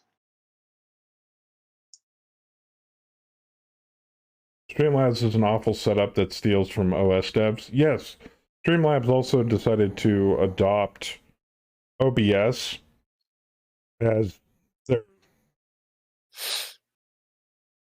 their base code to make Streamlabs OBS. And then when the OBS Studio dev said, hey, can you call it something besides OBS? And they're like, no. And then promptly decided to try to copyright OBS. Not to mention the fact that their version of OBS, Streamlabs OBS, has a store in it, unless you're a Prime member, where you can buy new add-ons and features for it. Whereas you can get Studio absolutely free. Not to mention the fact Streamlabs OBS is probably about a good 6 or 7 versions behind. So you use an extremely old tech in your version of OBS, where I'm using some really awesome shit in the current version of OBS Studio. Like, some of the stuff that came out with OBS 27. Oh! Game changer. Huge game changer. I feel like you can do so much more in Studio than you can in Streamlabs version, to be frankly honest. Yeah, steal the OBS code and use the name.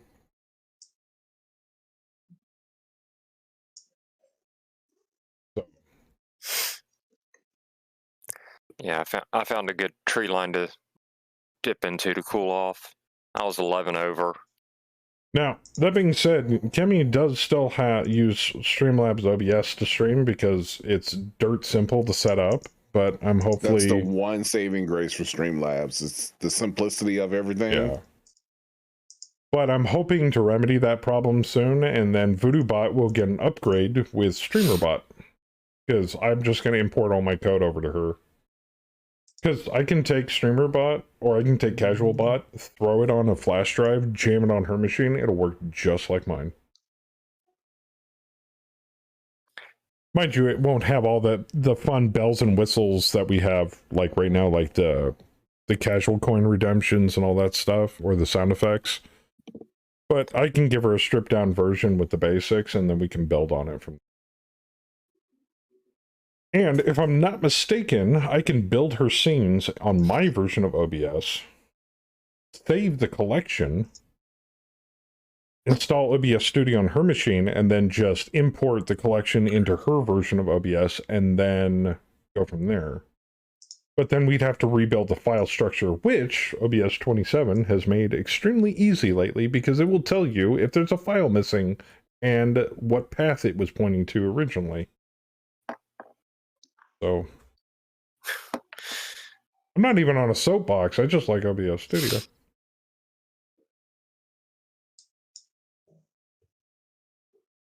Which actually explains things in the docs, yeah. And the devs are super, super effing helpful. Like, I'm like, my shit broke, and they're like, just roll it back. We broke something, sorry. I was like, oh, okay. That and it's super easy to back up shit in studio compared to shoot at me. Streamlabs OBS. They have all of your assets cloud saved, and if it's on their cloud server, they own it. Funny how Well, that they can't works. kick you. Yeah, they can. The Wolverine might be able to. I think I can shoot. I thought if I ejected, they wouldn't shoot at me, but they did. Depends. Or they are. Oh, you ejected. Oh, yeah. I couldn't shoot this turn. I was stunned. Not really talking new stuff, but the original work and how it took off during the lockdown. Oh, yeah. Oh, the creator of OBS was on a podcast? Cool, man. Nightbot and OBS are great OS project, both with nice docs, which I wish we had. Yeah, if anybody if a new streamer would come to me and be like, man, I really want to use like the bot you're using, I'd be like, no, use MooBot, use Nightbot, just start simple. Trust me. Trust me when I tell you this. Don't no. Because when you start out, you have little to no viewers. You don't really need anything heavy duty.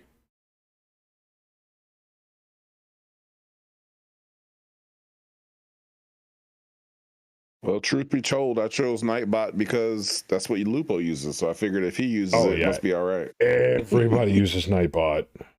And I mean, if you can't code your own bot, or you don't want to deal with the headache of like other bots, or even DeepBot for that matter, I used DeepBot for a little while. Nightbot works hella good. Really great uptime. I can't speak highly enough of Nightbot. It's funny, there's so many bots out there, third-party bots. There are a lot of bots that people can choose Could from. be overwhelming. You figured Twitch would have like, you know, tapped into that one and been like, we have our own bot that interacts with our API perfectly for only $5.95 a month, you know? Yeah. For only the cost of a subscription. Yeah, or something like that. Be like, wow, this is great. And then they could like pimp that thing off on all of this stuff. I mean, Twitch technically has their own their own broadcast software too now? They do, yes. So, but it's like a super simple setup. So, but between that and Nightbot, you can get your feet wet and just boom, off to the races. So that actually does not surprise me, Ook. Since it seems like the chat commands were evolved from IRC commands. Actually, funny you should mention that, Ook. Twitch actually still uses IRC. You're using it right now, actually.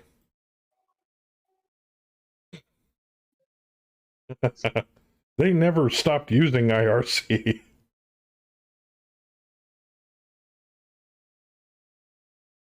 Literally, this chat channel that you're talking on right now is a chat channel on IRC under the Twitch umbrella.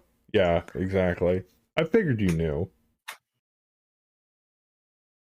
It's just, it's very stripped down and doesn't have all the IRC commands built into it, like MIRC. Yeah. IRC may well outlive the heat death of the universe. I know, right? Hey, it's reliable. It works. It's a pure form of communication. I know a girl from high school that still does RP shit on IRC, okay? It's all text-based. Yeah. Way back in the day, I wrote code to do multiplayer games for Shockwave games by repurposing IRC.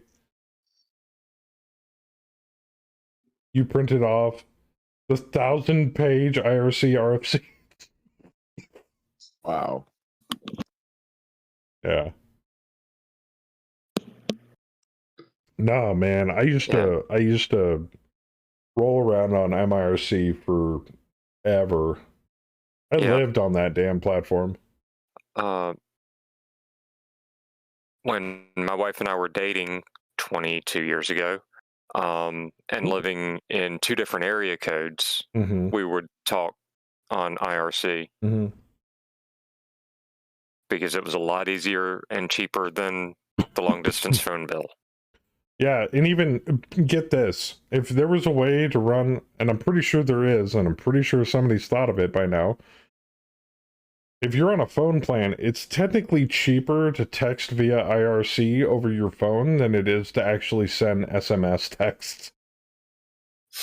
And uses less bandwidth. Why the phone companies haven't decided to adopt that is beyond me. Oh, wait, money. So. But nowadays, phones are like, you know, it's all unlimited plans and stuff. So bandwidth is kind of slowly becoming a thing of the past. Few bugs, unlike some like it was cheaper than using Macromedia's multiplayer server. The old days. Yeah. As I say almost daily, ain't none of us as young as we used to be.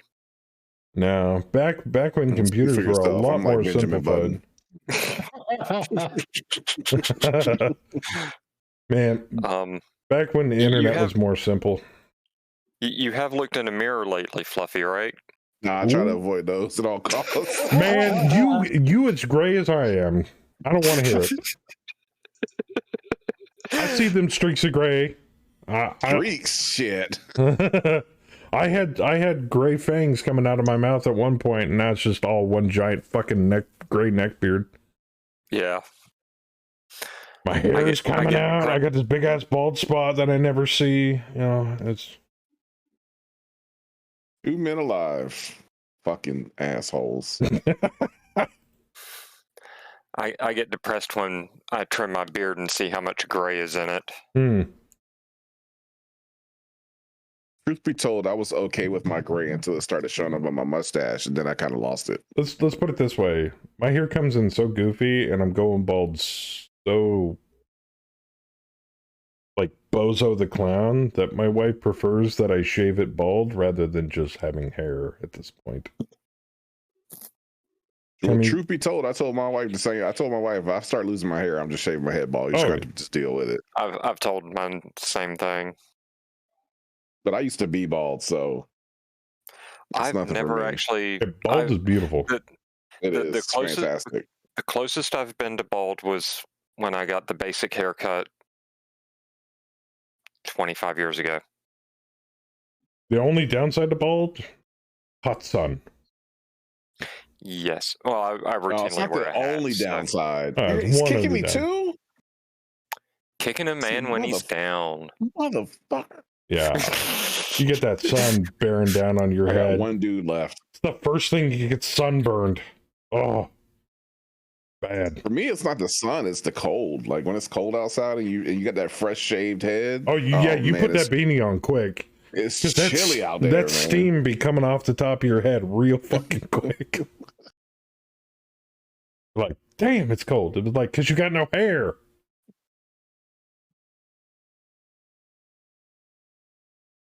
One half of my family, the males go bald at 23. On the other side, it's still thick until 90s. My barber hates me since I'm in the later camp.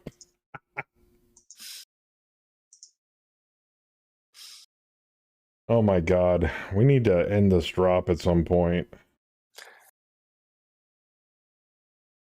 Okay, let me look at this. Primary op 4. God, we haven't even hardly touched the infantry. No, we have not. No, I've been working on some of the infantry. I will purposefully kill off infantry and shit in the post-off just to give us the Vic if we want to right now. Holy fuck. I mean, that's pretty much what's left is infantry. Yeah. And the reinforcements. We need one more reinforcement dead. I took the Treb out, but that was it. The two Wolverines and Lion Holder I couldn't do nothing with those guys. I'm surprised those carriers are still alive. Or did we lose one? Or did we lose them They're both? both gone. Oh, fuck.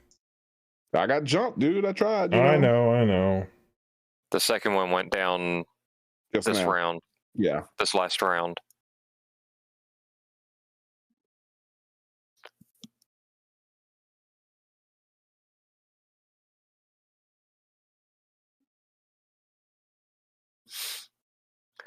My family, the male pattern baldness skips generations. My dad is pretty much bald. Mm-hmm. If we're going by my family on both sides, yeah, bald. So, on a completely different subject, now that I actually reminded myself of it, and I looked at the food channel. Saber, what'd you cook that damn chicken in? Was it a chicken? Yeah, I smoked it.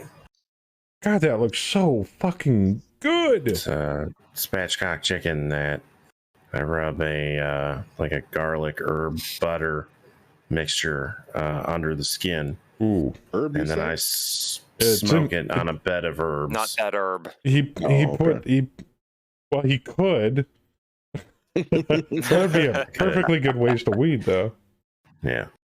All herbs. There's a that I picture grow in of my it in garden. the food channel. Yeah, I saw it. Yeah, I did see that it. is fire, dude. Oh, I know. I get to eat it. love chicken. Oh. Chicken and steak. We do mostly chicken and pork because steak's too expensive. That's understandable, especially this day and age. Yeah, Costco is our friend.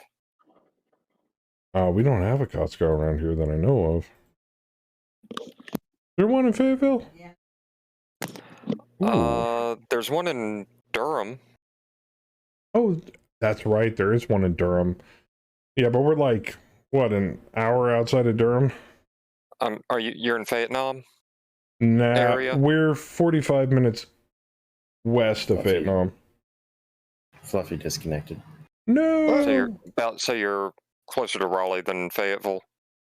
We're about equal distance. Or are you We're probably south of Raleigh? a hair closer. We're south of Raleigh.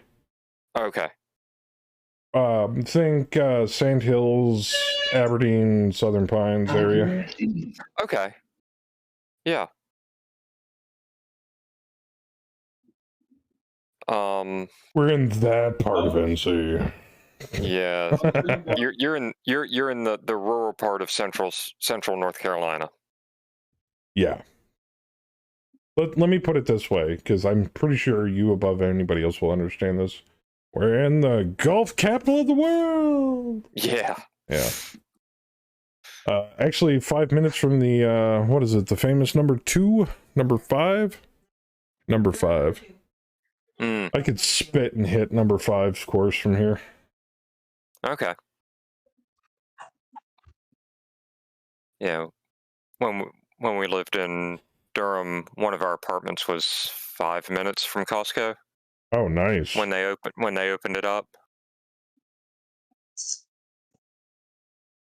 But where I'm at now, I am 45 minutes from 3 different Costcos. Wow. Yeah. South Carolina has 4. Well, yeah, I'm but 45 minutes from 3 of them. do they host, is it the Masters? That's down in Augusta. Is it the PGA or the Open? Oh yeah, we host the PGA here every. What? Okay. Hold on. Oh, the U.S. Open here every 4 years.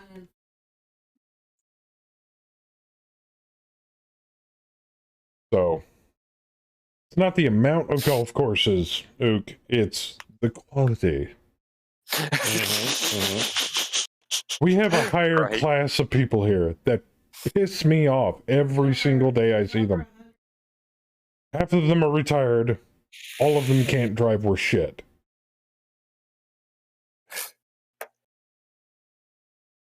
Half of them are retired and the other half are half retired. Yeah. Or they live in shanties and work at the Carolina. I don't know. Yeah.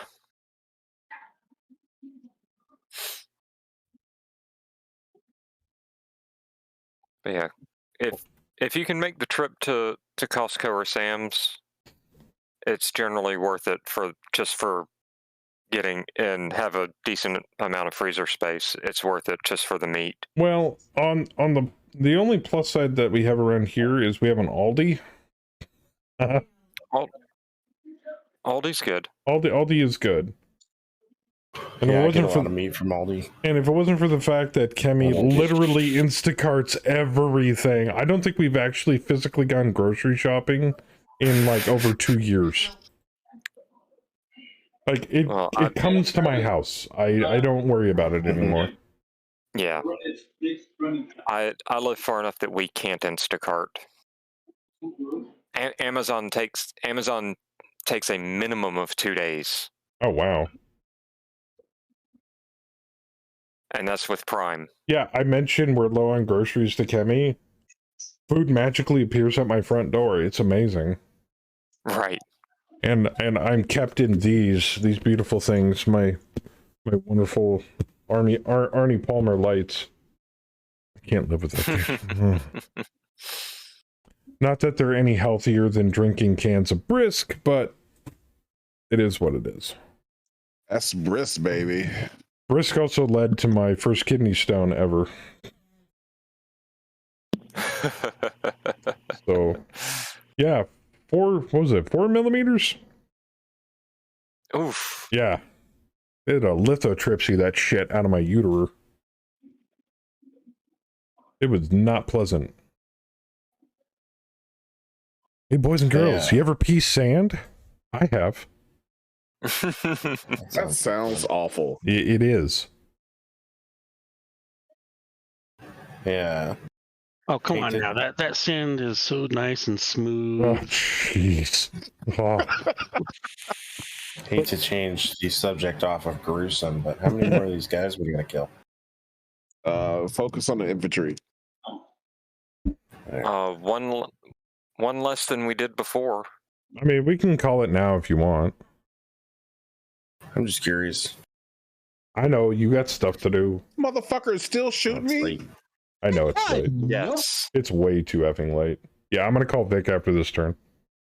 Oh, this motherfucker.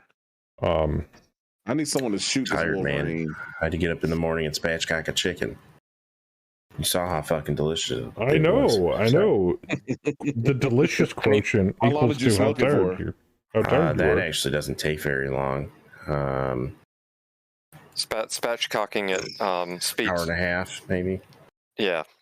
Sounds about right. Ain't bad. About a third as long as it takes to smoke a turkey, which we've done, and oh my god, is that good? Yeah, smoked turkey's awesome.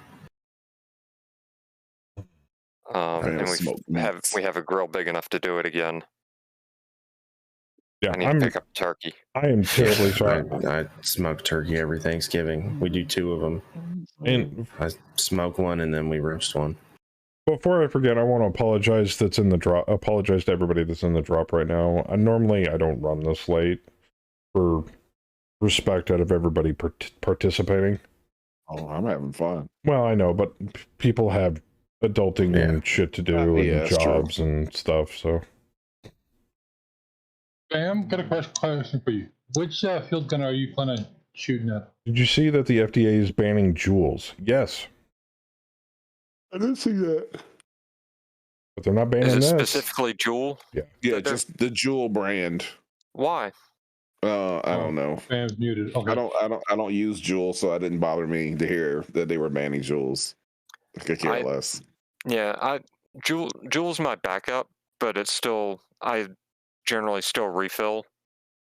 But I keep a Jewel around to in case my primary dies. Because the pods are easy to get. But I still refill them. Oh no, they can ban e-liquid until they're blue in the face. I'll make my own. I don't care.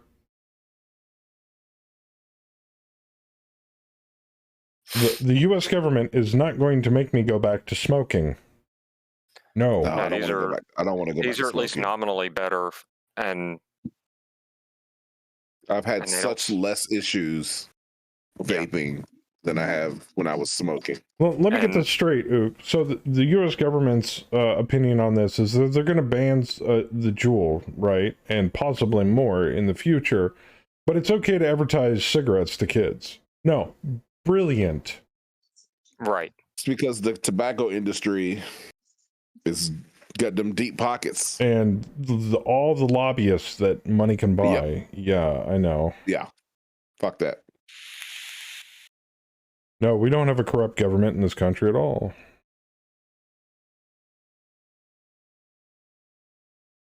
Am I cold enough yet? Nope. In fact, I think I blew off a chunk of my mech because I exploded. When I quit smoking many years ago and started vaping, my doctor was like, "Oh, you're vaping instead of smoking? Good for you." They're making I was juice for like- kids? Bullshit. They're not that dumb. You know what's funny? I've never seen a vape ad ever. I've seen some in. I've seen the anti-ads. I've seen some in catalogs, but that's it. Or in magazines. Yeah, I've never seen a vape ad.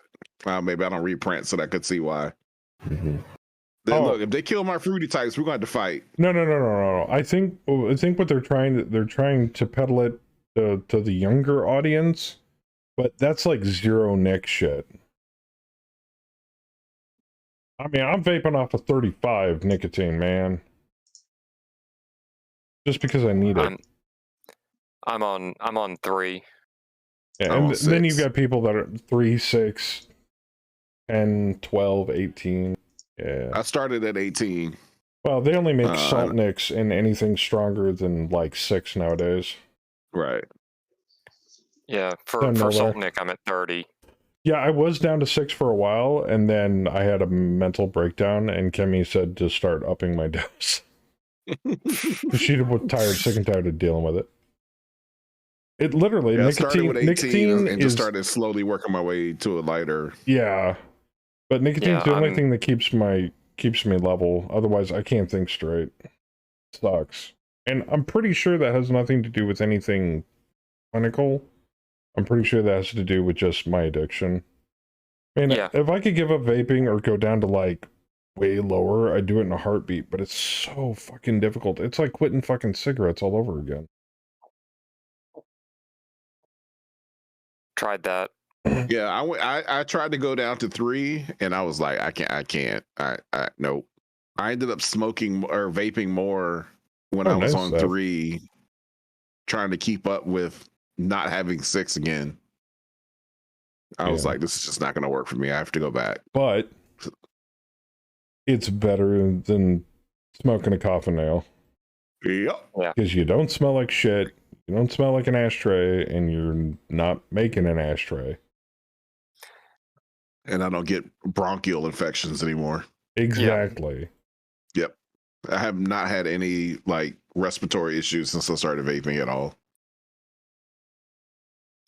I get an annual cold, and that's about it. Actually, I haven't had that for the last couple of years because I've been masked up whenever I go in public. I mean, I go as far as to vape outside. Like, unless I'm home, then Kemi doesn't give a shit. Yep. But, like, if I'm at work, I will go outside with the smokers. Yep. To vape. Now, have you gotten to the point, vaping, where you'll be like, you get a whiff of that cigarette smoke and you're like, bleh. Yes. Yeah. I didn't smoke cigarettes. I smoked Black and Milds. Oh. And which is like pipe tobacco. Yeah. And I still love the smell of pipe tobacco. And if I pass somebody smelling or smoking like either a pipe or a Black and Mild or a cigar, I'm like, oh, I want one. The only thing I really crave are clove cigarettes. I used to smoke those when I was younger. Cloves too. I would do cloves every now I would and again. occasionally do cloves, and I still want a clove every now and then. I went from cloves, roll your owns, to Marbs, to Camels, and then I finally ended on, I was smoking about, 2 packs of Camel Wides a day? Oof. Yeah, it was pretty hardcore. And then I got into vaping, went cold turkey. Yep. Yeah. I did the same. Yeah. In fact, some of you in chat may remember or know her, Mob Magnet, the lady that occasionally comes and visits us, me and Kemi. When I quit smoking and I started vaping, she came to visit down from Canada at one point. I was like, this is the deal. I got her a mod, I got her everything, I got her juice and stuff like that set. When you get in the car with me, we're going to take your cigarettes and pitch them, and I'm going to hand you this mod, and this is all you're going to get. She's like, okay. She didn't smoke since. It's been awesome. And I was like, so how do you feel about cigarettes? She's like, oh God, no. Your platoon got killed, Fluffy. Yeah, that fucker killed me. One of the got taken out. And oh no. Our TSM data listed. I thought they banned clubs like 10 years ago. Nah, you can still technically get them. Which? Yeah, you can still get. They I don't changed know which data list that was. Cloves changed their package. They changed them from cigars to cigarettes. It was in the middle of everything. They changed their formulation slightly so to get around the whatever law it was. But truth be told, I wouldn't say it was the main reason, but it was very right up there for quitting smoking. Yeah, Kimmy was sick and tired of kissing an ashtray, and I smelled like shit all the time. Yeah. So. My wife too. And your clothes smell bad. Car smells bad. Dragon with the resub! One infantry down. The UAC field gunners are down. Thank you for the resub, Dragon. UAC 10 field gunners. I'm just about to finish up the stream, but thank you. It was a lumberjack. Also, I don't. Lumberjack went boom. UAC 20 field gunners went down. Krast is dead. That's not good. He's dead, or the pilot, or the mech is dead. We're going to be making some adjustments before next Saturday. I'll just unkill him. This is a long drop, so we're just going to kind of victory. We're gonna kind of retcon some of this. Wow. No, it's fine. It's fine. It's fine. We're going back to old school Mega Mech where everybody was having more fun. Time for Bam to stomp the platoon. I'm sorry, what did I hear? That you're gonna be playing in a tornado next week? Is that what I heard? Yeah. There you go. That is fun, by the way. Yeah, tornadoes are awesome. We're in a tornado in the other drop. Yeah, Dragon. F4, baby. Your resub makes very little sense to me. And I'll see if I can explain this. It says that you resub with Prime 44 months, right? Tonight, but I scroll down the activity feed here, and you resub with Prime yesterday for 43 months. So let me get the full scope. Is Twitch fucking with me? What the hell? Are you subbed twice and I just don't know it? I'm a little freaked out right now. Yeah. At Christmas time is when I really want to clove.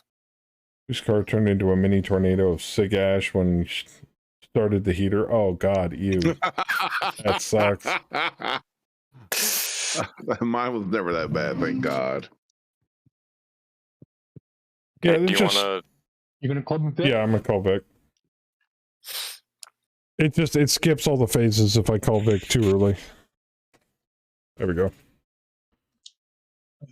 Sweet. Avoid shutdown. And my javelin survived. Dragon, just as a point of reference, this is physically. I'm getting these notifications for your resub, physically off of the Twitch activity feed. So it's either on Twitch's end or something's wacky. Yeah, because it said you resubbed off stream like 3 hours before my stream actually ever began yesterday. and then you're resubbing again today. So, just like, what? Weird. Yeah.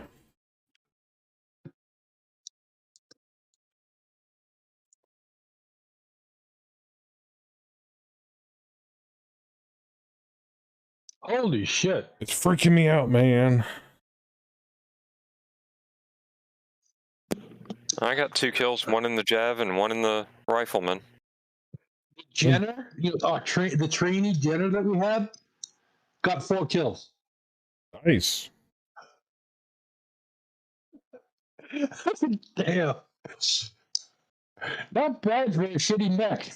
Yeah, I'm gonna unkill. We're gonna be making some changes, so it's not right that Crass Pilot is kaput.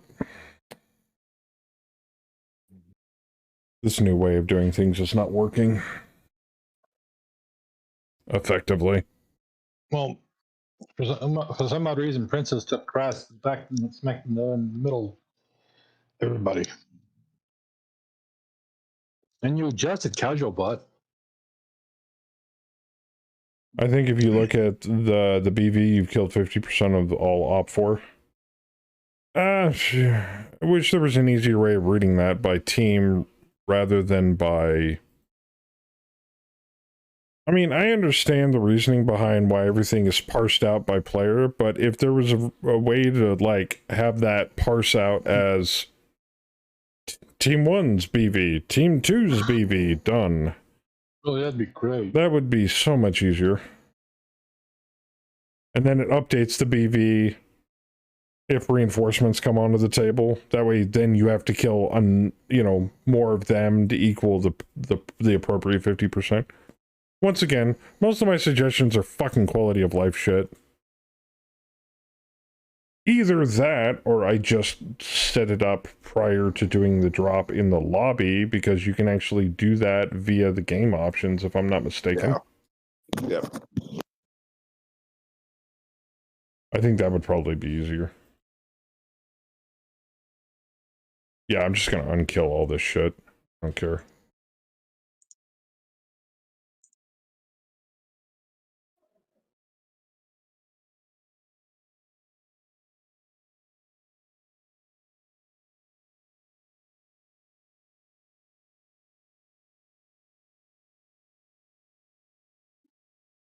Yeah, sorry for such a long drop, everybody. It's all good, homie. I'm off tomorrow. Same. All right. And there's no tennis tomorrow, so I don't even have to go do that either. Oh yeah, no, we were at 50%. I'll be dipped. Huh. Objective complete. Love it when a plan comes together. I'll be dipped.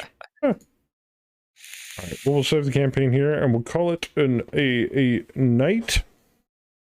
But thank you guys for the drops. We're going to be making some mild changes before next week's drops, but nothing major is going to be changing. We're just going to kind of go back to old school, like we used to run with our FOT campaign moving forward. Just going to have to make some mild adjustments in accordance with StratCon, but we need to make it... We need to make some changes. So, but this was a good chance to test out some new features, some new game options that we've never played with before, and I look forward into going into the future with what we have already turned on at the moment. So, you can do the notification late. Wow. If you never been in chat since renewed the sub. I've done it with just a week and a half between. Oh, really? Okay. Stupid tanks in their 6 crew. So what extended the length of this drop? Just the amount of units and truth be told, reinforcements and all that stuff. So Well, that extended the length of the drop. We dropped late because of the maintenance issue at the beginning. And the maintenance issue, the hour and a half of maintenance, but we've managed to fix the maintenance thing.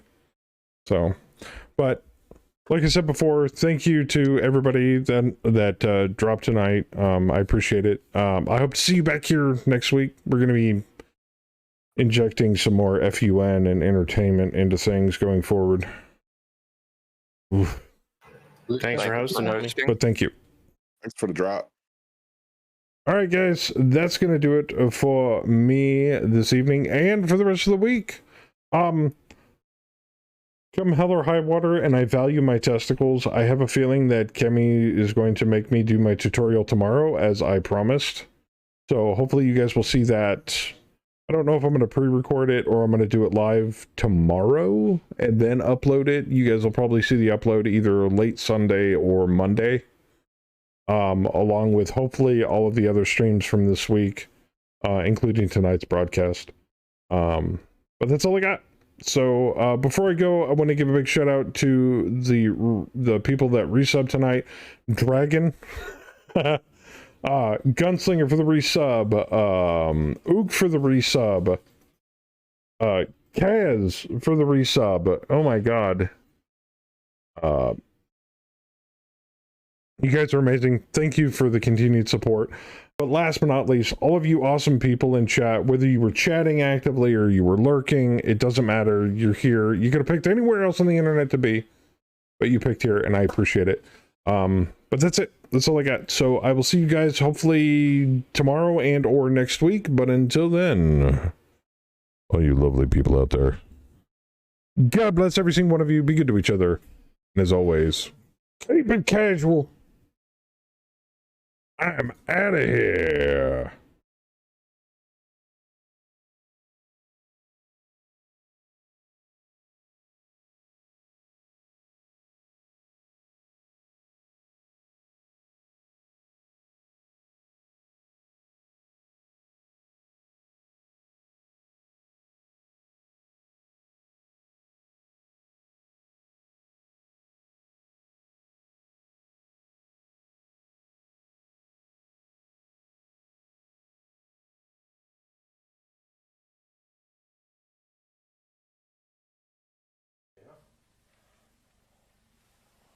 Wow.